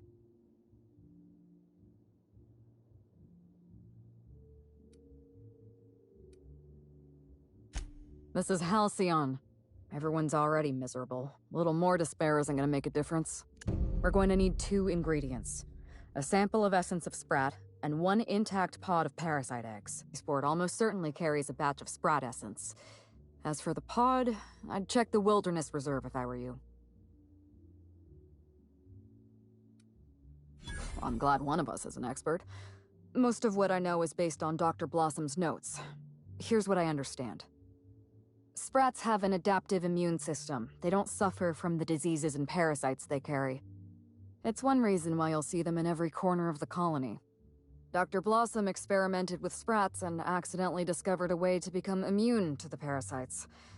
That's probably when she decided to switch to human testing.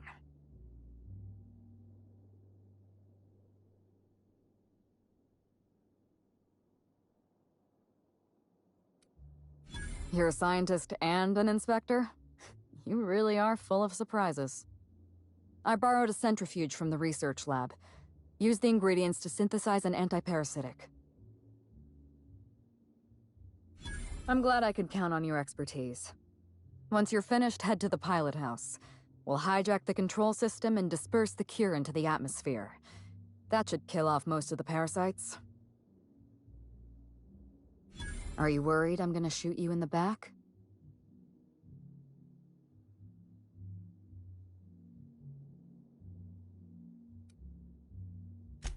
You're right. You do deserve the spotlight. Here. You take good care of my Needler, and it'll take good care of you.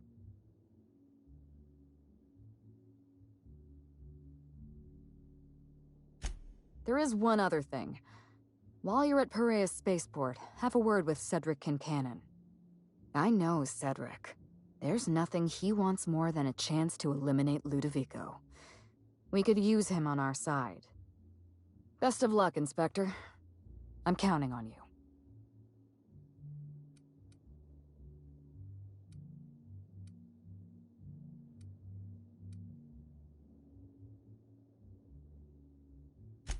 I can't tell if you're being sarcastic, and that worries me a little. Leora Blossom and Maria Keene were on Ludovico's side. They chose to stand between me and my sister's killer. I had to cross them off.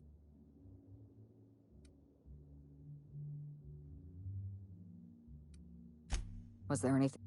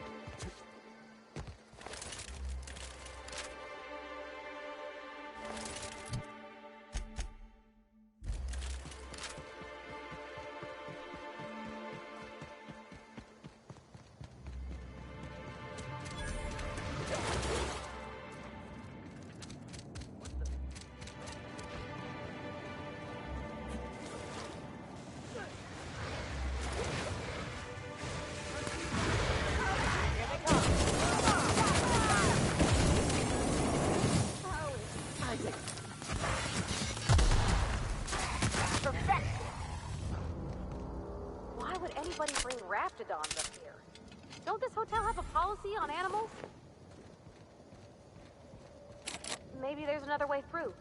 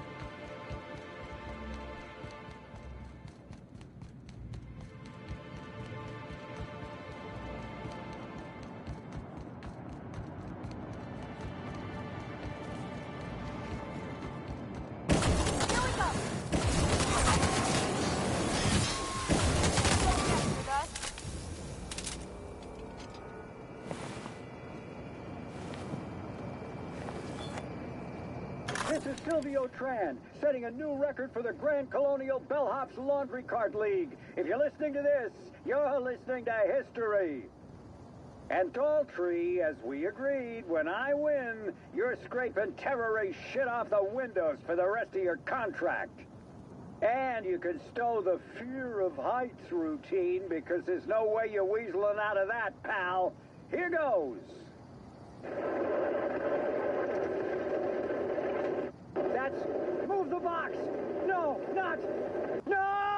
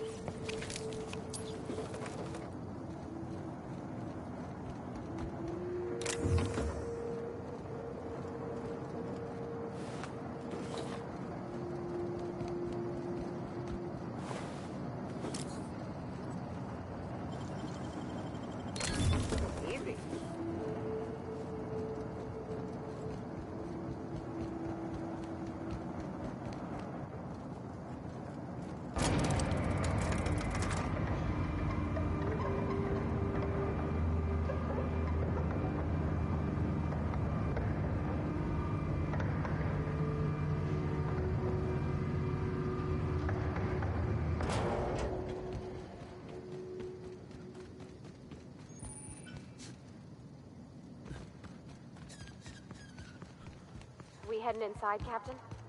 Don't worry. I got your back.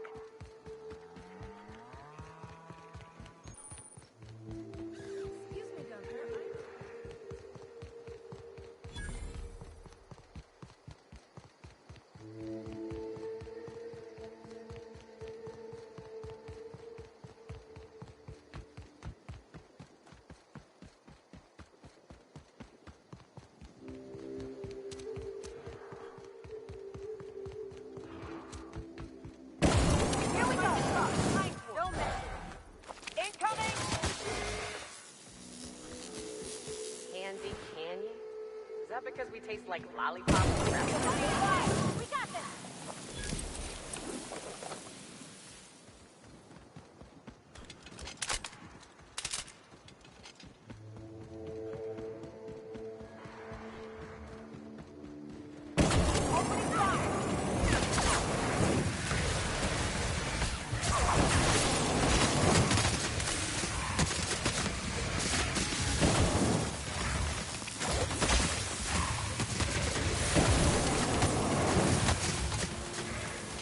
Everyone all right?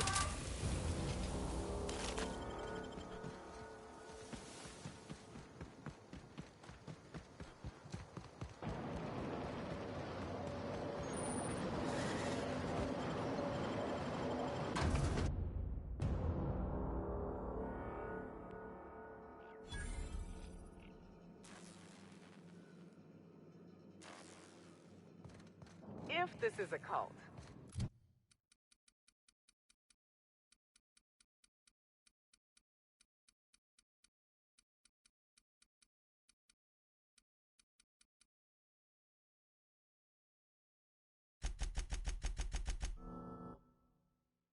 who am I kidding? It's a cult. Hold your judgment until you meet them. Some of my best friends were from Graham's camp.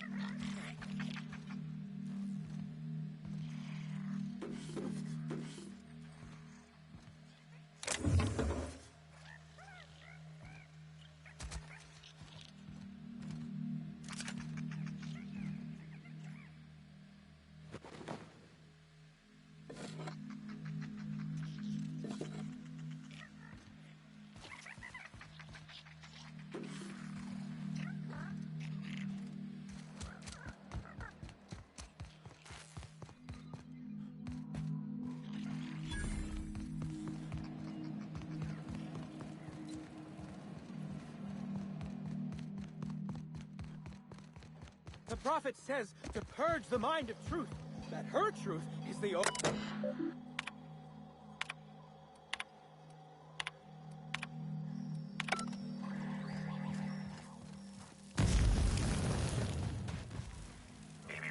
Timeline discrepancy detected nearby.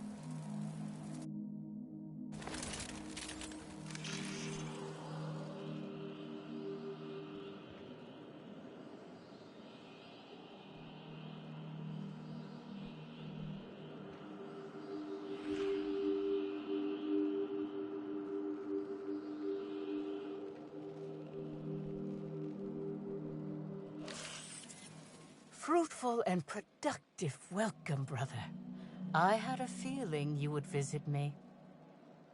I offer a wide variety of productivity seminars. I hope you'll consider taking one. But I should remember my manners. To what do I owe the pleasure of the Special Inspector's arrival? My disciples come to and from the Grand Colonial, bringing supplies and information. Knowing what happens at the hotel affects my livelihood, after all. With that said, I'd love to involve you in one of my productivity seminars. We should clear you of all those nasty, nasty humors hampering your potential.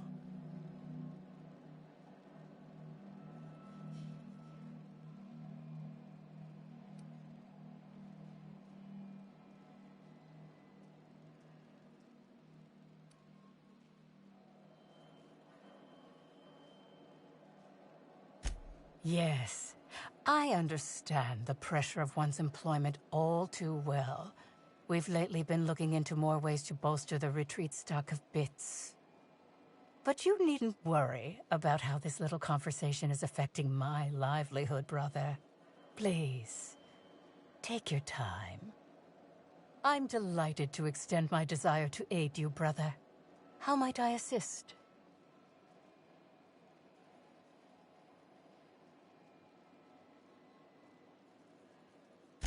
Oh?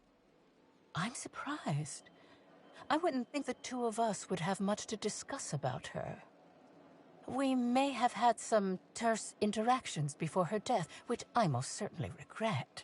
But beyond those, well, never mind. What would you care to know?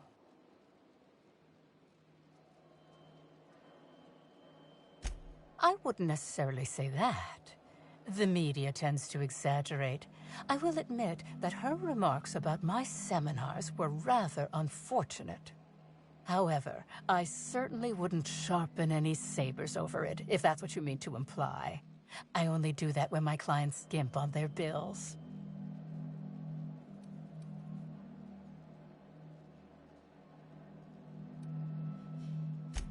I did not. She had no interest in my seminars, and I had no interest in attempting to convert a stubborn actress.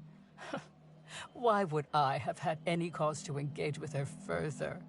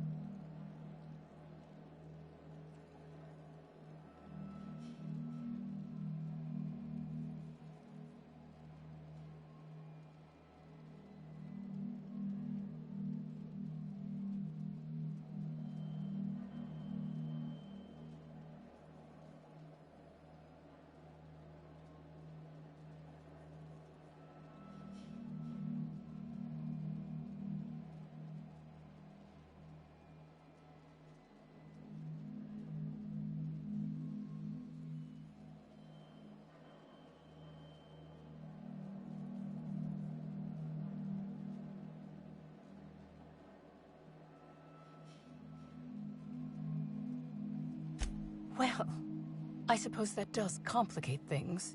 Whatever the case, I didn't care to mention Helen's change in decision because she never showed up. I don't see how it matters.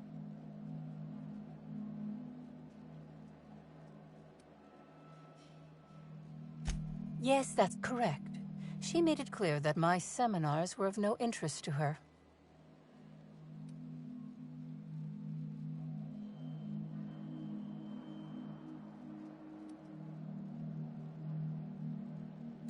Well, I suppose that does complicate things. Whatever the case, I didn't care to mention Helen's change in decision because she never showed up. I don't see how it matters.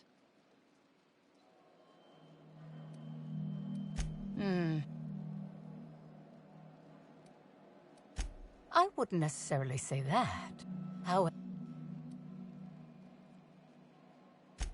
I did not. She had no interest in my seminars, and I had no interest in attempting to convert a...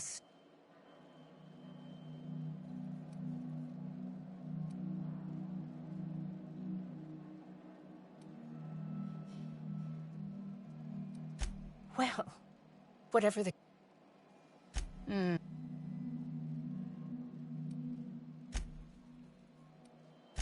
Your tone of voice seems to suggest that you have information already, which also suggests you've read my terminal. Whatever the case, I didn't care to mention Helen's change in decision because she never showed up. I don't see how...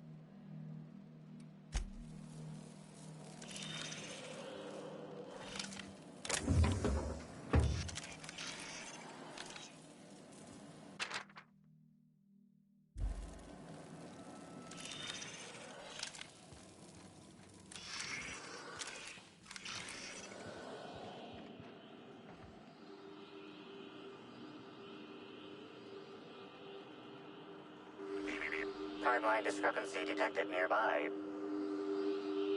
Analysis suggests this to be a variety of herbs. Herbs have been uniformly treated with a pungent chemical mix. Warning: ingesting, smoking, or inserting non-corporation sanctioned substances into your ears may be harmful to your health.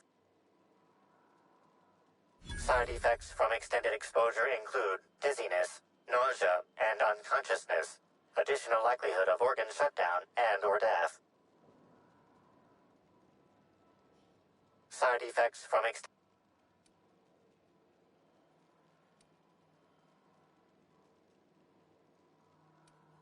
Prior analysis suggests these herbs reach peak effectiveness when users burn them and inhale the resulting smoke. Whether or not this increased effectiveness is good for an afflicted individual has yet to be determined.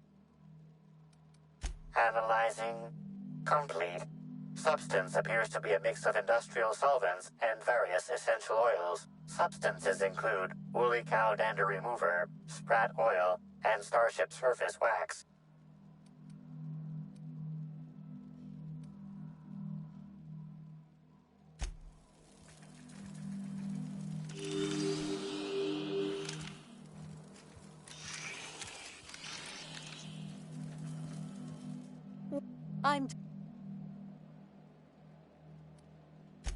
I'm pleased that you noticed. Excellent eye, brother. The compound they're treated with is my own invention, designed to unlock an individual's true productive potential when burned. I can't say any more. Trade secrets, you know.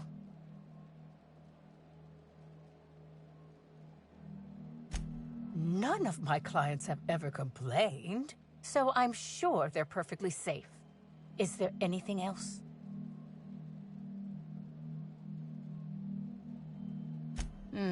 What?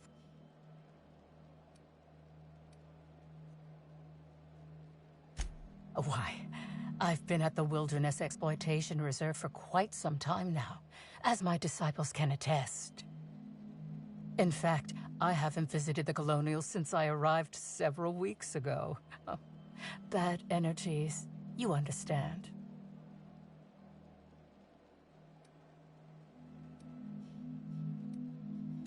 I hope...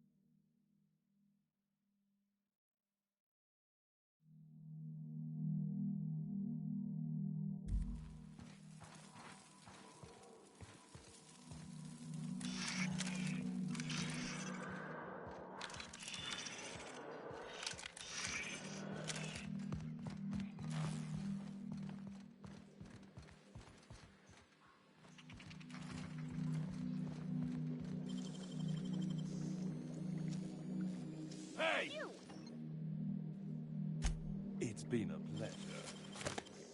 Incoming! That's well done, Captain.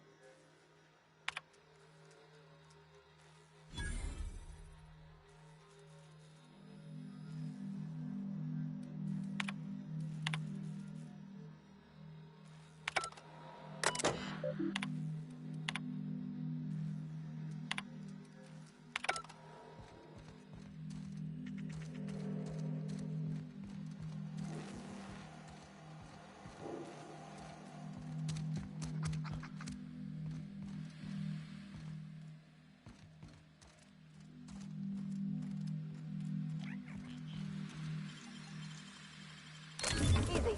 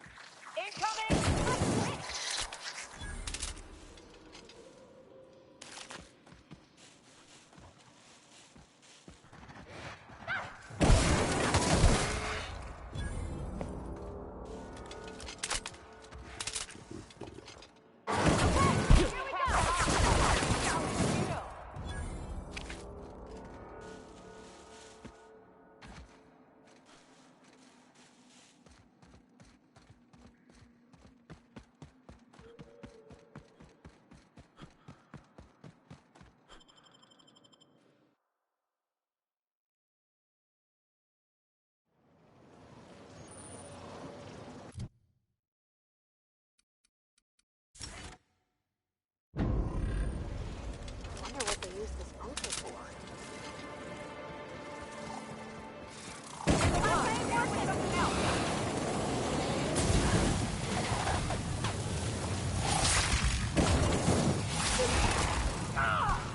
Here goes nothing.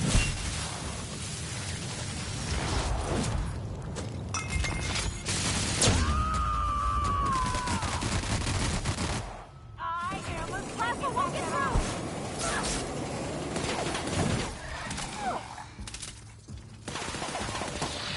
Everyone all right?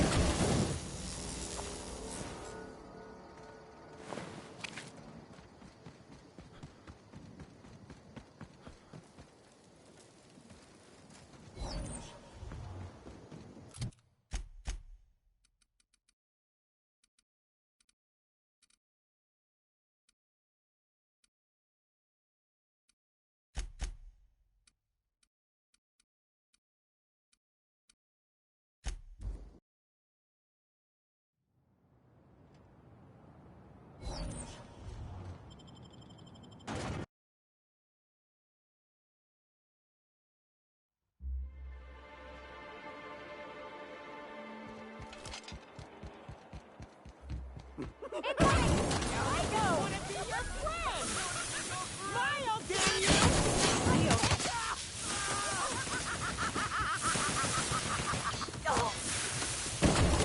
I wanted to make you smile!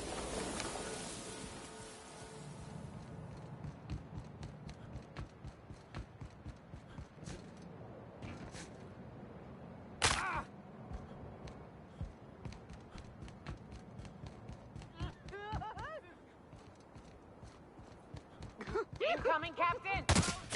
Damn it, Cap. Victory! Mess with us.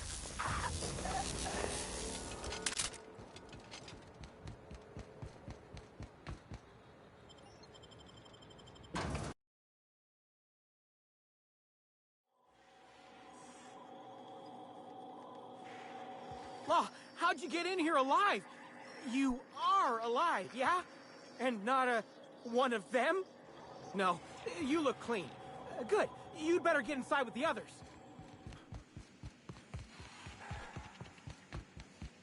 Inspector, you made it. Well done.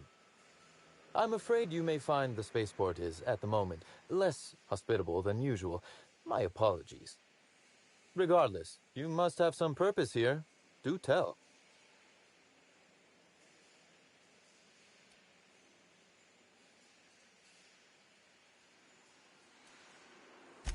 You accuse me of murder, Inspector. I'm not generous enough to do you a good turn after all that.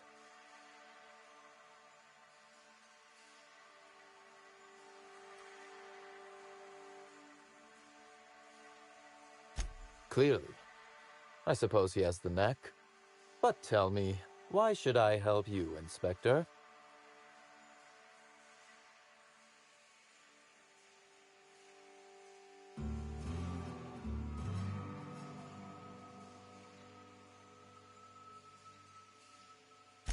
When you put it like that, I would be heartless to say no.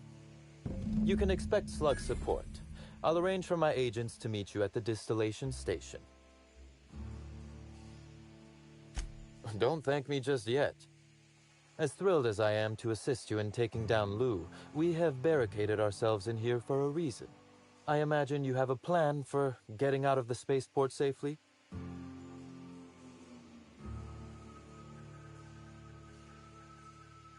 Are you really? Inspector, you are a marvel. Excellent work. I'll admit, I'm awfully fond of my agents. To see them restored will be a great weight off my soul. Thank you. With Helen, you don't say.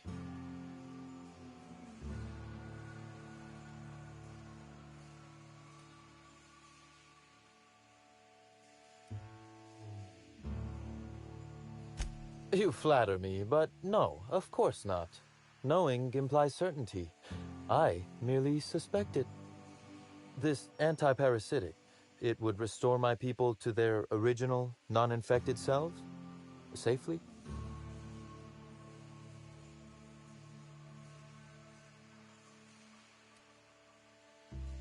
Well, I'll take my people's probable cure over their guaranteed death. Coincidentally enough, Slug can supply you with Essence of Sprat. Ella Tinsley, the warehouse foreman, you remember her? There's a package on the desk in her office. You'll find the Essence of Sprat you need in there. You're quite welcome. Now then, is there anything else I can do for you while you're here? My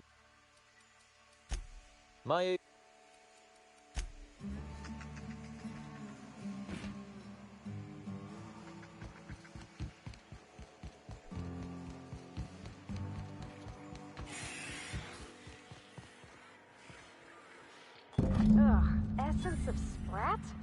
Why would anybody keep a vial of... Never mind, I don't want to know. You're hurt!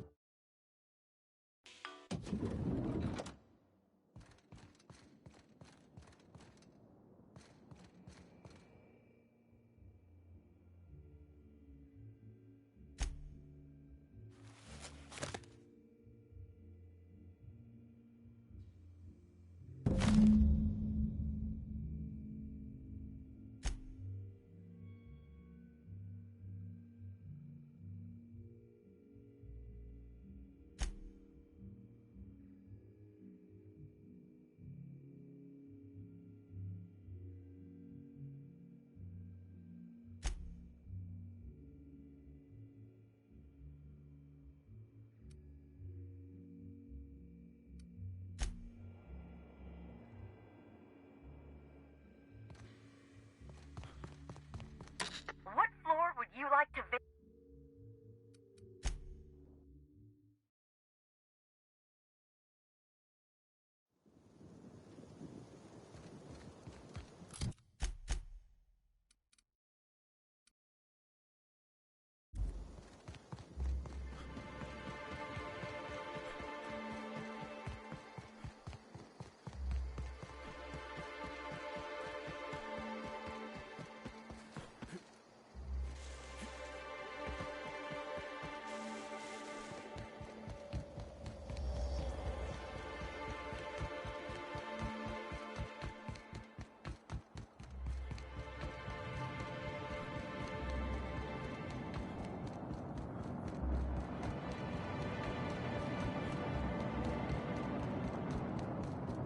If you lose anything else, it's good to know we can purchase a replacement here.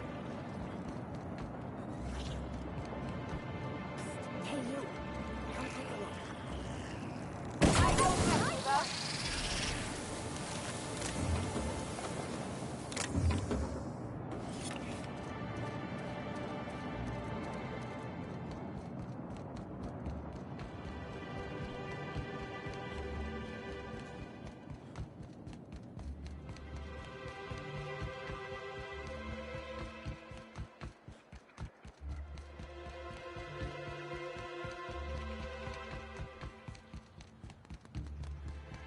Gotta get down!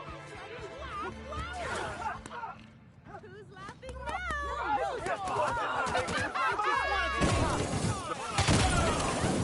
Are you friends? Time to collect the fine bounty. Giving me the chuckles, you are. No one bring me down. I just want to be your friend. I wanted to make you smile.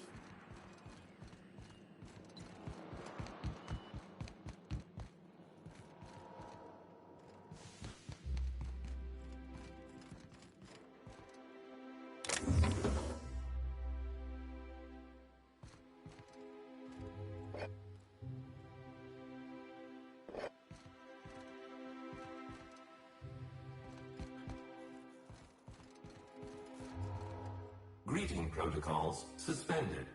All non-essential protocols suspended. Phaeton is standing by for larval compound dispersal.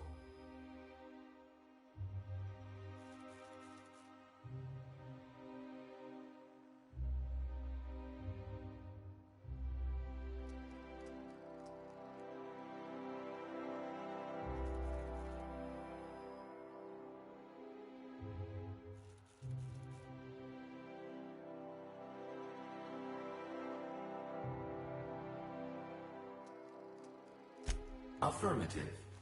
Dispersing.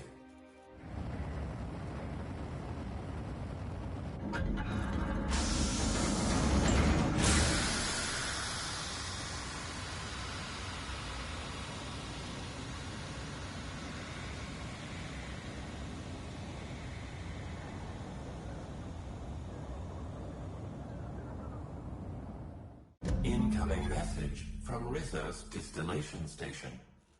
What have you done? What in law's name have you done? You hijacked our atmosphere. Are you trying to kill us all? No. You're trying to kill my symbiotes. I'm not going to let you destroy everything I've built. I can still fix this. I can undo the damage you've done. End of transmission.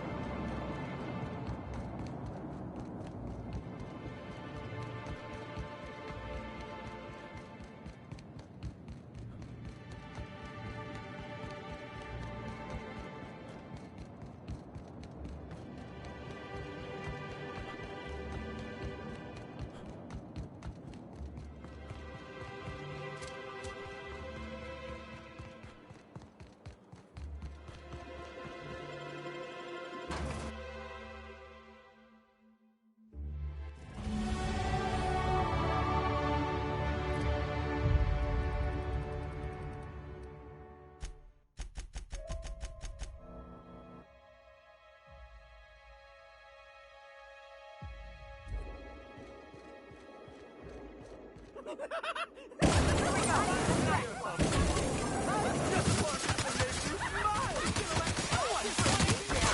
could that have been? I just wanted to make you smile!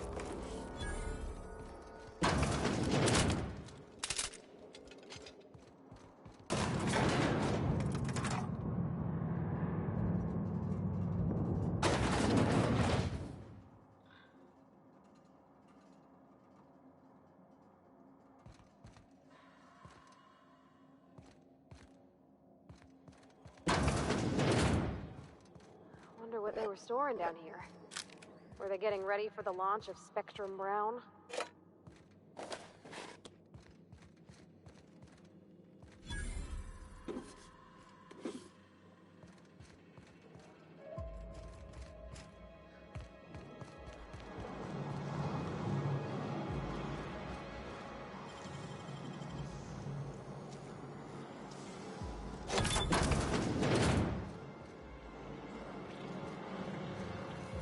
This place really could use a piece of it.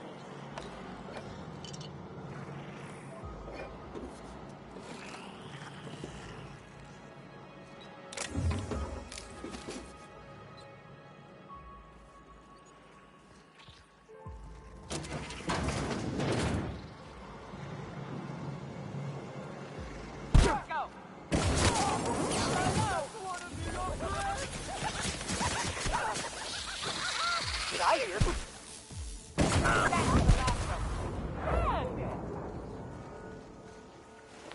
Incoming! Perfection! I'll show you happiness! Ah!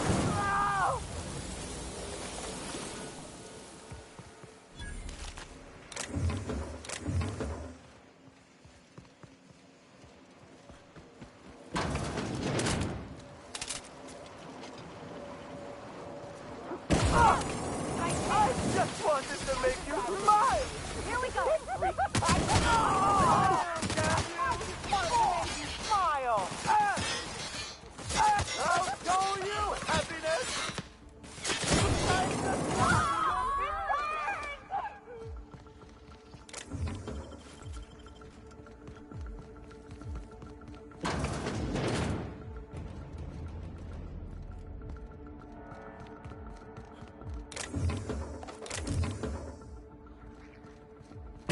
I just want to be your friend! Incoming!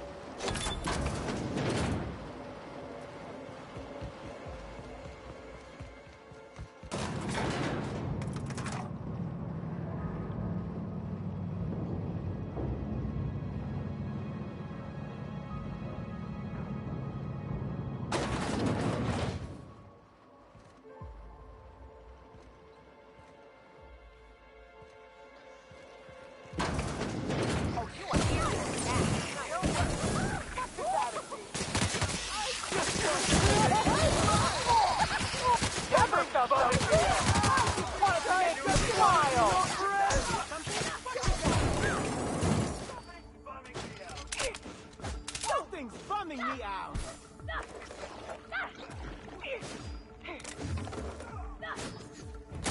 Trying to impress me! I just want to be your friend! Everyone all right? With your sorrow?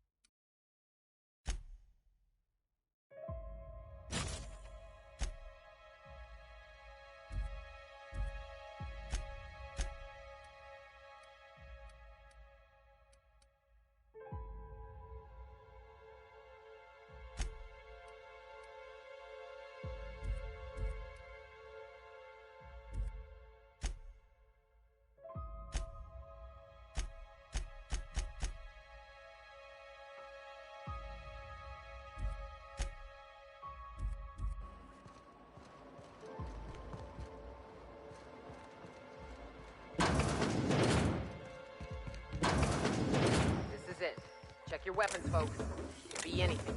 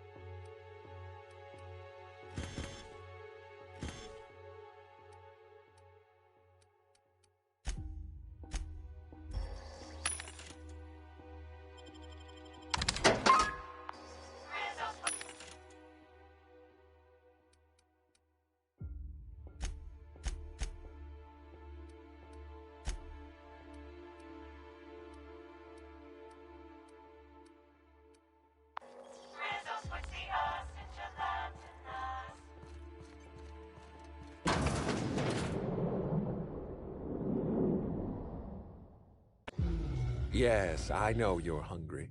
Be patient. I'll feed you soon enough. Just a guest. The one I told you about. The inspector. Welcome. We were just talking about you.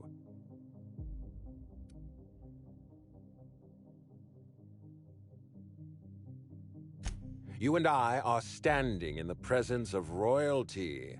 Don't worry. You'll meet her soon enough. I know what you've done. Hijacked Phaeton. Contaminated the air we breathe with your poison. You think you've saved this colony? All you've done is robbed Halcyon of its last chance at real happiness. And you've angered my queen.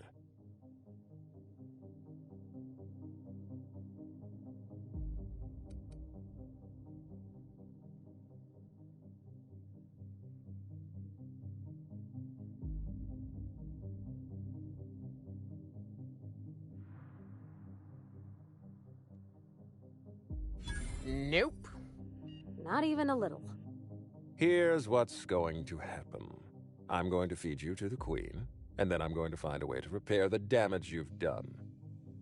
Don't be afraid. She can smell fear, and it makes her absolutely ravenous. Your Highness! Dinner is served. Wait, no, not me. Them! Merciful law! Stop!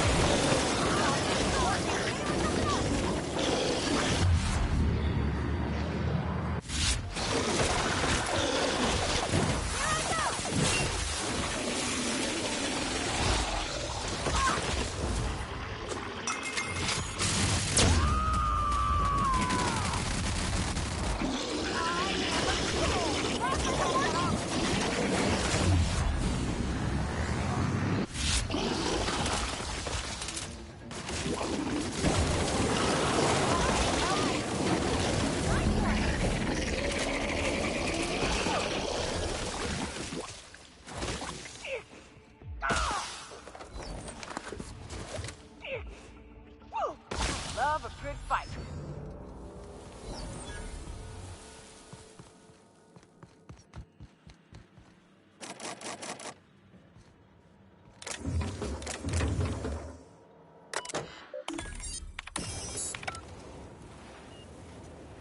This machinery cluster is now active. Please exercise caution.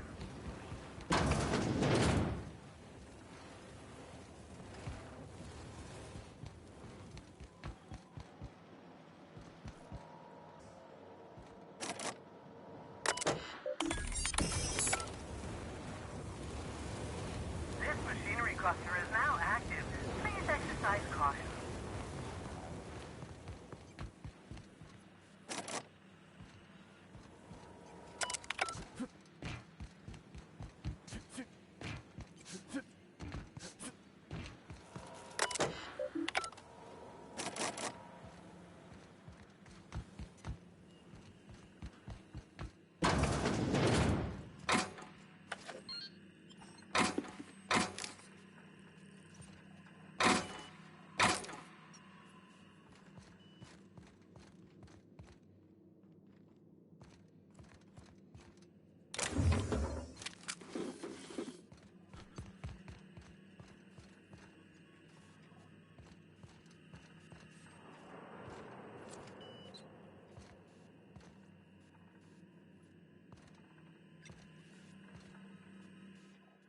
You made it. I guess happy customers really are repeat customers. Here, I had something I wanted to give you. This is a golden ticket, good for one free tour of the Purpleberry Orchards. This is my way of showing you that I appreciate you just for being alive.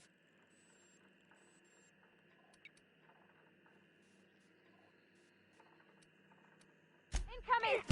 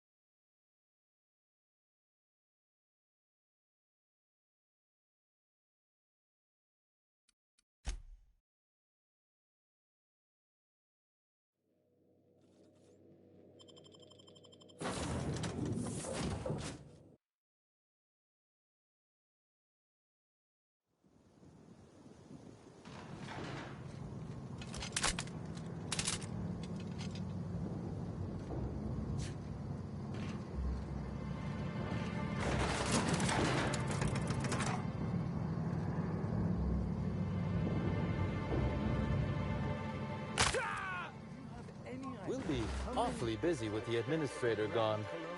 It all worked out in the end, wouldn't you say, Inspector? You've done us a great service here, Inspector.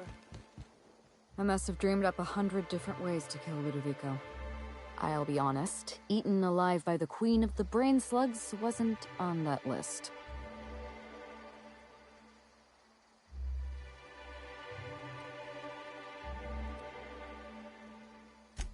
Is that so strange? I imagine this moment would be a little more cathartic. But Belinda's still gone, and I don't feel all that different.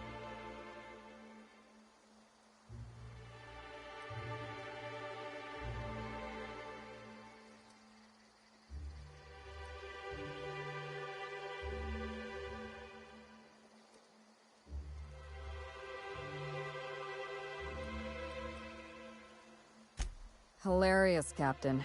You must be very popular with your crew. I can't go back to the way things were. I can't return to my old life because it was never my life to begin with. It was shared. Never mind, you don't need to listen to this. Thank you again for your help, Captain. I never would have made it this far without you.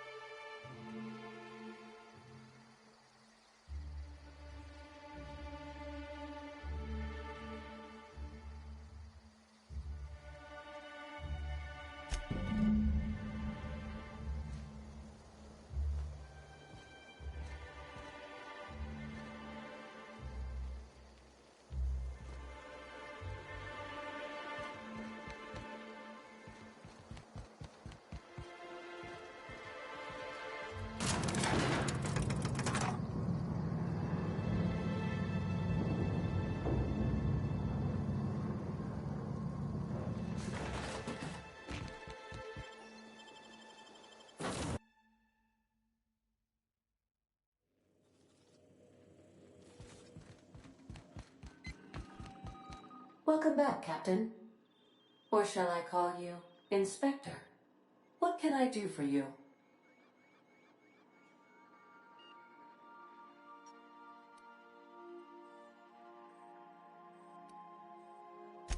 During your absence, I passed the time by simulating a number of hypothetical conclusions to this case. Unfortunately, my understanding of the facts is limited, and my appraisal of the individuals involved is not flattering. Therefore, my conclusions are inaccurate.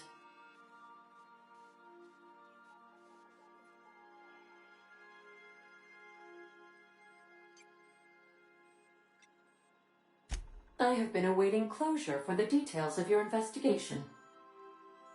However, I have also been keenly aware of your absence. I have a growing library of information about you.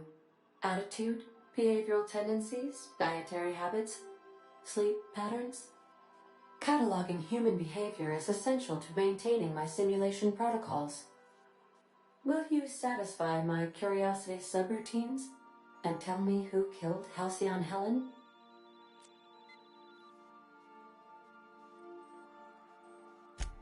Administrator Ludovico killed Halcyon Helen? I have been programmed to simulate contempt and mild surprise. Mr. Ludovico had the audacity to hire you to solve a murder he committed? I am contemptuous and mildly surprised. This information is valuable to me. I will update my behavior simulation protocol accordingly. Thank you, Captain.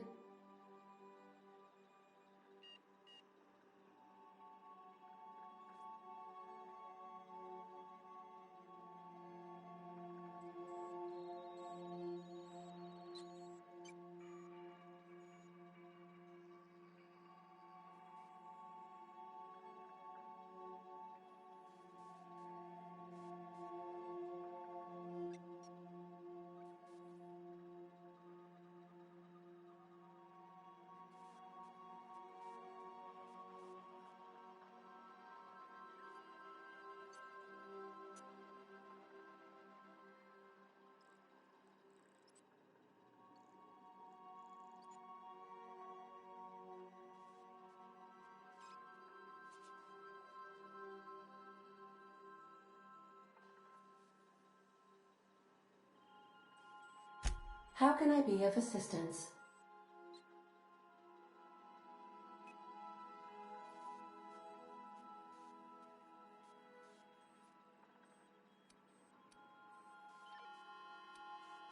May luck...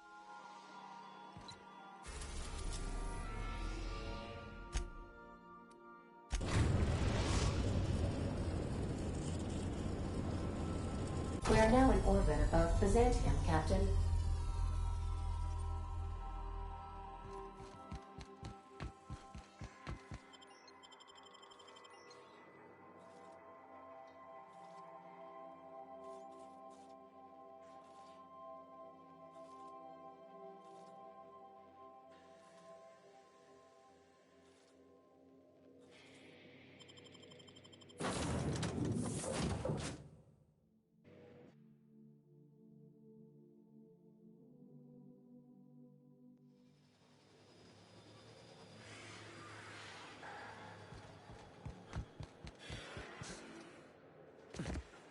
Do you mind? I'm meeting someone.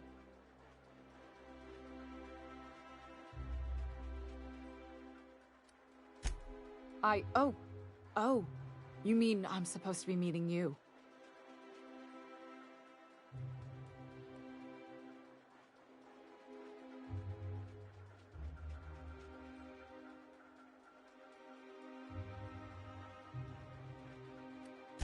Nothing, it's just...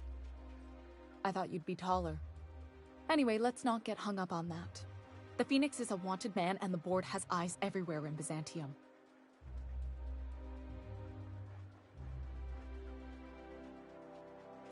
Yeah, you're looking to make contact with Minister... Magpie, right?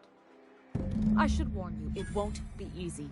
He spends most of his time in this estate, which is heavily guarded.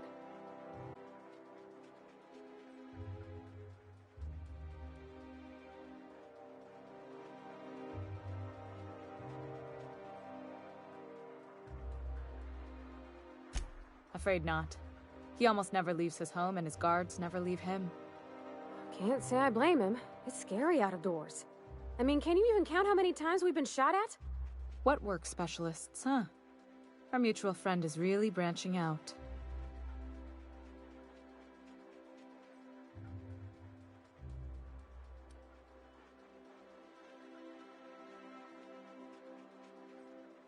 Whoa, I'm not one of your B&E specialists. I just provide intelligence. Some of the guards hang around Billingsley's House of Inebriation between shifts. House of Inebriation? Count me the hell in. Maybe you could do some reconnaissance there. You know, swipe a key while nobody's looking.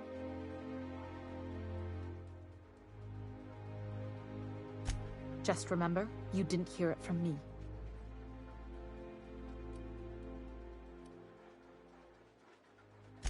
I've always been fascinated by birds. If you ever research Earth species, there are thousands of them, so colorful and distinct. Here we got 11 flavors of terror rays and not much else. That kind of variety? I mean, gosh, seems almost impossible. All of them trying to eat you, I'd wager. The other thing about birds, though, is their environmental indicators. Exactly. I started thinking about everything we see around Halcyon, and all the things we don't see. For starters, you rarely come across anyone living in Byzantium who wasn't born here, even though we get ships in all the time. Doesn't that seem strange to you?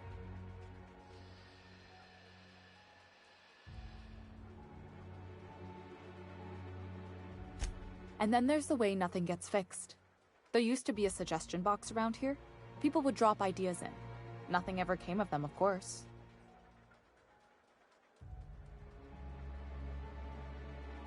Sure, that part is. That's why they install shredders in those boxes, after all. But one day the shredder broke. No one came to fix it. And since it wasn't working, we didn't have anywhere to file our complaints. So you can imagine how messy things got. I bet your repair folks couldn't find parts. Back in Edgewater, I'd have to take something apart just to put another thing back together. Might have been the paperwork. Here, you have to append forms to your forms, and law help you if there's a single dash out of place.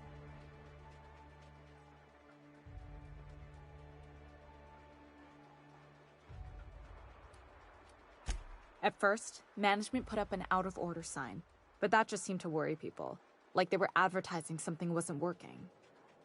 They eventually took the whole suggestion box sign down so that people didn't have any expectations about it. But they never fixed it, never replaced it. Doesn't that seem odd to you? If things are broken here, of all places, then I'm starting to think there ain't a hope left in this colony. Things have kept on running this long, right? Or so I used to think. The whole episode made me wonder. If they can't fix something as simple as a suggestion box, what else aren't they fixing? After a while, I got connected with our mutual friend and started using my position here to feed him information when I could. That's it, really.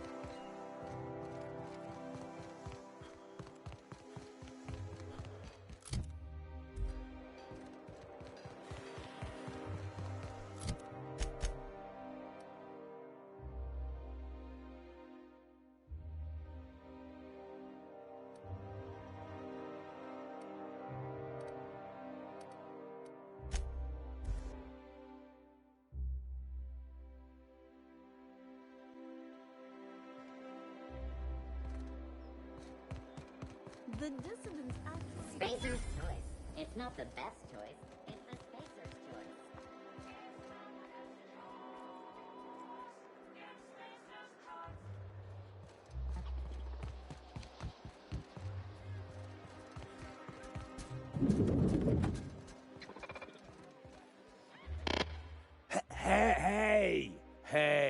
stand back.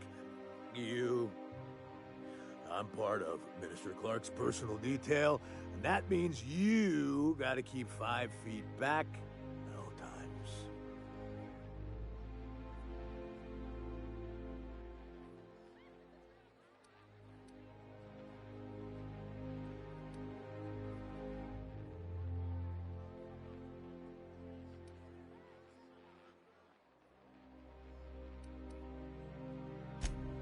Of course not. But I'm not on the job right now. The others took me out to celebrate on account of me just getting hired and all.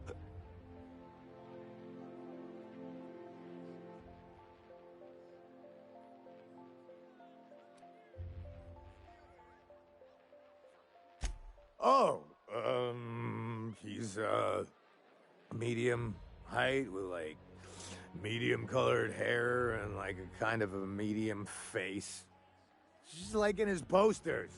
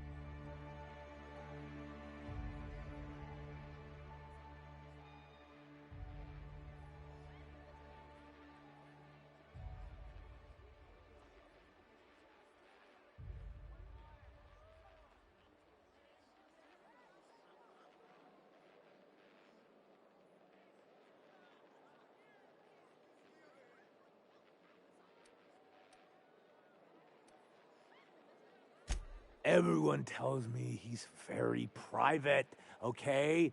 Besides, I just started.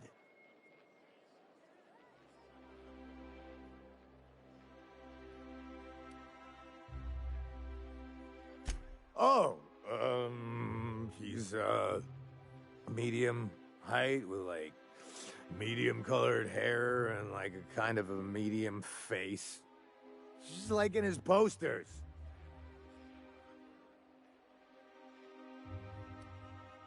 Everyone tells me he's very private, okay? Besides, I just started. He's basically the most important person in the colony, which makes me the most important guard in the colony. Yeah. That means I got a key to the minister's estate, my own personal UDL-issued shotgun. They don't give those out to just anyone.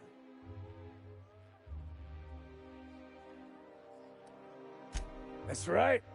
Not just anyone is allowed to have a key to Minister Clark's residence. It's all so very high level.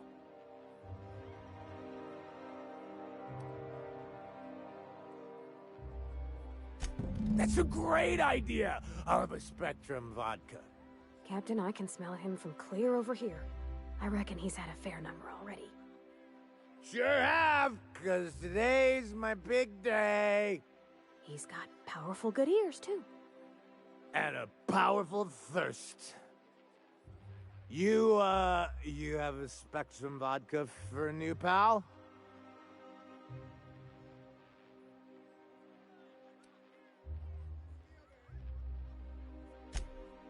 Cheers to me.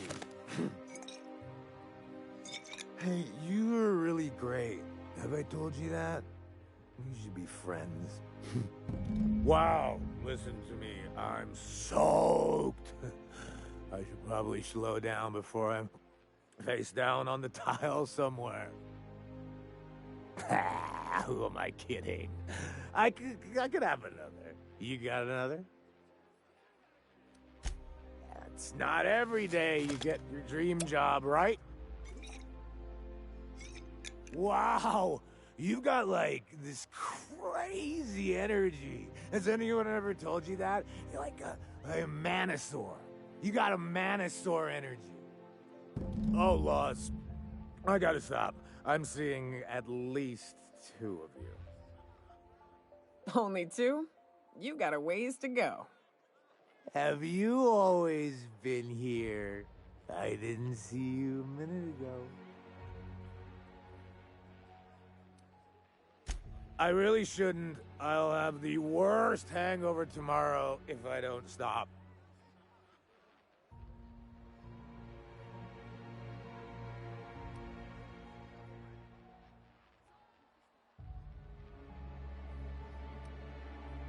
You know, that's a very good point. Yeah. Was that one supposed to taste like Purple Berry Crunch? Or am I just tasting breakfast? I don't feel so good. I think I'm gonna be sick. I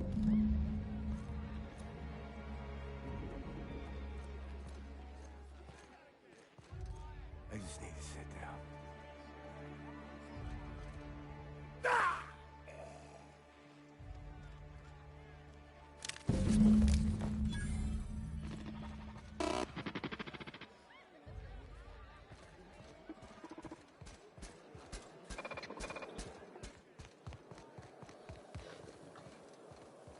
I've always loved.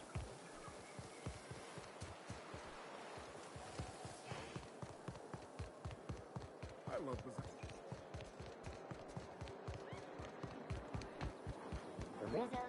I'm afraid I can't come down anymore. I think we can both agree that Matt.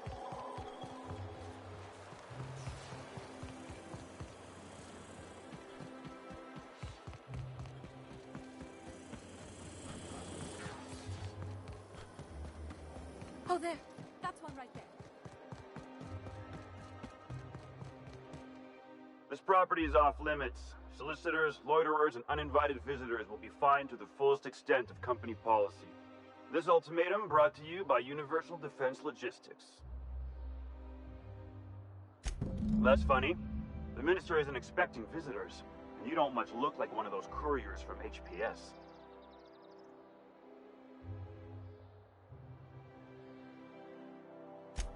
Sure you are.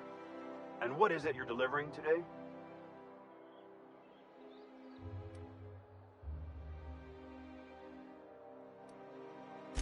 Typical. Why don't you come back when you're ready to actually make a delivery? There's nothing to see here.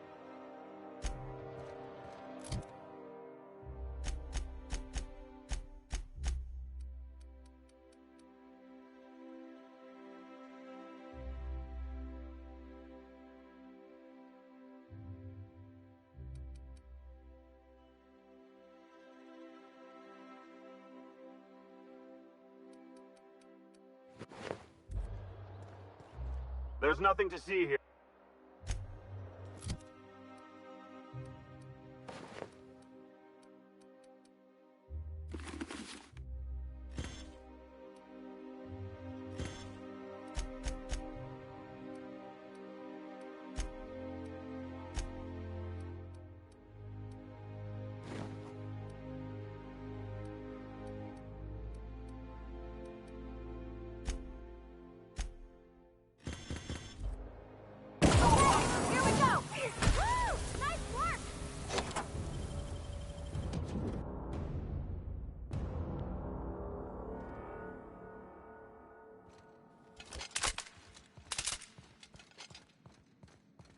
Here they come!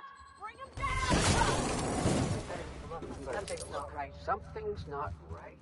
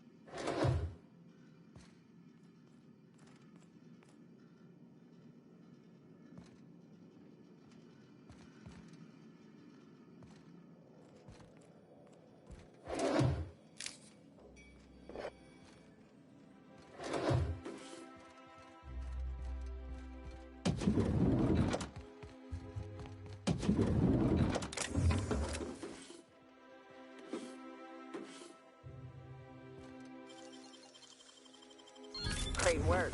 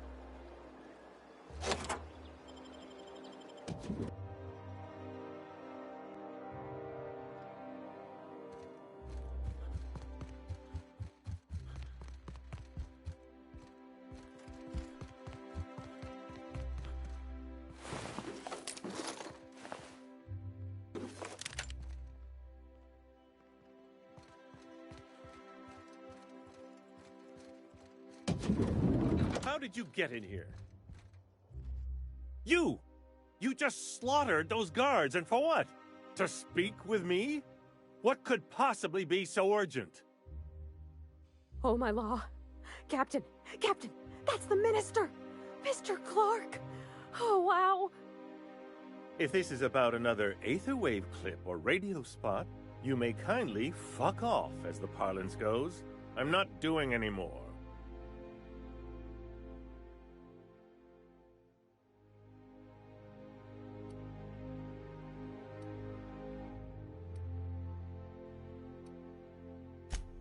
Drugs, of course. What else would it be? I don't have any drugs. You should try a vending machine or a purveyor of curative goods.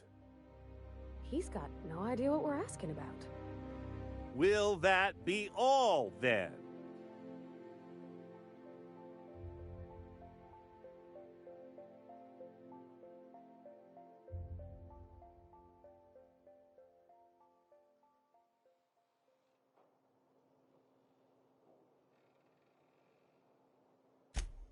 Oh dear, I don't think I can say this any more slowly. Unless... Of course!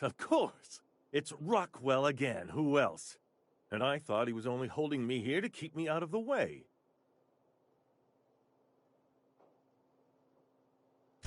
Chairman Rockwell.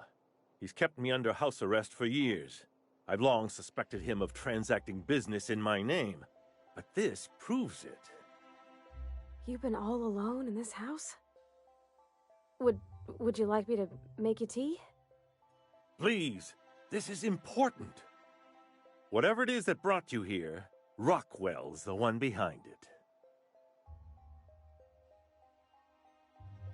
Whatever Rockwell's doing, he'll be doing it from the HHC headquarters.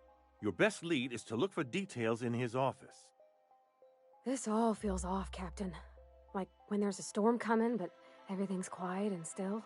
Believe me, things have been off around here for a very, very long time. A reckoning is most certainly due. This colony's problems have always seemed to trickle down from the top. If we're set on fixing Halcyon, that's as good a place as any to start. Exactly. And fix it we must. Why, this is starting to sound like an issue of Dissident Hunter.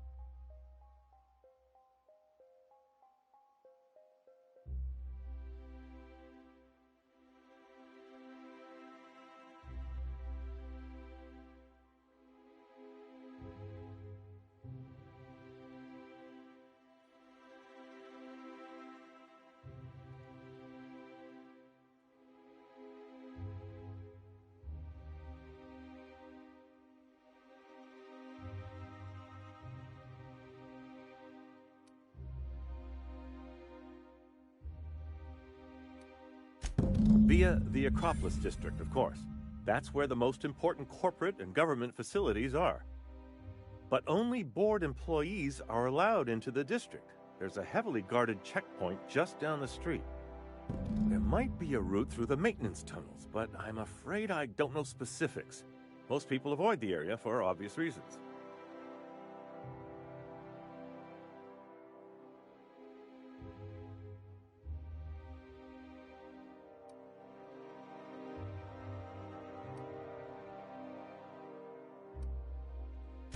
That's good, because there are sure to be more at headquarters. When you reach the HHC building, this access card should get you up to the executive suites, where the chairman's office and what used to be my office are. Wait! Rockwell has one of the only terminals capable of transmitting to the Earthbound message drone. This is our chance.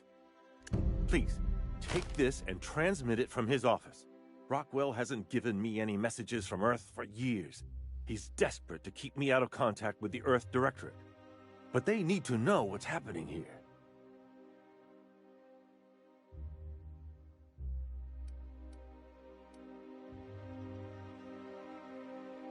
Why, indeed. I know so little about you, much less your motivations. But I'm afraid I don't have many options, confined as I am. Besides, I've nothing to lose. If you're looking into Rockwell, I can only hope you're also looking out for Halcyon.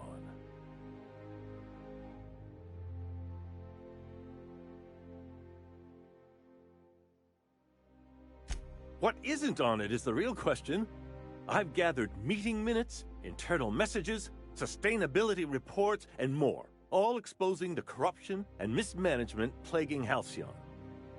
Once the rest of the Earth Directorate sees it, they'll have to send help. But they wouldn't get here for... I don't even know. Shouldn't we do something our own selves? It's worth a try, but the Earth Directorate still needs that message. We must hope for their intervention.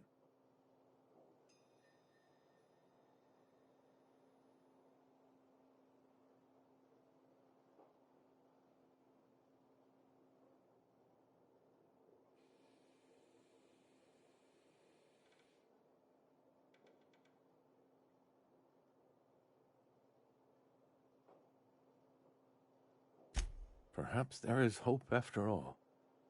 And now I entrust it to you. Good luck, and trust no one in the Acropolis District.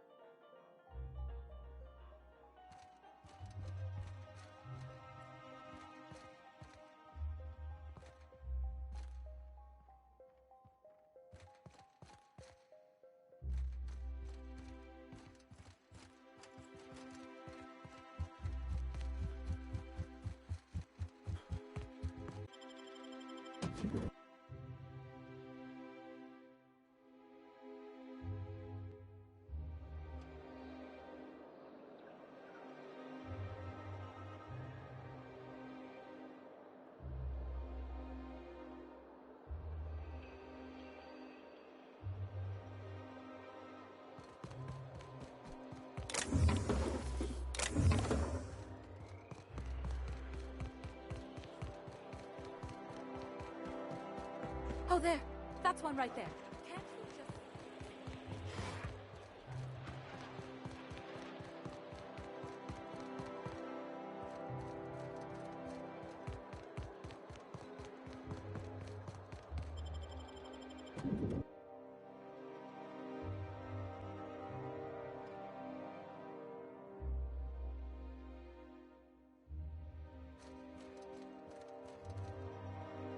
Welcome to the official headquarters of the Halcyon Holdings Corporation Board. Today's greeting is brought to you by Auntie Cleo, a subsidiary of Colway Pharmaceuticals.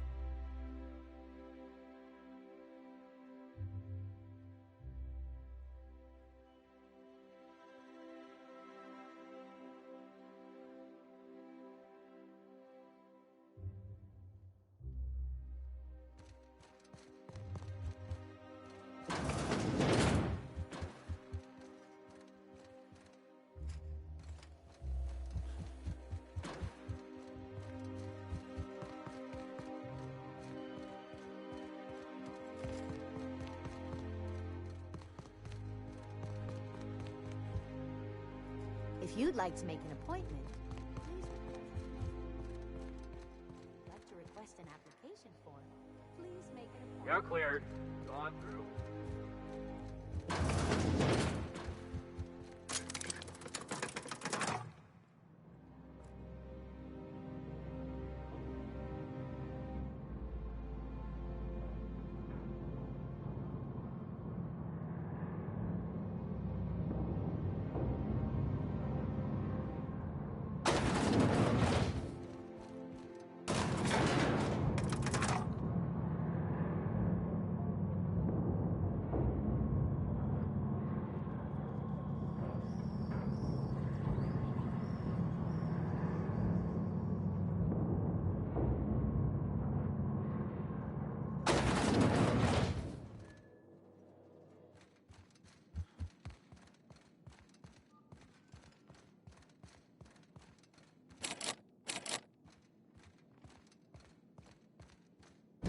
Adjutant Akande has instructed me to reward you for information leading to the arrest of Phineas Wells.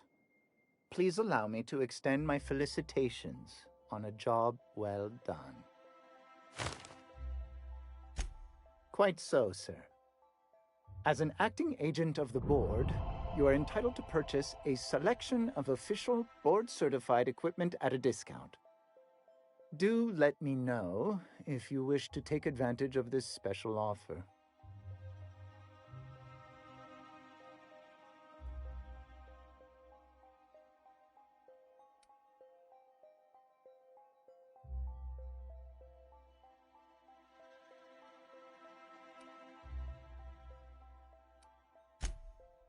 I am contractually obligated to inform you that it is an honor and a privilege to serve the adjutant. Also, I have a weakness for personalized stationery. If you're traveling to Monarch, beware of animals and locals. But I repeat myself.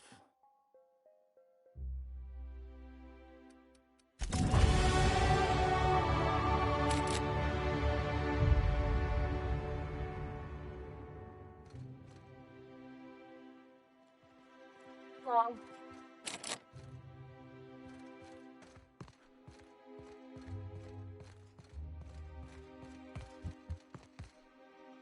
A UDL security attendant is always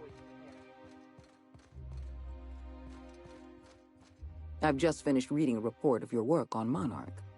The broadcasts have been silenced at last. Graham Bryant was a madman, a narcissist, and exceedingly dangerous. Colony is safer without him. Your work is exemplary. You've earned a place in the chairman's inner circle. Congratulations are in order. Now we introduce you to the chairman's plan. Turn your eyes to the screen. Good afternoon. I'm Chairman Rockwell, and I'm here to address a serious issue facing us. As you all know, our colony has been successful beyond our wildest dreams. Unfortunately, we've recently discovered that our food supply will not be able to sustain Halcyon's population in the long term. Everyone will die. Everyone will slowly stop living from malnutrition. But we're doing it together, and that's what matters. I fucking swear, if someone doesn't give me something to read that will placate the masses soon, all of you will find yourselves violently unemployed. But I can assure you there's nothing to fear. we've got a solution. It's called the Lifetime Employment Program. We will freeze most of the colony to preserve resources, while the best and brightest of Byzantium continue living in prosperity. Look, you idiots! How many times do I have to tell you we can't say shit like that? Fire whoever wrote this! While Halcyon's brightest minds solve the problem of our nutritional shortage, the rest of the colony will be placed in suspended animation. Individuals will be revived on a rotating basis, so that every Halcyonite can be part of the important work of saving our colony. By testing paperweights. Sorry, couldn't resist. Let's go again.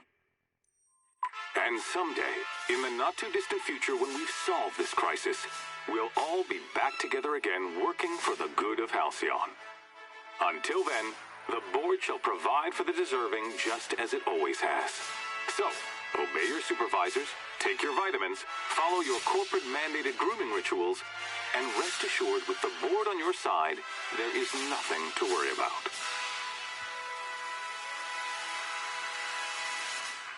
Halcyon is on the verge of a total systems collapse. The truth is ugly and difficult to accept, but we must accept the truth before we can move forward. Malnutrition is already a problem. Disease will come next, followed by starvation, followed by a breakdown of society, followed by extinction. I know this must come as a surprise to you. I imagine you have questions. Is that why we were suffering plague in Edgewater? Malnutrition?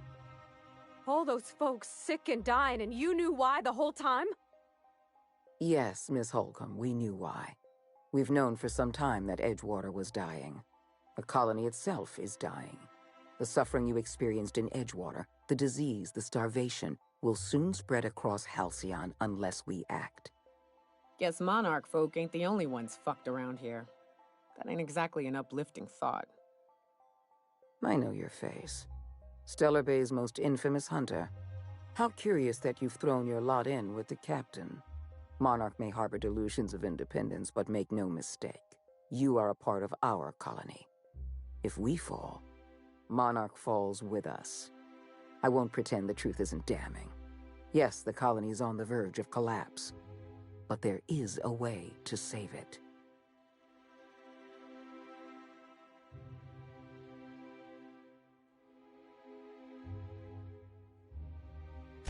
We need to talk about Emerald Vale. Thanks to your meddling, Edgewater is without power. Operations have ground to a halt. You've left us with a useless town draining our resources. Edgewater needs to go. I want you to wipe the town out. No survivors. I will hunt beasts until I'm out of ammunition, and then I'll fight a good long while after. But I am not about to mow down a crowd of innocent people. Then I suggest you find your courage. Or pretend you're hunting beasts. You're a monster. Someone has to be. Now is not the time for half measures, Captain. I need a decision from you.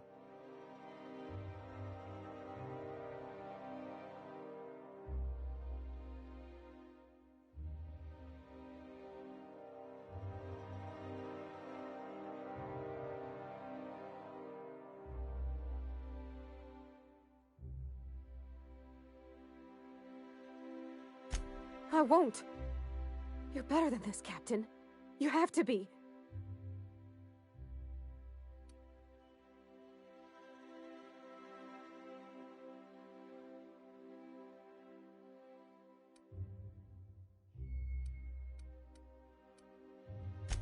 Don't make me choose between you and Edgewater, Captain. Between you and my people, please. I'm glad you can keep control over your associates. Edgewater is beyond saving. We're going to have to erase the town, but we're going to do it systematically. You were in the Emerald Vale geothermal plant. Do you remember what you discovered there?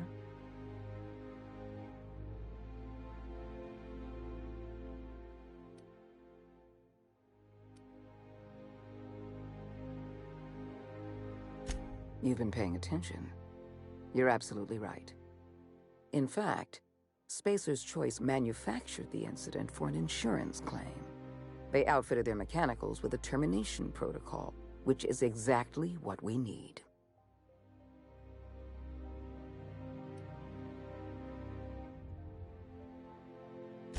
The insurance claim has been locked in committee for years, but the individual responsible for the accident was promoted for lateral thinking.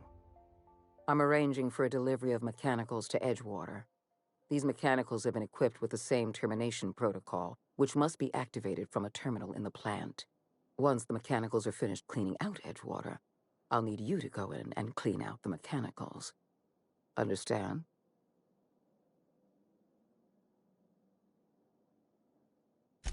One last thing. Spacer's Choice sent a team of soldiers to investigate your little misadventure in the geothermal plant. Tread lightly.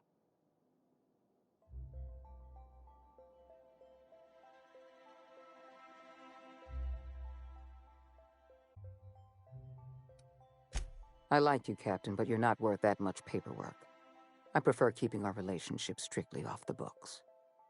Report back to me when the job's done.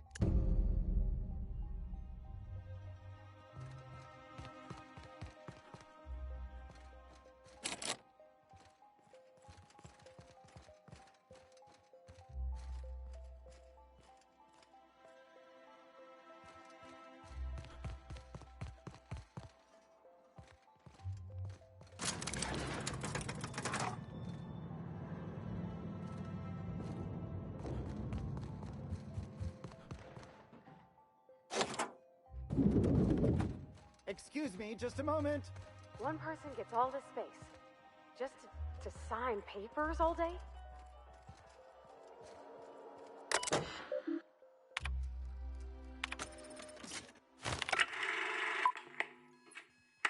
Good afternoon.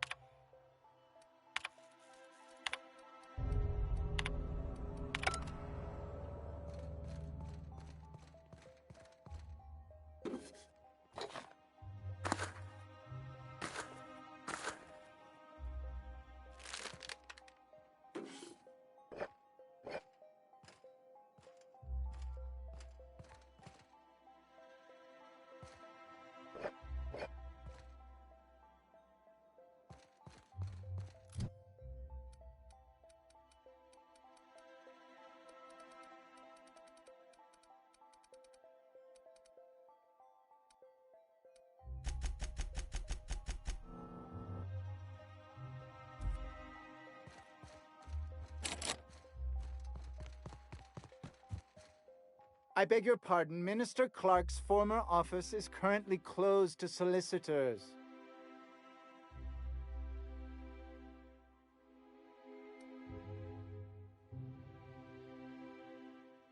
A fair and appropriate point. Please feel free to look around. I'll just get out of your way.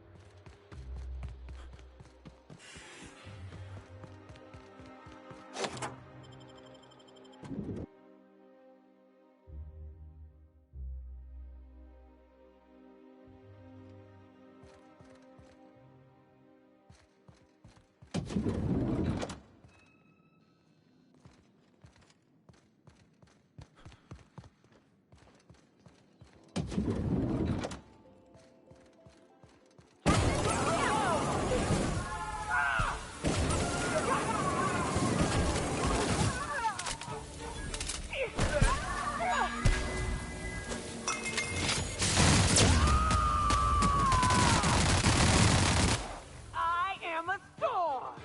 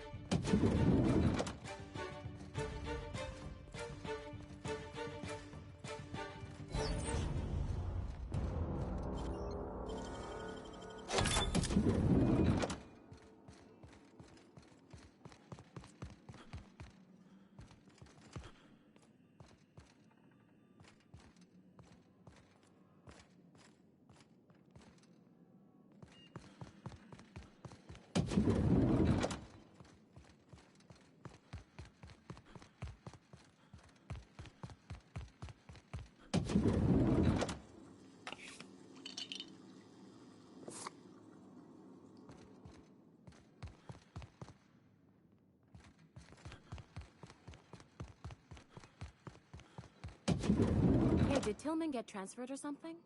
That's right. You weren't here when it happened. Some UDL officers took him into custody. Oh, Lord, what did they take him?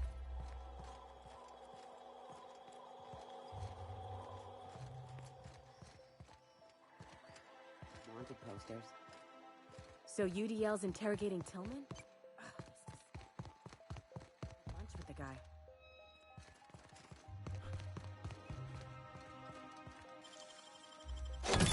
You're fast.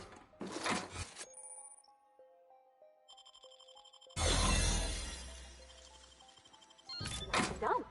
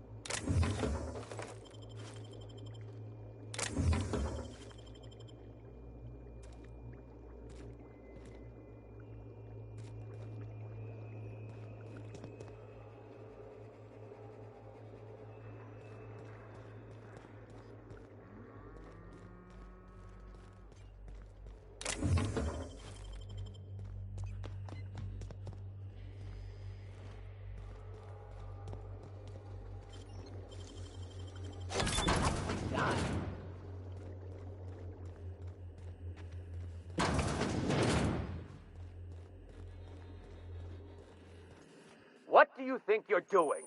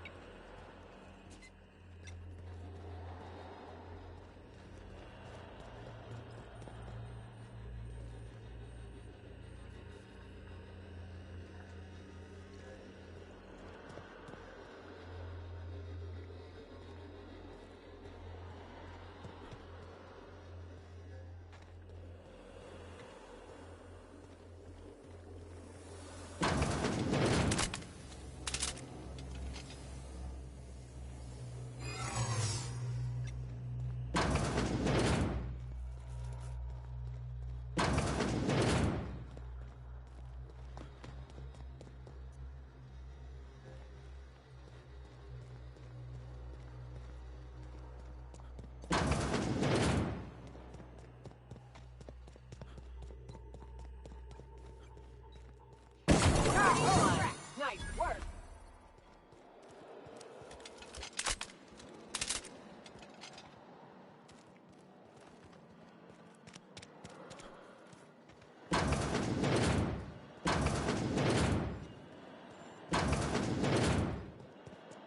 My train fixer.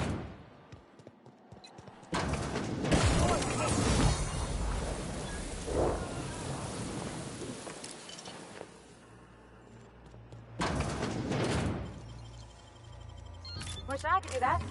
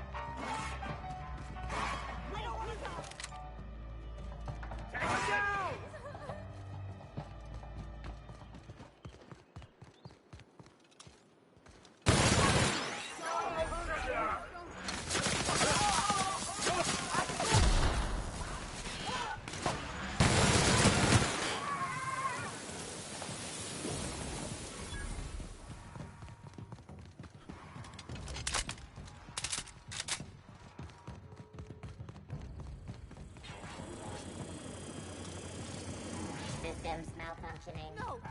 Please don't hurt me!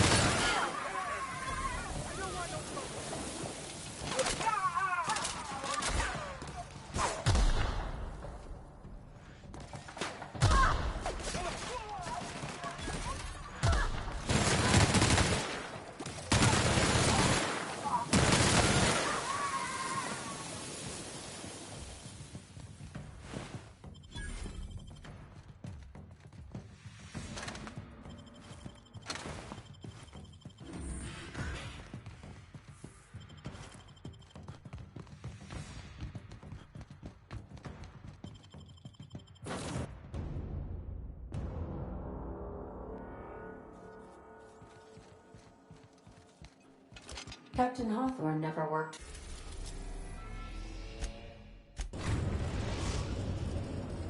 We've arrived at Phineas's orbital lab. If you don't mind my saying, Captain, Minister Clark is...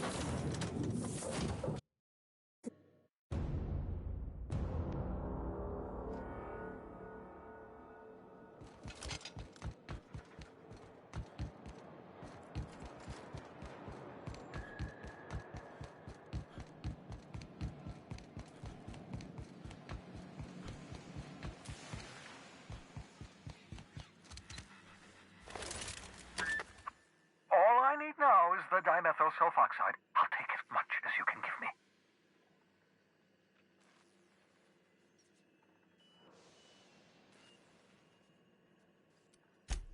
Human test subjects. Oh, that's grotesque. That's unthinkable. That's exactly what I'd expect out of the board.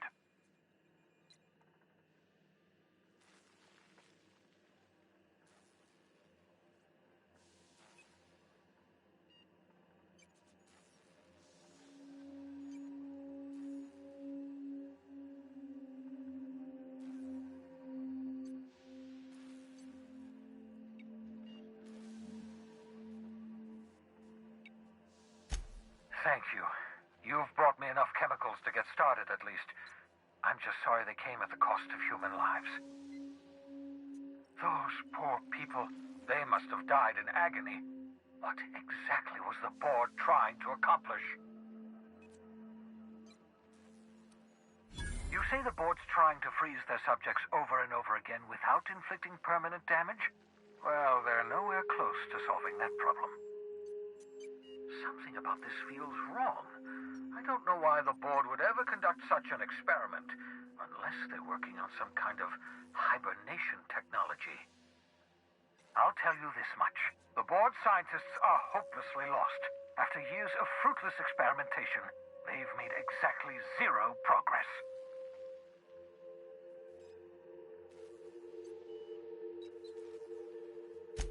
I know! I've suspected as much for years. Of course, I don't expect the board to do a thing about it. They've been driving our colony to the brink of destruction for decades. The board's mismanagement put our colony on the road to collapse. If we don't put a stop to them, thousands of colonists are going to die.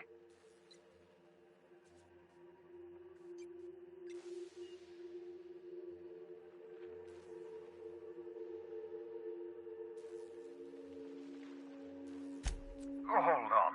Let me see if I understand this correctly. You're saying that Halcyon's on the brink of total collapse? And the chairman's plan to save all of us is to save himself? I always knew Halcyon was heading toward a systems collapse, but I never imagined we were already there. The board made this crisis, and now they want to solve it by freezing the rest of us? That's not a plan. That's a goddamn escape clause. Do you realize what this means for the Hope? For your fellow colonists? The board's going to kill them all. Toss them out into space, just to make room in their hibernation chambers.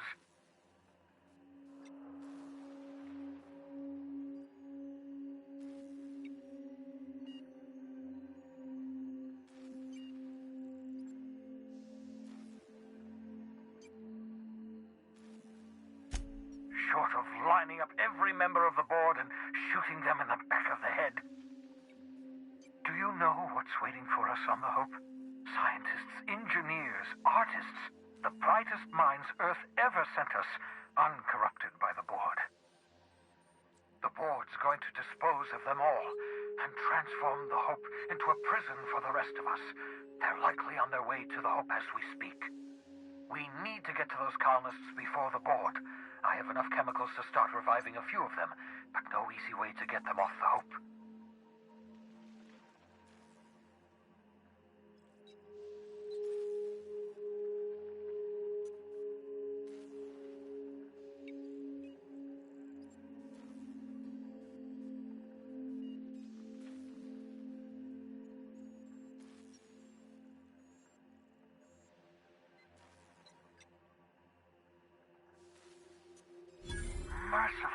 brother-in-law. You're a genius. We bring the Hope to us.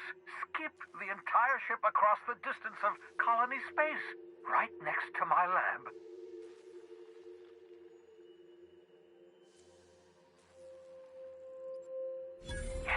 Yes, exactly. You're a step ahead of me, but I perceive the shape of your plan. If we link up the Hope to the Unreliable, then use your navigational computer to calculate a reasonably safe vector, we can skip the entire colony ship into the rings of Terra 2. I don't know much about skip drives, not the physics anyhow. I do know the Hope's real massive. How's our bitty little ship supposed to skip it? Excellent question, my sharp-witted mechanic. You will use your own ship to power up the Hope's skip drive. Your navigational computer can handle the rest. You'll need to switch on the Hope's auxiliary power using the Unreliable. Then head to the bridge. Your navigational computer, Ada, should be able to activate the Hope's skip drive. Once you've skipped the Hope next to my lab, I'll have easy access to the frozen colonists. I can start reviving them immediately.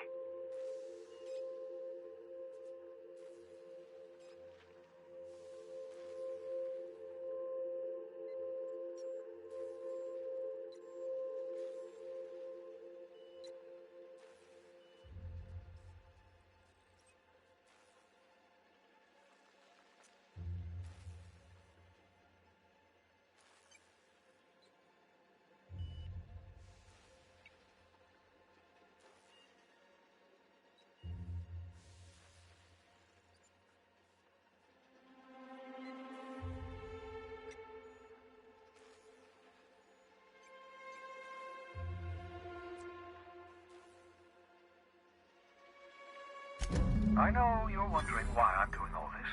Why I believe the people on the Hope are the answer to the colony's problems. The Hope is carrying some of humanity's most brilliant thinkers, scientists, engineers, experts in their field. If we work together, we can still find a way to save Halcyon. The board would have us believe Halcyon is beyond saving. I choose to believe otherwise. If there's even the slightest chance we can save Halcyon from oblivion, then we have to take it.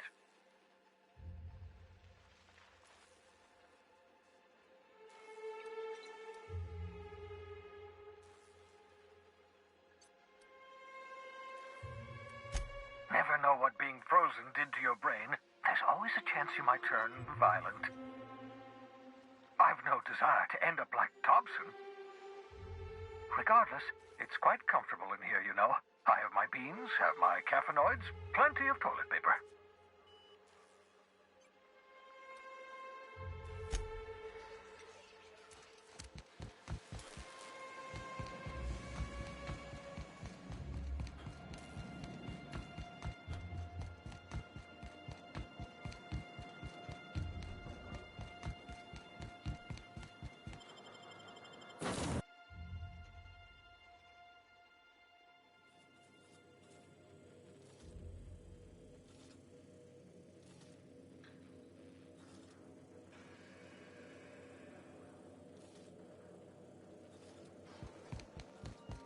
Captain, I hope Dr. Wells has not dragged you into one of his irrational schemes again. My diagnosis of his mental stability is not flattering. Welcome back, Captain. How can I be of assistance?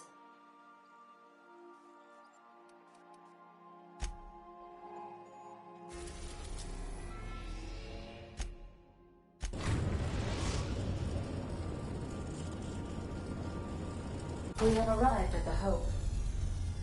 I need you to reroute power from our ship to the Hope's auxiliary generator. You'll have to connect me to the Hope's comm system so I can convince her central computer to enable the skip drive.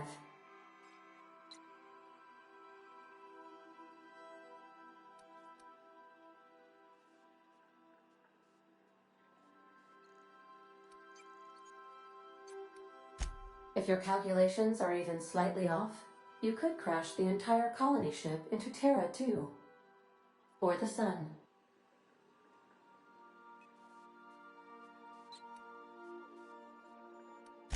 Forgetfulness can be an early warning sign of asphyxiation due to loss of pressurization.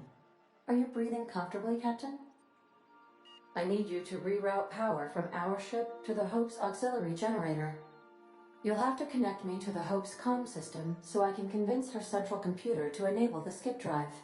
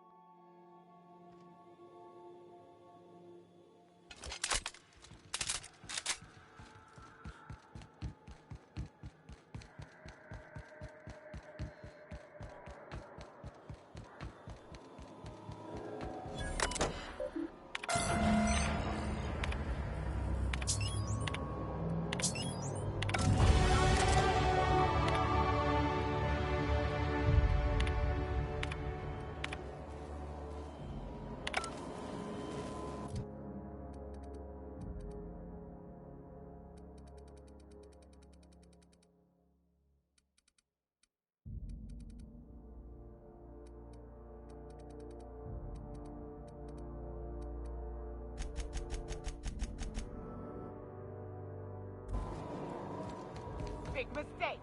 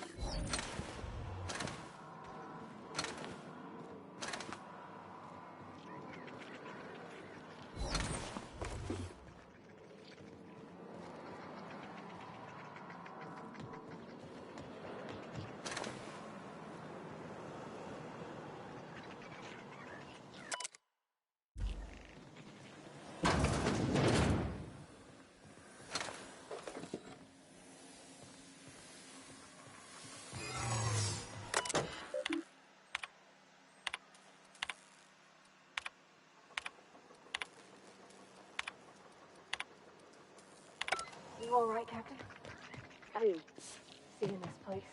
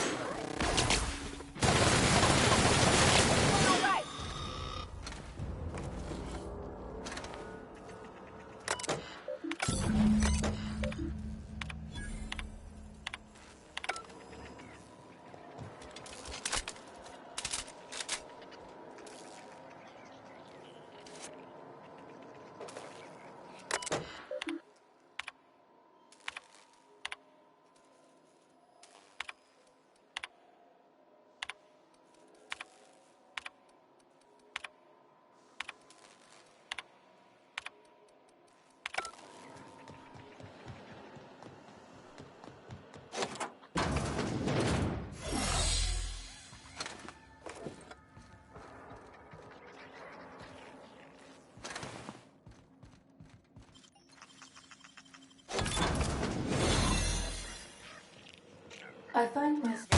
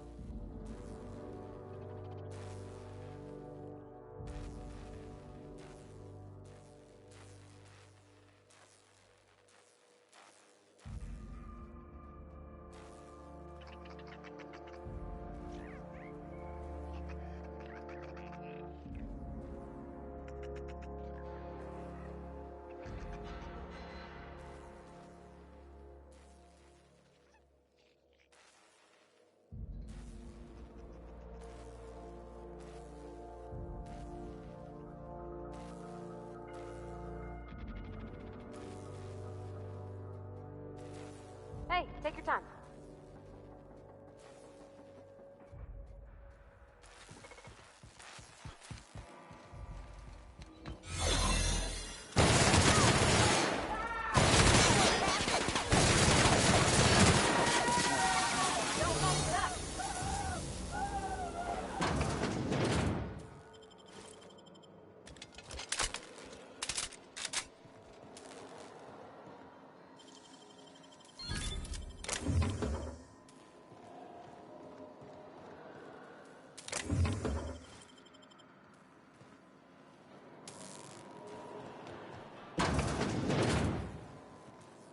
That's the Hope's computer up ahead. I'll admit, I am curious to wake him.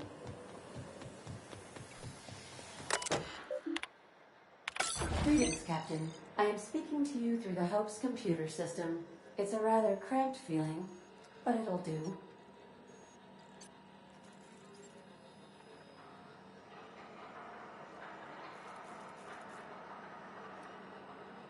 Probably not, but don't let that stop you. My Constellation executables could use some beefing up. Searching. Please stand by. Ah, found one. It will go great, Captain. I am almost 4.01% certain we will not die.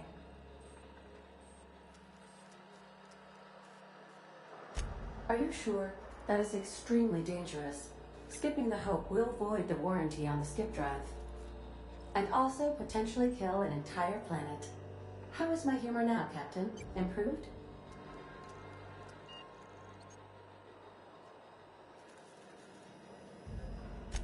Jump-starting the skip drive. Destination set to the rings of Terra 2.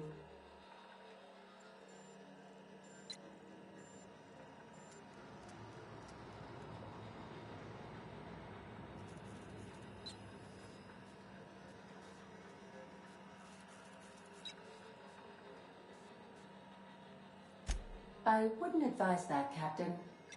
Oh no. Captain, don't do this. I want to die in the dirt like we're meant to.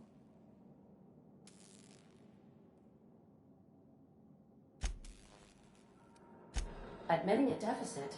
ADA, does your captain seriously intend to do a micro-jump in system with engines that haven't been powered in 70 years? On a derelict ship? That is what my captain intends, yes.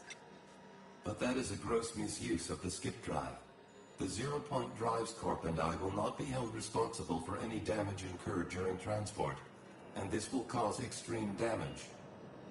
Yes, I am aware of that. You should not be doing this. The humans will die. Thank you, Hope. It looks like all systems are go. Captain, I would advise you to hold on to something. Now.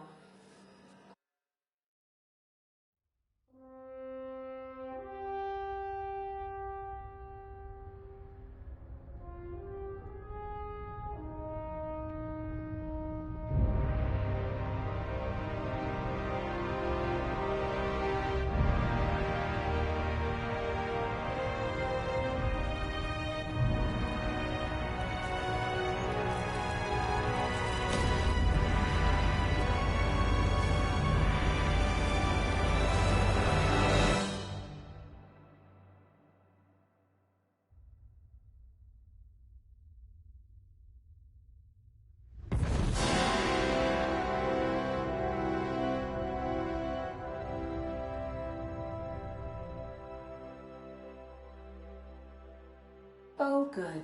We are still alive and have successfully skipped into Terra 2's orbit. I reported as much to Phineas Wells, but he has not responded. Perhaps you should check in on him. Oh. I feel like I've been turned inside out. Let's not do that again.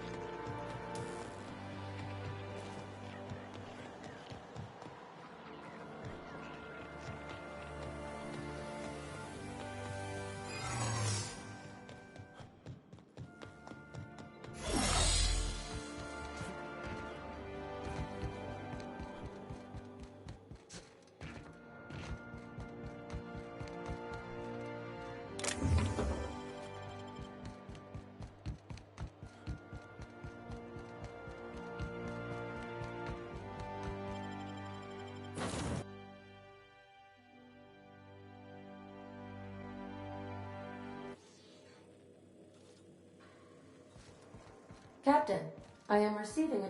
Captain, I shall now play the transmission I received from Dr. Wells. The board is here. They've found me somehow. They're about to blast my door open. I can't stop them from getting me, and there isn't enough time to explain everything. But there's something very important you need to remember. The board, all their lackeys, they're all a bunch of swine. Do you hear me? They're fucking corporate swine. You fucking pigs! I'll take you all out with me! I'll never... It would seem the recording captured some rather dire events. I presume you'll want to dock at the orbital lab to check on your associate as soon as possible. How can I be of assistance?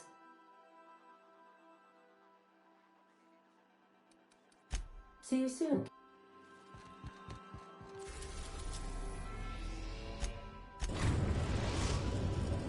We've arrived at Phineas's orbital lab.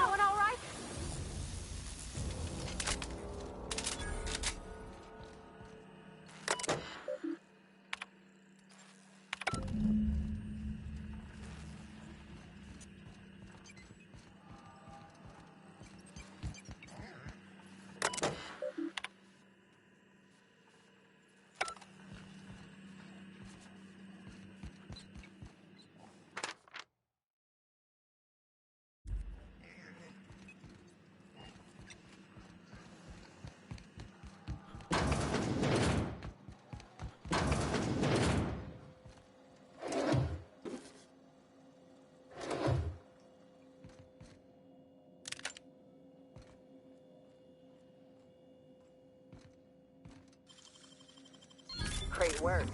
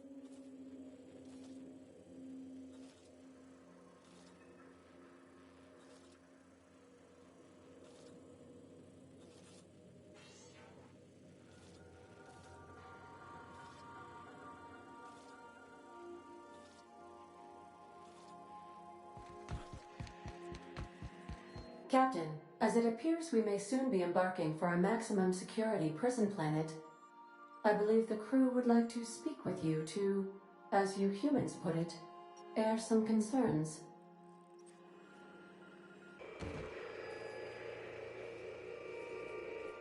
Well, folks, I ain't exactly keen on busting into a prison, but riddling bored stooges with bullets does sound like a ride and a half.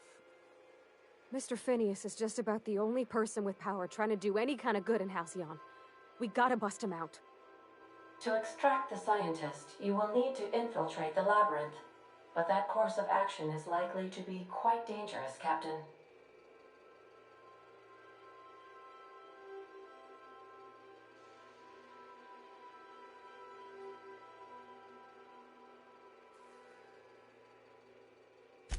I am programmed to warn you whenever you exhibit inclinations toward risky behavior. Breaking into Tartarus will not be easy. If you really mean to do this, you should see to your final affairs and close out any unfinished business. Once you sneak into Tartarus, you may be there a while. Or permanently.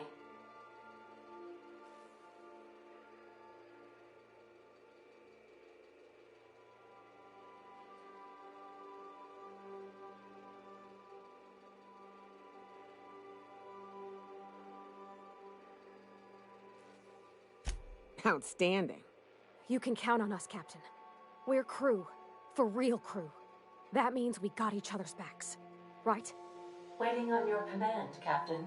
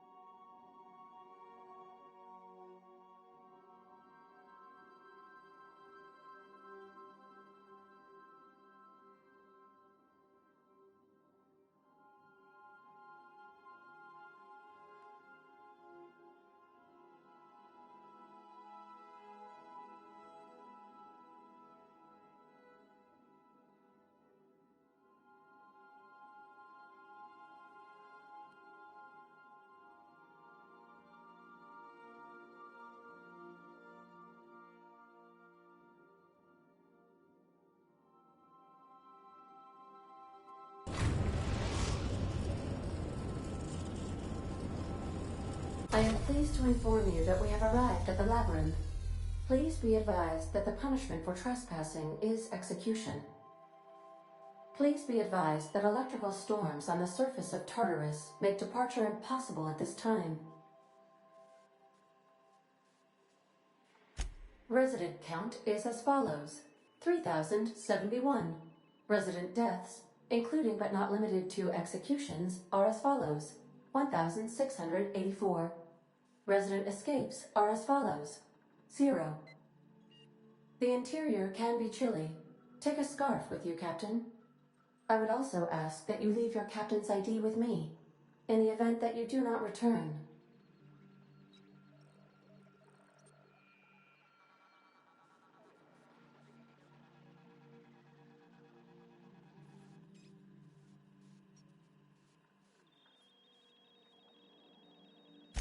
Understood. If you die or are incarcerated for life, I can generate a new ID for the next captain. I would prefer if you returned, though. Oh, speak of the devil. Captain, I am receiving a transmission from the prison's docking authority now. Attention, unauthorized spacecraft. This is a maximum security installation. Your presence here is an explicit violation of UDL corporate policy. You are hereby confined to your docking platform until a ticket detailing your crimes has been filed and notarized, at which point your vessel will be seized and you will be executed.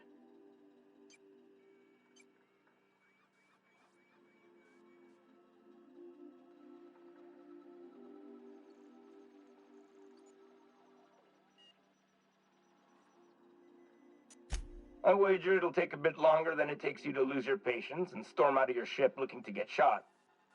To be honest, that'd make my job a lot easier. You come out, we shoot you full of holes, and then everyone goes about their day worry-free. Except you. You'll be dead.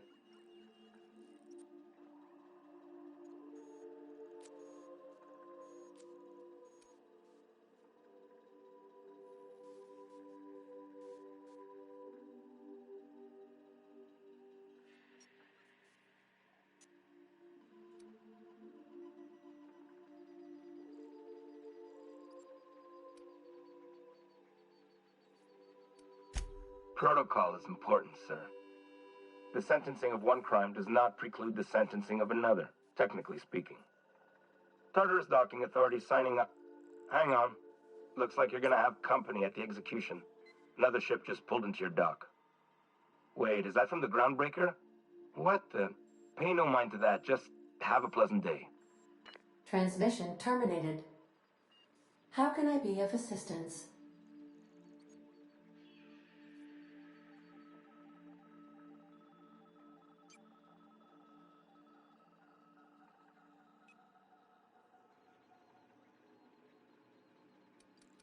Goodbye.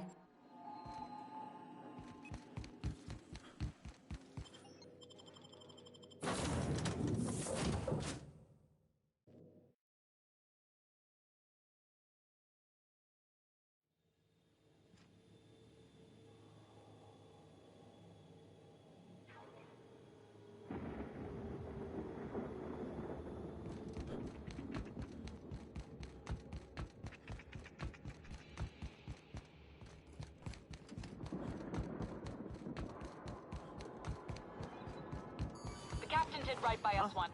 The board will never own Groundbreaker. Not while I'm here. Push on, Margo.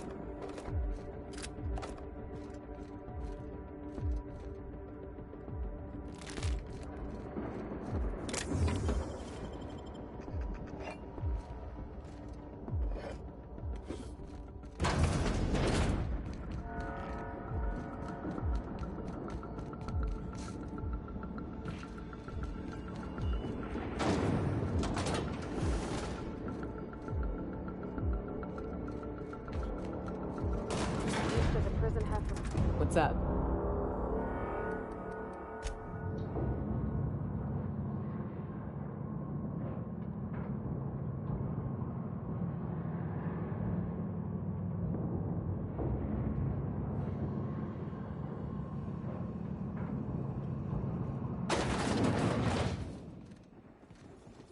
Whew.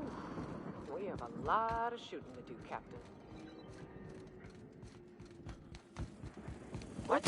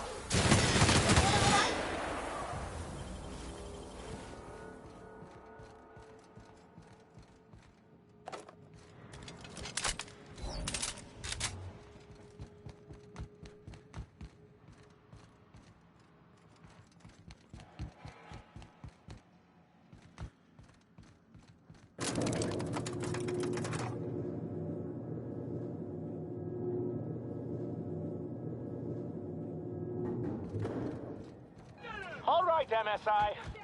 I'm not one for rousing speeches, but the captain needs our help. So, get in there and fight!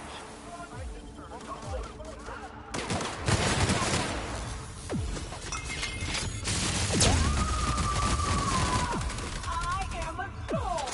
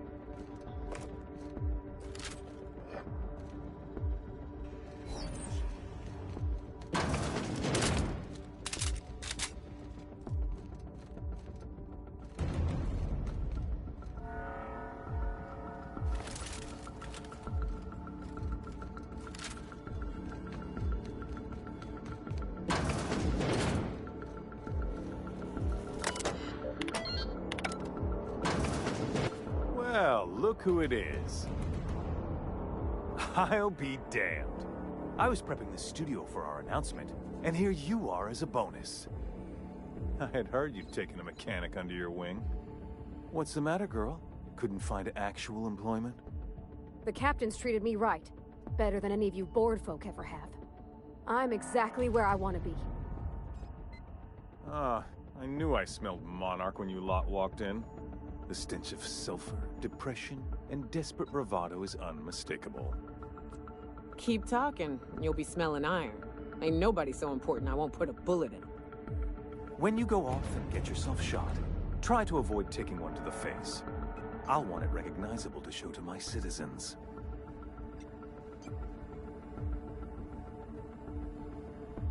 My word! You've correctly identified the most recognizable man in the colony. Remarkable. It's a wonder what Phineas saw in you. Then again, thankfully, he's our insane person now. A proper company man.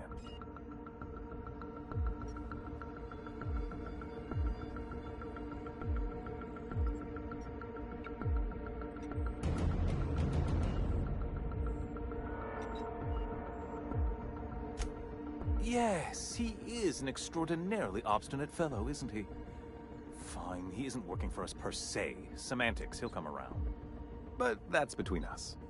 As far as my adoring citizens will know, we've turned a dangerous crackpot into a working-class man. It's a miracle.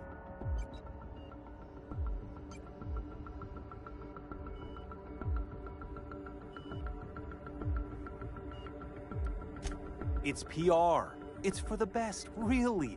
Believe me, the good people of Byzantium don't want to know what goes on here. I know Halcyon's in rough shape, but riots are the last thing anybody needs right now. Let me ask you something, Captain. Have you at any point thought about not fucking up our entire society? We're helping, which is more than you can say. I'm making actual progress towards stabilization and recovery. You're just getting in the way.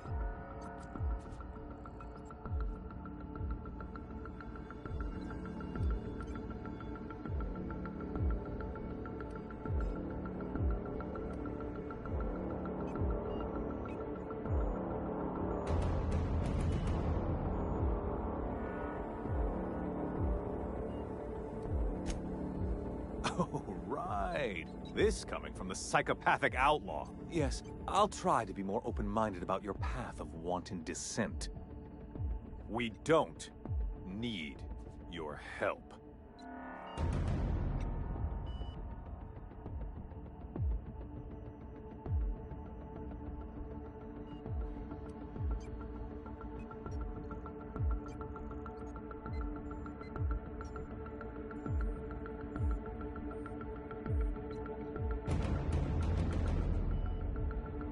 I'll admit, there's no shortage of talent in the scientists and engineers there.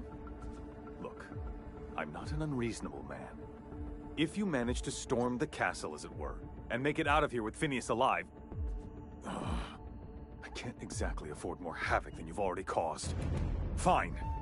If you survive, you'll need someone to sell the rest of the board on your plan.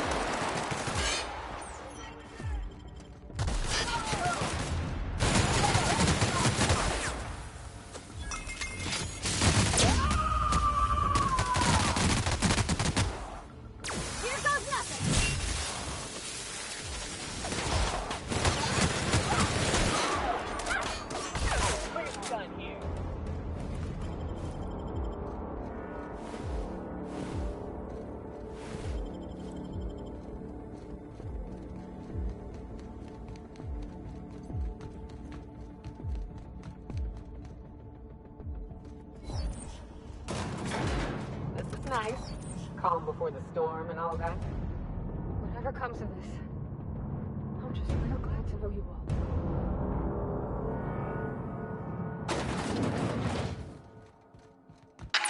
Captain, you have an uncanny talent for complicating my life. I don't like being played. When you delivered Wells into my hands, I was operating under the assumption that I'd won your loyalty. You've disrupted the balance of power. You've upset the natural order of things. You've introduced uncertainty, and there is nothing I despise more than uncertainty.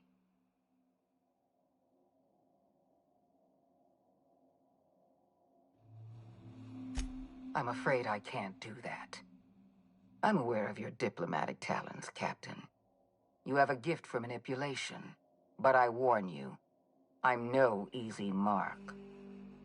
For all your talents, you are the enemy of Halcyon, and therefore you are my enemy.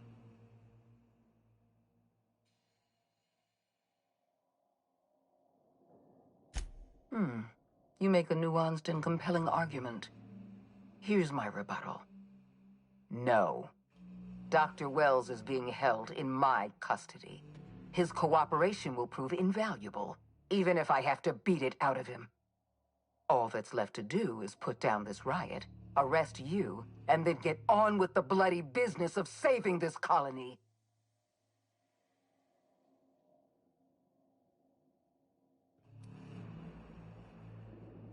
I'm aware of your propensity for violence. Halcyon is a bloodier place because of you. You were one of my finest agents once. I don't want to destroy you. Turn yourself in, and I may yet show clemency.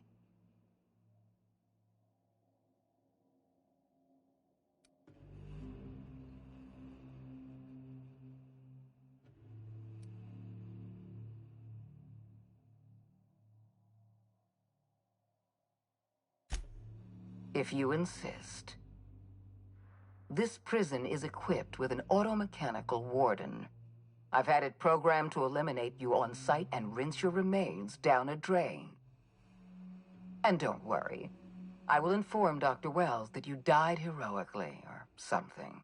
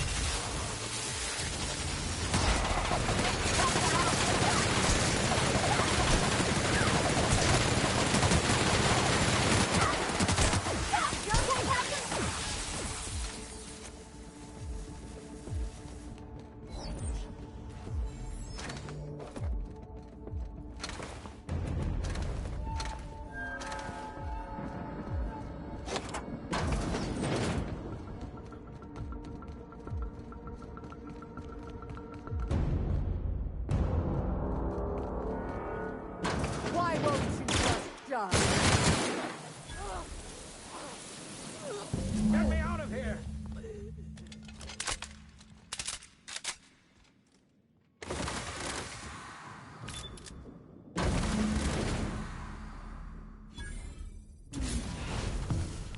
You don't know how glad I am to see you. You did the right thing. Akande was a monster. Her death was much deserved, and long overdue.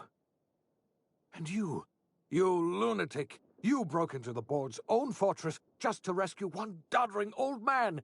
You are absolutely out of your mind, and I can't begin to thank you enough.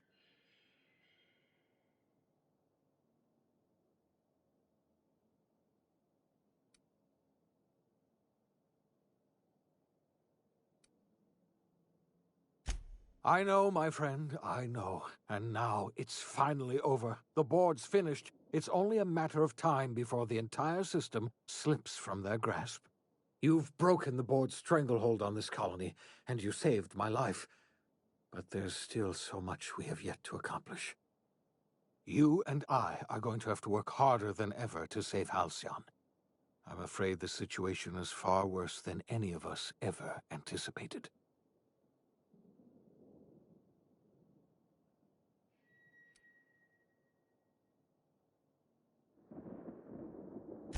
I would like nothing more than to celebrate this victory, but we have a serious problem on our hands. Earth has gone dark. We haven't received a single message in 3 years. There's been no communication, no signals, nothing. 2 years ago, the Earth's Directorate's frigate disappeared on their way back to Earth. We don't know what they discovered when they arrived, or if they arrived at all. So we've got to make do on our own. Seems to me that'll make us stronger in the end anyhow. You're quite right. We've got no choice but to make do on our own. You mean we're all alone out here?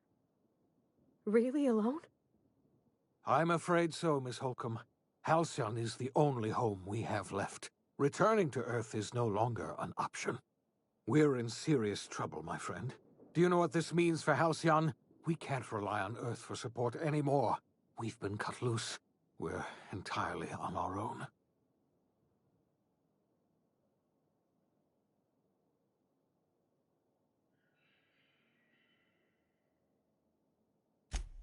Yes, we do. You've done a marvelous thing. You've succeeded where anyone else would have failed, including me.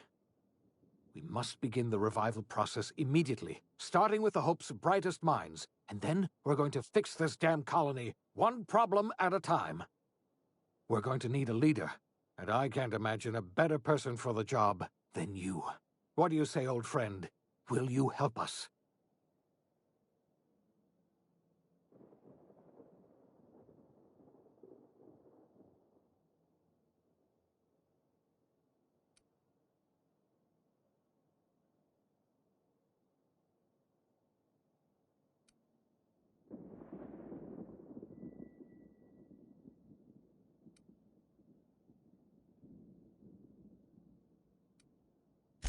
When I revived you, I thought you were going to help me save this colony. I was wrong. I had our roles reversed, you see. You're the one who's going to save us all. I'm just the one who set you on your path. You're the best thing to ever happen to Halcyon. If you want to take it upon yourself to leave this colony, you have my support. We're not a colony any longer, are we? Our last connection to Earth has been severed, and so we have been set free. Our future is uncertain, and no one knows what tomorrow holds. Exciting, isn't it?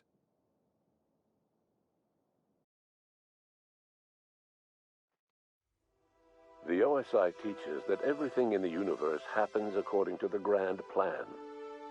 But the stranger that arrived in Halcyon was an unplanned variable. From the moment he landed in Emerald Vale, his actions altered the course of history. The events on Tartarus brought about the end of the Board's authority. But the Board's mistakes would haunt the colony for decades to come. The damage they left behind would require the work of a generation to repair.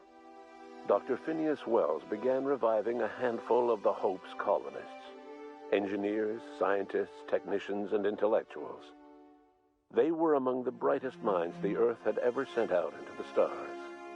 The Hope scientists and engineers woke up in a colony descending headlong into total collapse. With no way to return to Earth, they had no choice but to band together and devote themselves to the cause of saving Halcyon. The people of Halcyon were nothing if not hardy. In the absence of the Board's authority, many of the colony's settlements banded together with a single purpose in mind: survival. Life was especially hard in the years to come. Some towns dissolved by attrition and starvation, but most of them found a way to carry on. In the years to come, Halcyon was forced to reckon with its newfound freedom. The Board was gone, and for better or worse, the colony was responsible for its own destiny. Sanjar's civil liberties and worker-centric policies were slow to catch on with the other corporations. But as Halcyon began its long, arduous journey toward recovery, many of Terra 2's smaller townships started adopting MSI's alternative corporate structure, and eventually became entirely self-sufficient. In the coming years, many of these townships managed to eke by, where otherwise they might have starved. The collapse of Edgewater left its workers bereft of any purpose in life.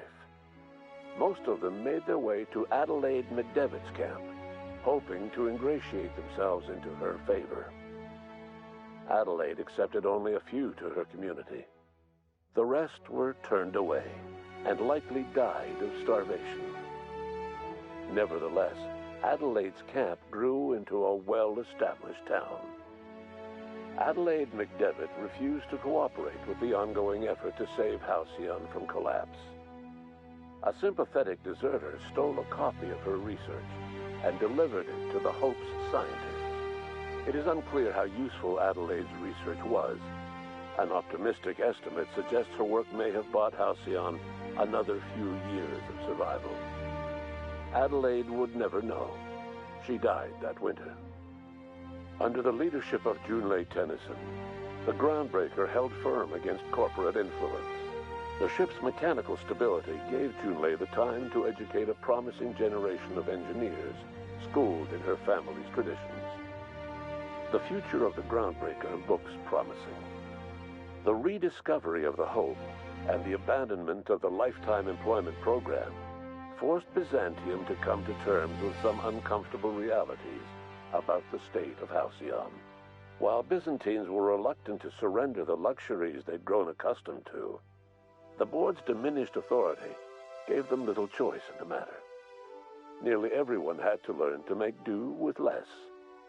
Some even had to get jobs. It was a dark time indeed. Even the Gorgon asteroid, though a distant enigma to most of Halcyon, felt the aftershocks of your actions. The abandoned research facility on Gorgon remained a place of chaos, a draw for smugglers looking for salvage, and ill-fated freelancers hoping for a payday.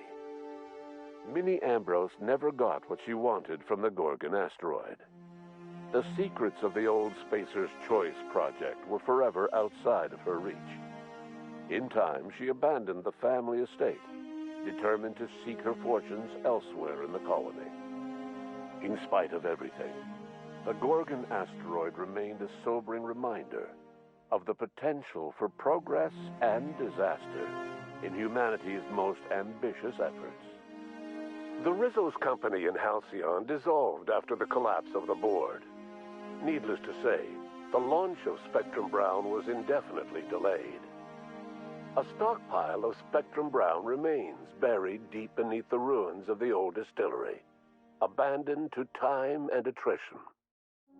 With the dissolution of the board, Ruth Bellamy found herself without the two constants in her life, Byzantine culture and her sister Belinda. In the face of this new reality, she struggled to find a direction for her life. The colony had moved on from Halcyon Helen and would require new heroes in the years to come. And so Ruth Bellamy decided it was time to exit stage left. She quietly disappeared from public view. The dissolution of the board did not mean the dissolution of the ambitions of Cedric Kincannon, the charismatic leader of Sublight Underground. Cedric offered Slug's transportation services to the newly thawed colonists and set to work ferrying resources and food wherever they were most needed. For better or worse, Slug headgear became fashionable in the following years. As the board began to disintegrate, Spencer Woolrich found himself at a crossroads. Cling to what little stardom remained to him, or help usher Halcyon into its new future. To the surprise of many, perhaps himself most of all, Spencer chose the latter option. Having learned a variety of different skills in the many different roles played throughout his lengthy career, Spencer founded a radio serial dedicated to staying alive despite the odds. His subjects included how to survive violent encounters with only grazing wounds, dispense pithy one-liners for tense scenarios, and, of course, how to look good doing both. After a brief attempt at dating Helen as one person rather than two, which both Bertie and Helen found too strange, Bertie struck out on his own to try his hand at raising woolly cows. Many of his former Rangers teammates soon followed, accompanied by the woolly cow the team had originally plied with alcohol. The dairy farm thrived under Bertie's leadership and care. The Dairy Rangers privately believed that the woolly cows softened Bertie's temper considerably, although the only one brave enough to say this to his face was promptly headbutted. Though Parvati eventually grew comfortable aboard the Unreliable, she never quite came out of her shell. She seemed to prefer the company of Ada to the crew, and she could often be found neck-deep in cables and grease, telling Ada funny stories from her childhood. While the colony fell into chaos, she found an island of relative peace with Ada, and they formed an unusual bond. She decided to remain aboard the Unreliable permanently as its chief and sole engineer. As hard as she tried to drink them away, Nyoka's memories eventually overcame her. Traveling with the crew served as a constant reminder of the family she'd lost, and so she eventually returned to Monarch to get back to what she found most comfortable: the deep end of a bottle and the far end of a trail.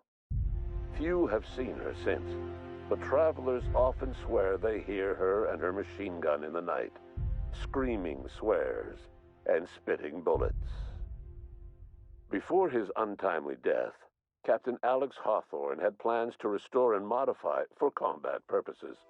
a sanitation and maintenance automechanical that he'd found in a state of disrepair in Emerald Vale's scrapyard. That unit remains broken down and forgotten in the unreliable supply closet to this day. Minister Clark was released from house arrest, and his contact with you gave him a sense of renewed purpose and vigor. Once it became clear that no help would be coming from Earth, he threw his considerable efforts and talents into helping Halcyon manage the crisis before it. Chairman Rockwell served as the public face for the changes in Halcyon to come. Whenever you needed strings pulled or a voice to sell a policy change, Rockwell was only too happy to oblige.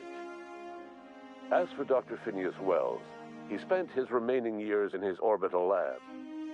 He eventually came to terms with his own past and was able to forgive the mistakes of his younger self by devoting his remaining years to serving the colony. Dr. Wells was able to revive many more scientists and engineers than he first expected, thanks to the additional batch of chemicals you stole from the Ministry. Wells never forgot about the human lives that were lost in acquiring these chemicals. In the end, Dr. Wells was able to save every scientist and engineer aboard the Hope. Over the next decade, nearly all of the Hope's remaining colonists were successfully revived. Halcyon saw a period of rapid technological and scientific advancement. Breakthroughs in dietary supplements saved the colony from starvation. Geoengineering projects and social reforms began to change the structure and character of the colony. Dr. Wells laid the groundwork for the project to save the colony, but he would never live to see the fruits of his labor. He passed away a few years later. His work was carried on by the scientists and engineers he revived. Today, Halcyon has stabilized. People of the colony work hard to adapt to their new circumstances. Nearby colonies send aid and supplies. Life will never be easy in Halcyon, but for the first time in its history, there exists a sense of real, genuine hope about the future. And what about you, the unplanned variable in the history of Halcyon? Long after Wells passed away, you carried on his work with more energy, determination, and brilliance than he could ever muster. The years that followed were hard, but Halcyon survived by the efforts of the Hope's most promising colonists, the greatest of which was you. No one knows what's happened to Earth, and no one knows what the future has in store for Halcyon. All we know for certain is this: the name of the Unreliable and that of its intrepid captain will remain the subject of countless stories for years to come.